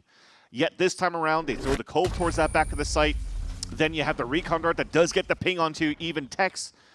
And MIBR loses that element of surprise, so they have no choice but to save. It's just very nice how they're currently scaling up on these maps and taking full map control, full site control. 30 seconds left. And playing off each other in these post-plant scenarios and still keeping the Reckoning as the last line of defense to delay one more time if they start losing players. First mid control that we could potentially see now for MIBR. There's big pings moving down. Both duelists trying to look to fight from the mid double doors. Seems like 100 Thieves are ready, though. Has to be around, right? MIBR about to swap sides, facing an elimination with a possible 9-3 first half. So this fourth would really help to space out that pressure, even if just a little bit more. And with that smoke being thrown on the defensive side, that's kind of aggro down towards bottom mid. And then the Outlaw seeing both players on elbow, it gives a chance now for Cryo to take some space towards that B site because they know about the mid site pressure. Big fight that Crowd just won. This is the first time we're really going to see the full A fight from MIBR being ready for 100 Thieves to be here, but they choose to back off. They saw the drone, and they're actually going to commit both duelists on a run back and forth while they're not fully anchoring the sites. And High Tide was already thrown as well, so 100 Thieves are like, well, let's just wait this out. Let's just create that paranoia right now for MIBR to just think of where the action could be. Just swag. Nice shoulder peek. Tex gets a hold of that on Cryo. And yeah, that's going to activate the right side of the map. The MIBR is going to have a few smokes to get in. They have Mazzino's Util, the Reckoning. They have the overdrive from Zekin and Aspas with the Guardian to be firing over their shoulders here. It all has to happen. Perfect, though. Counter Reckoning would come out on the attack, too, to stall. Getting split. Getting caught. Near side's about to wear off here as Aspas tries to jump into the fight. Zekin gets a little heated up. A cool down immediately by 100 Thieves as they're up a member in the situation. Vora keeps it that way as Aspas tries to trade one back, but it's just Tex. And it's a lot to do here. Getting through 2 members, the Cosmic Divide, and then getting onto the spike in time. Shot onto Timotino, takes him down. He's got the spike in his eyes, so that's not a wonder. Time.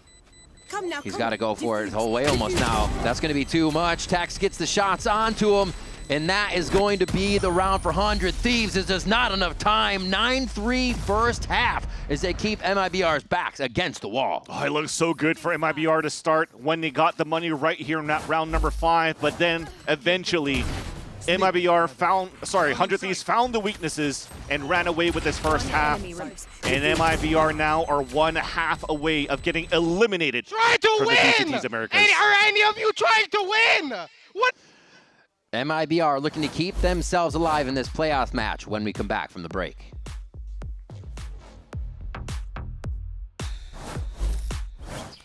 Not much longer now, and I will also take to the skies. Me too. You? No, you will always be a worm.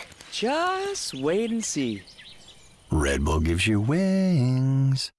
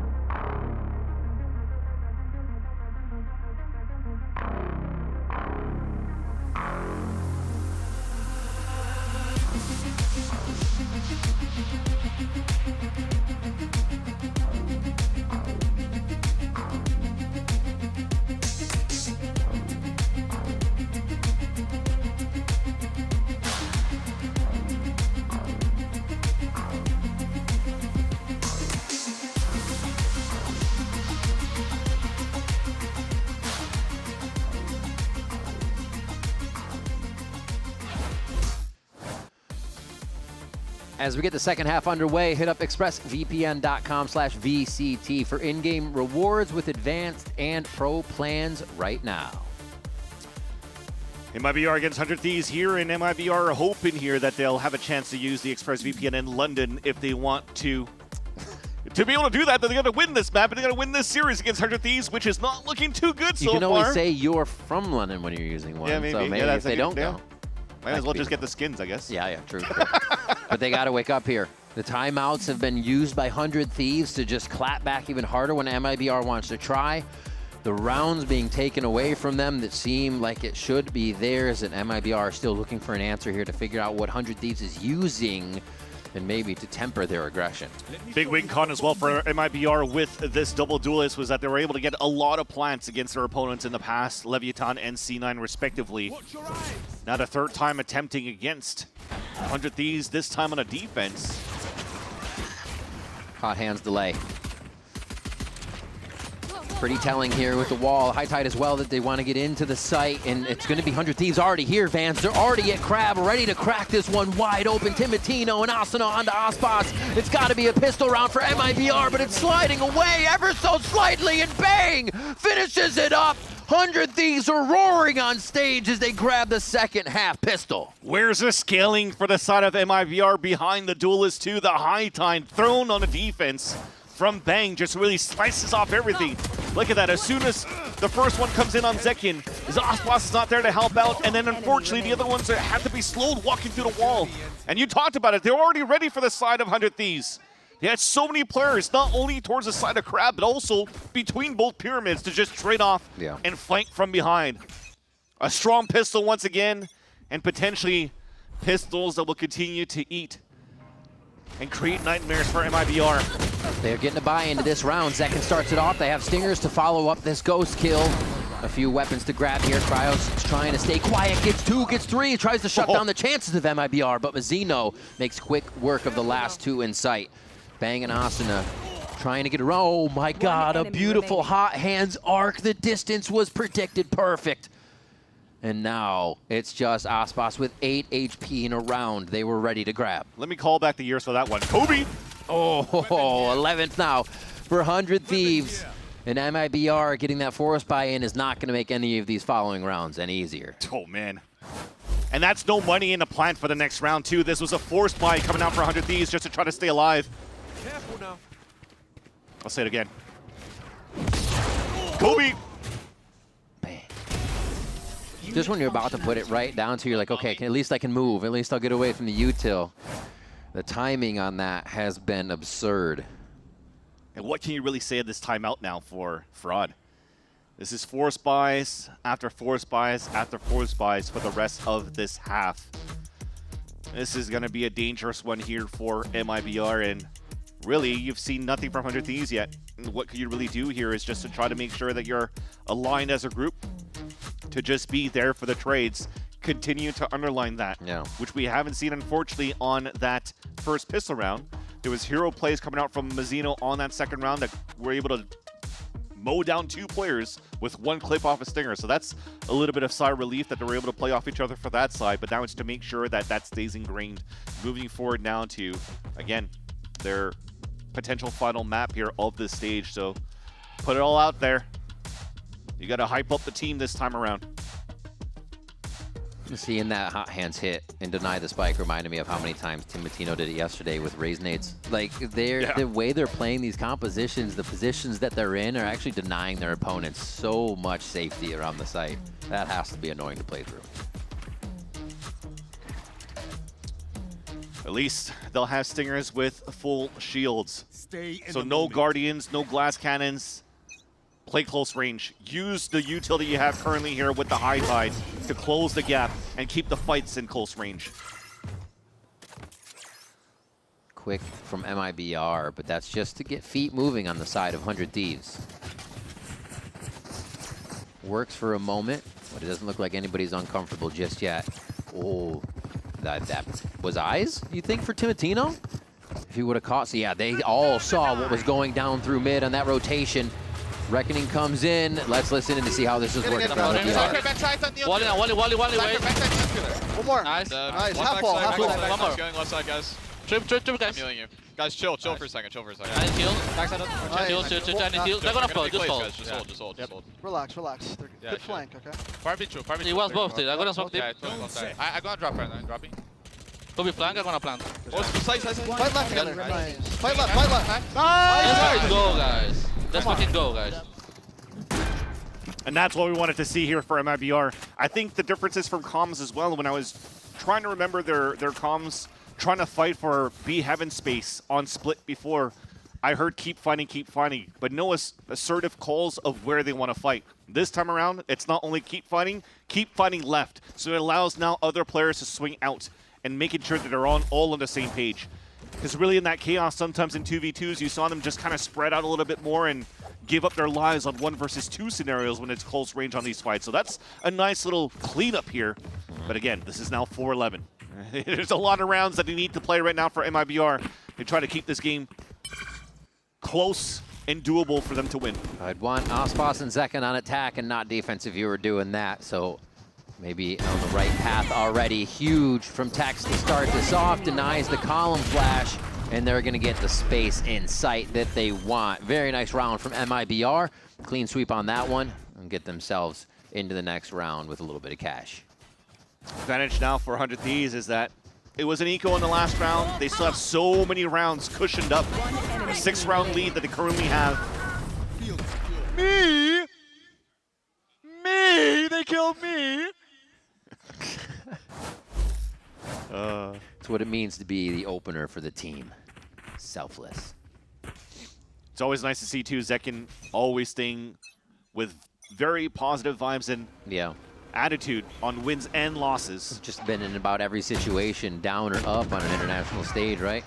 He knows what is possible. Oh, a lot of pressure towards mid. Asuna finds Zekin trying to creep up all alone. Create a little insert situation. Thought he had a timing too, and that flash just really caught him.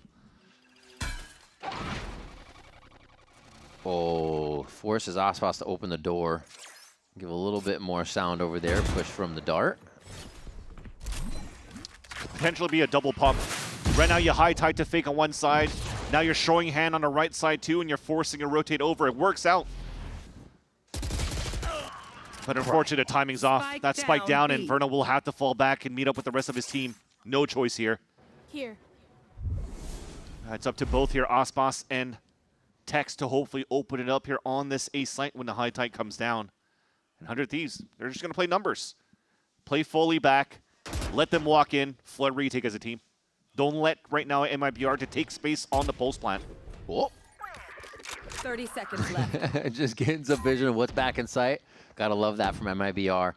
Being cheeky with the way they're getting info to make sure 100 Thieves cannot get any damage down. Tex kind of stuck in the situation, gets himself out safely from the relay bolts. And he's gonna force Timotino's hand now. It gets right in his face. Beautifully played by both members of MIBR. But it's still gonna be called down to Aspas here to keep 100 Thieves off game point. Just misses the shoulder of Cryo, but finds the face. And now Asuna attempting a fight, tries to jump the wall, but he's going to be tempting Aspas here. And you've tempted it too much, tempting fate. It's just one more. Calling up to Vora, the IGL, and Aspas says not yet. Not done yet. A 6th round for MIBR, and they keep 100 Thieves off game point. What great positioning coming out from Aspas, but it really had to start off with one kill that you needed the other players to step up and take. Look at this highlight reel here from Aspas. Nice jig onto Cryo, making sure here that he plays mind games against Asuna and just plays a time into his favor against Vora. Getting a Red Bull clutch at the time when you most need a Red Bull clutch, and Aspas is the one to activate. Yeah. Again, just to highlight too, Tex, an important kill he had to take against Timotino. Yeah. Just before Aspas went for that clutch. Very big to kind of just put everything at double doors and not let him through. And now they have so much more to do as they head towards B. Aspas trying to open up with the Outlaw as well. Still using that scope to his advantage to try and catch 100 Thieves in a misplay. Using an Outlaw bullet to break a trip as well. At least the camera spots both duelists here, and you're seeing 100 Thieves activate slightly. Bang is pushing out to try to find some information. Didn't see anything yet towards mid, as MIBR are holding their grounds. But with the rotate, this might get heard. You can see the pings going into A. MIBR's final thoughts for this one. Aspas off 2 for the ultimate. Mazzino still has Reckoning. They can get Zekins online here with a kill, and they can snowball the round forward. The site is sliced. Timotino walks up ever so slow. All of MIBR is focused forward here. A little tunnel vision on taking the site. They've got to be moving forward if they're going to be doing this. Timotino gets one shot, breaks the armor right off a Tex to 1 HP, and Cryo is waiting with open arms inside the site. MIBR scattered a bit, not realizing how many members of 100 Thieves could actually be here, and it's just about all of them. Only Tex left with 1 HP after that fight inside A main, and 100 Thieves continue to have the answer vans. They're going to win this through time as well. Tex has 1 HP. So they're just using the wall to close that gap. Storm Surge hits, or he has to walk through and gets blinded. And 100 Thieves are able to win the round through a thrifty. All from delays from Bang's util. Just one high tide covers up all the lanes from the super slice that MIBR was trying to activate inside the A site. The Bucky in the corner as well from Cryo. And Bang just continues to fire up these shots and put 100 Thieves at series point. That mentally could be a nail in the coffin there with what 100 Thieves is doing and how they're doing it. It's just making MIBR feel like they have this moment, and they take it right away. It's going to have to be a force push through mid. The Bash brothers, Zekin and Aspas here. Storm Surge out of that position, but it looks like Aspas still wants to try and break through, at least to do something. Asuna catches Zekin on the hotline, but Aspas is in. Dagger's just missing onto the pillar, and Shrimp's going to be his demise. As MIBR have 3 standing here. They've got to get together before they start peeking out with these 1v1s. Timotino tries to activate Verno. A nice hold and catch there. This might be one for Vora. Quickly turns. He almost trigger controlled that to see if he could get some more. As he runs into the site, making quite a bit of noise to see if he can pull out whichever way somebody might be shooting. MIBR doing a great job of keeping this series alive, and it looks like they'll be able to push it another round. The util use textbook defense on this post plant, and MIBR bring their rounds to 7. Huge too as well for the teamwork on who to break that dart so that everyone could stay tucked in. But it came down for this. Not only does Aspas tries to come through and tries to get an opener, but at least there was somebody behind to trade off with them, which was right here, Verno. See you in the next another round. A util use textbook. Gotta keep it going though. Actually have some money in the bank. Not money in the bank. They lose too many members on this. Even winning the round is going to be tough for MIBR, so they got to keep as many members alive as possible. Oh, this is dangerous too now. With that aggressive smoke, they should know that there's a flank coming. Aggression on middle. Can't tell if they're looking or not. Timotino is still going to be able to get one. That's the overdrive activation. Oh, he is going to wreak havoc in here. Zekin's overdrive on the other side too. Gets 2 of his own as Verno's trying to clean up this mid area. Tex just on the other side as they're pinching these 3 members of 100 Thieves. 1 shot, 2 shot. And yeah, it should be just enough here. Maybe not. Maybe not. Shock Dart Bora puts him actually down. Gets himself a Vandal. The spike's right in front. Verno's down to 35 HP. A final shot from the IGL, and Bora locks it down. 100 Thieves move on and dash MIBR's hopes with elimination. To end it on that side, 400 Thieves winning 2 rounds with Thrifties to eliminate MIBR for another time, falling short into playoffs for the Americas stage to reach an international stage into VCTs. 0-5 for MIBR at the playoffs. Not what you want to see here from a super team being built, but the super ones are definitely 100 Thieves with a change now. A turnaround from the last couple of weeks into the playoffs here.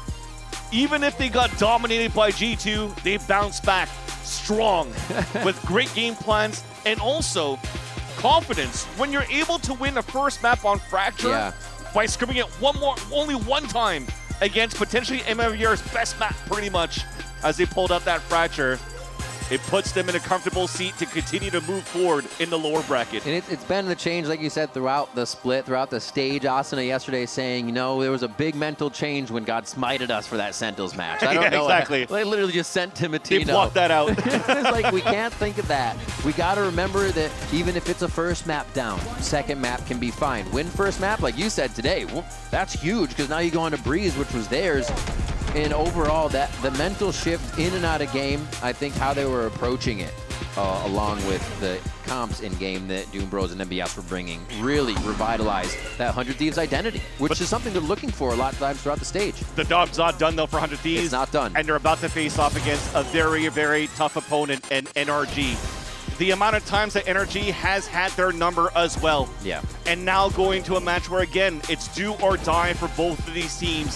100 Thieves have to come up with a huge plan right now to face against the champs of last year in NRG, who has also been peaking in the right moments against their opponents. They are fine in the lower bracket run. It's becoming a gauntlet down there, so it's going to be really tough for 100 Thieves to be able to find that, but this is the surge they're getting right now, right? You always ask to be peaking at the right time, and I think we're getting that for both teams here that are pushing themselves forward. We're getting ready for the interview to see what the players had to say about that one, but again, congratulations to 100 Thieves, keeping themselves alive, moving on as they eliminate MIBR. And right now, we're going to send it down to Elizabeth at the stage for the Verizon post-match interview with Cryo. Well, you give 100 Thieves a pistol and they'll take the game. And I'm here with Cryo from 100 Thieves. Congratulations. Now you are one qualification match away from qualifying for London. When was the last international tournament you attended? EWC in 2025, but 2024. For the VCT cycle, yeah. 2024 Shanghai. Shanghai. So, I mean, this has been a long time coming for you. You are one match away. It's still a fight in the lower bracket. Talk to me about the emotions you're feeling right now. Because, I mean, you came in here, you were smiling, you're happy, you know, you had a good time, but being one match away, but still in the lower bracket, is that a anxious prospect? No, I mean, coming into playoffs, we got knocked in the losers bracket, so we knew it was going to be a long road ahead for London, but we just took it one game at a time. Personally, I'm like really frustrated at myself for my individual performance.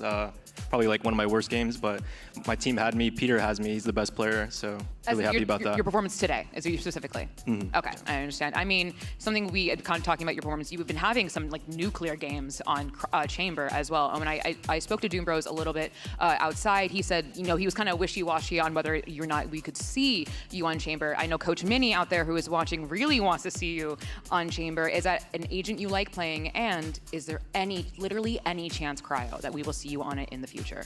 Literally any chance. Like, just give me something, please. There's like a small chance. Like 10%, 20%?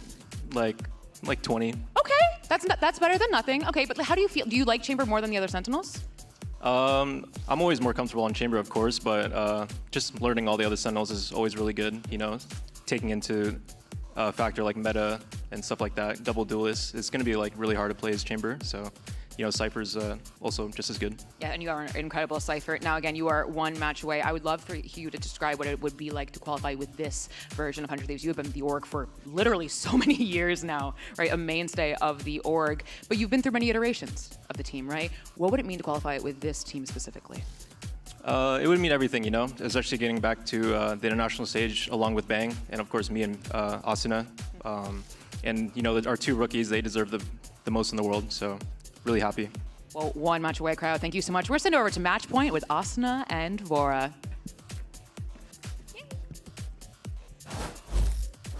Hello and welcome to Match Point. We do indeed have Vora and Asuna with us. Athena also here to break it all down. And guys, you continue to run in the lower bracket. Congratulations on a very dominant performance.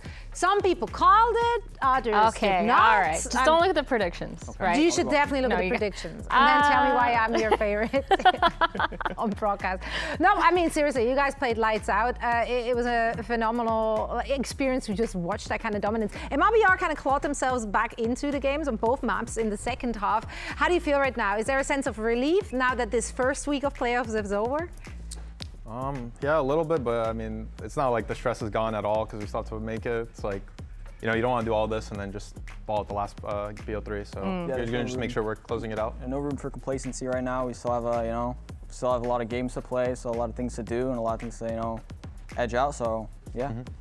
I think for you, Asuna, I wanted to ask, because you and Timotino, you guys are pretty interchangeable with your duelists. Obviously, one person playing the dive and then one person playing a little bit more of the supportive duelist. How do you guys pick between who gets to do who? Because you guys have changed it a lot. You've been the Neon on Haven, and then Timotino obviously playing the Phoenix on some maps too. Yeah, we like to just pull a random stick and see whoever plays. So unfortunately, I have to play Phoenix for this week. So next week we'll see what we play. Well, we can switch it up if we feel like someone gets better duels or is just feeling it on another agent.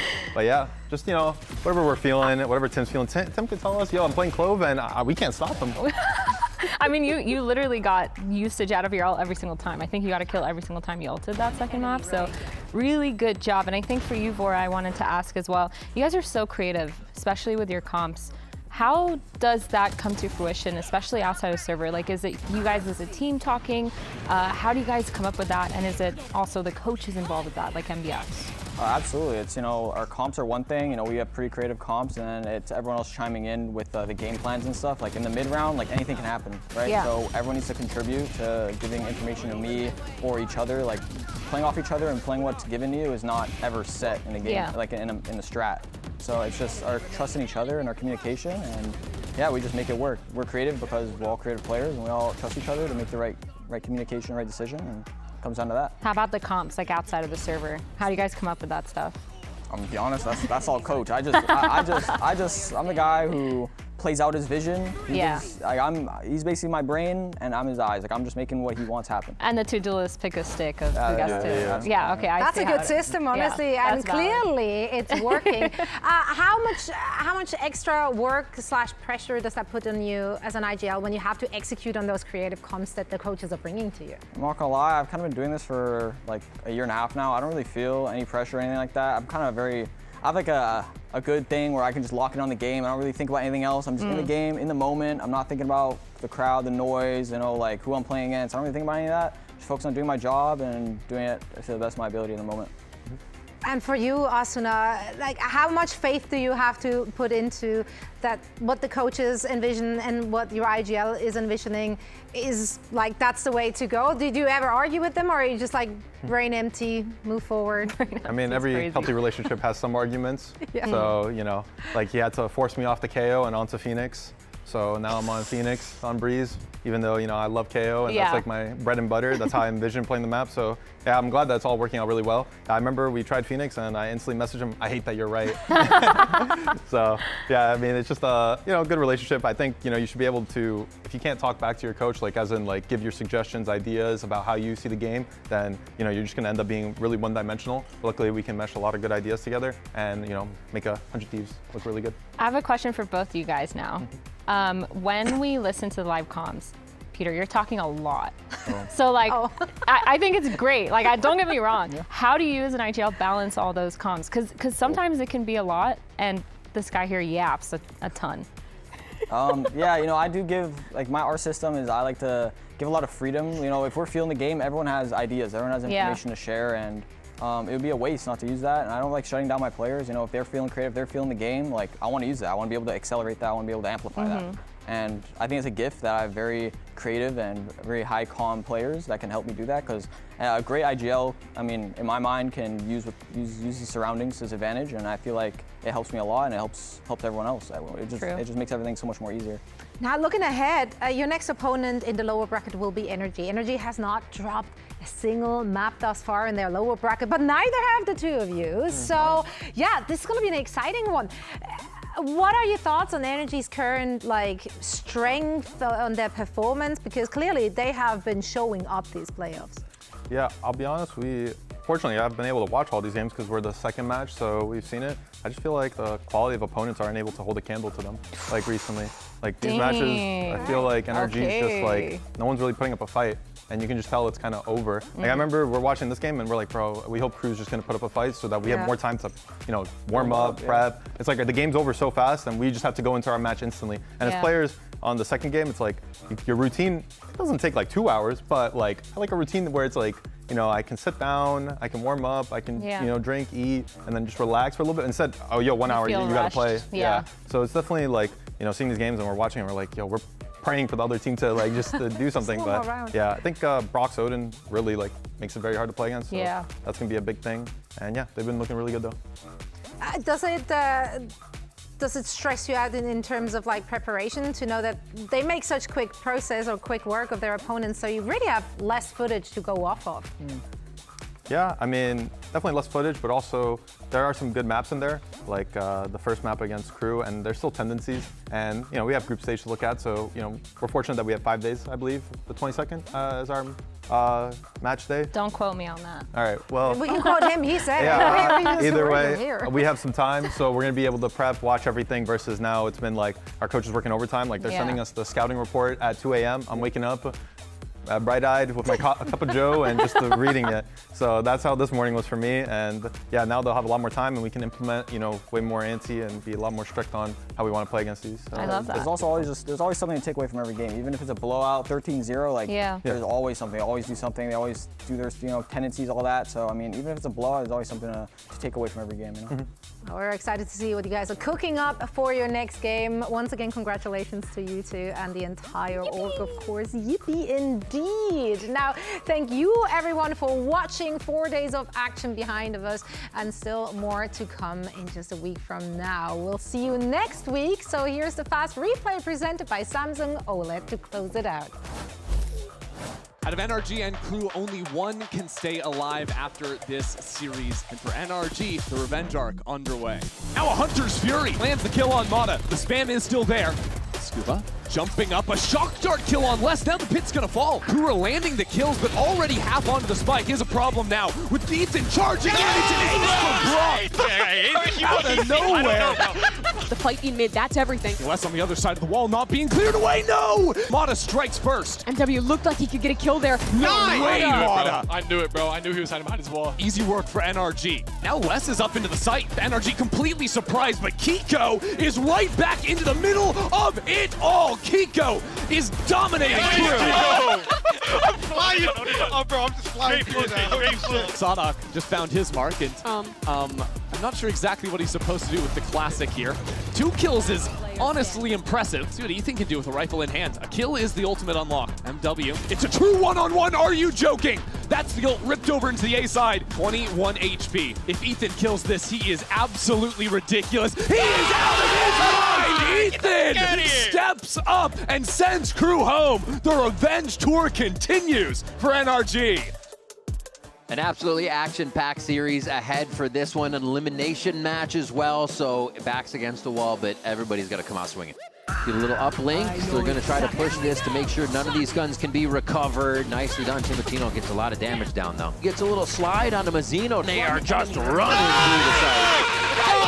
That might be hard. Trying to pause the clock just a little bit, but still Austin swings it around for 2. Zekin's going to be able to get overdrive online. Peeking. He's going back and forth. Slides in. Timotino tries to get the 1v1. Zekin on the ace. Looking for it. He hits it and nails it. Zekin grabs the ace and the clutch. Anchoring right next to that. MIBR want to push the overtime here. And 100 Thieves look to sign off on it. Diffuse goes down. Bang's going to have it. 100 Thieves persevere. See if they can stop the run it back. Austin is not going to be stopped by smokes. Flashes throughout. Just realize He's just running by a few to find some more. 100 Thieves has already gained the space, and they're literally standing on top of each other right now. And he's gonna force Timatino's hand now. It gets right in his face. Beautifully played. Just misses the shoulder of Cryo, but finds the face. Asana attempting a fight, but he's gonna be tempting Aspas here. Calling up to Vor, the ITL, and Aspas says not yet. MIBR scattered a bit, not realizing how many members of 100 Thieves could actually be here, and it's just about all of them. He has to walk through and gets blinded, and 100 Thieves are able to win the round. 100 Thieves move on and dash MIBR's hopes with elimination.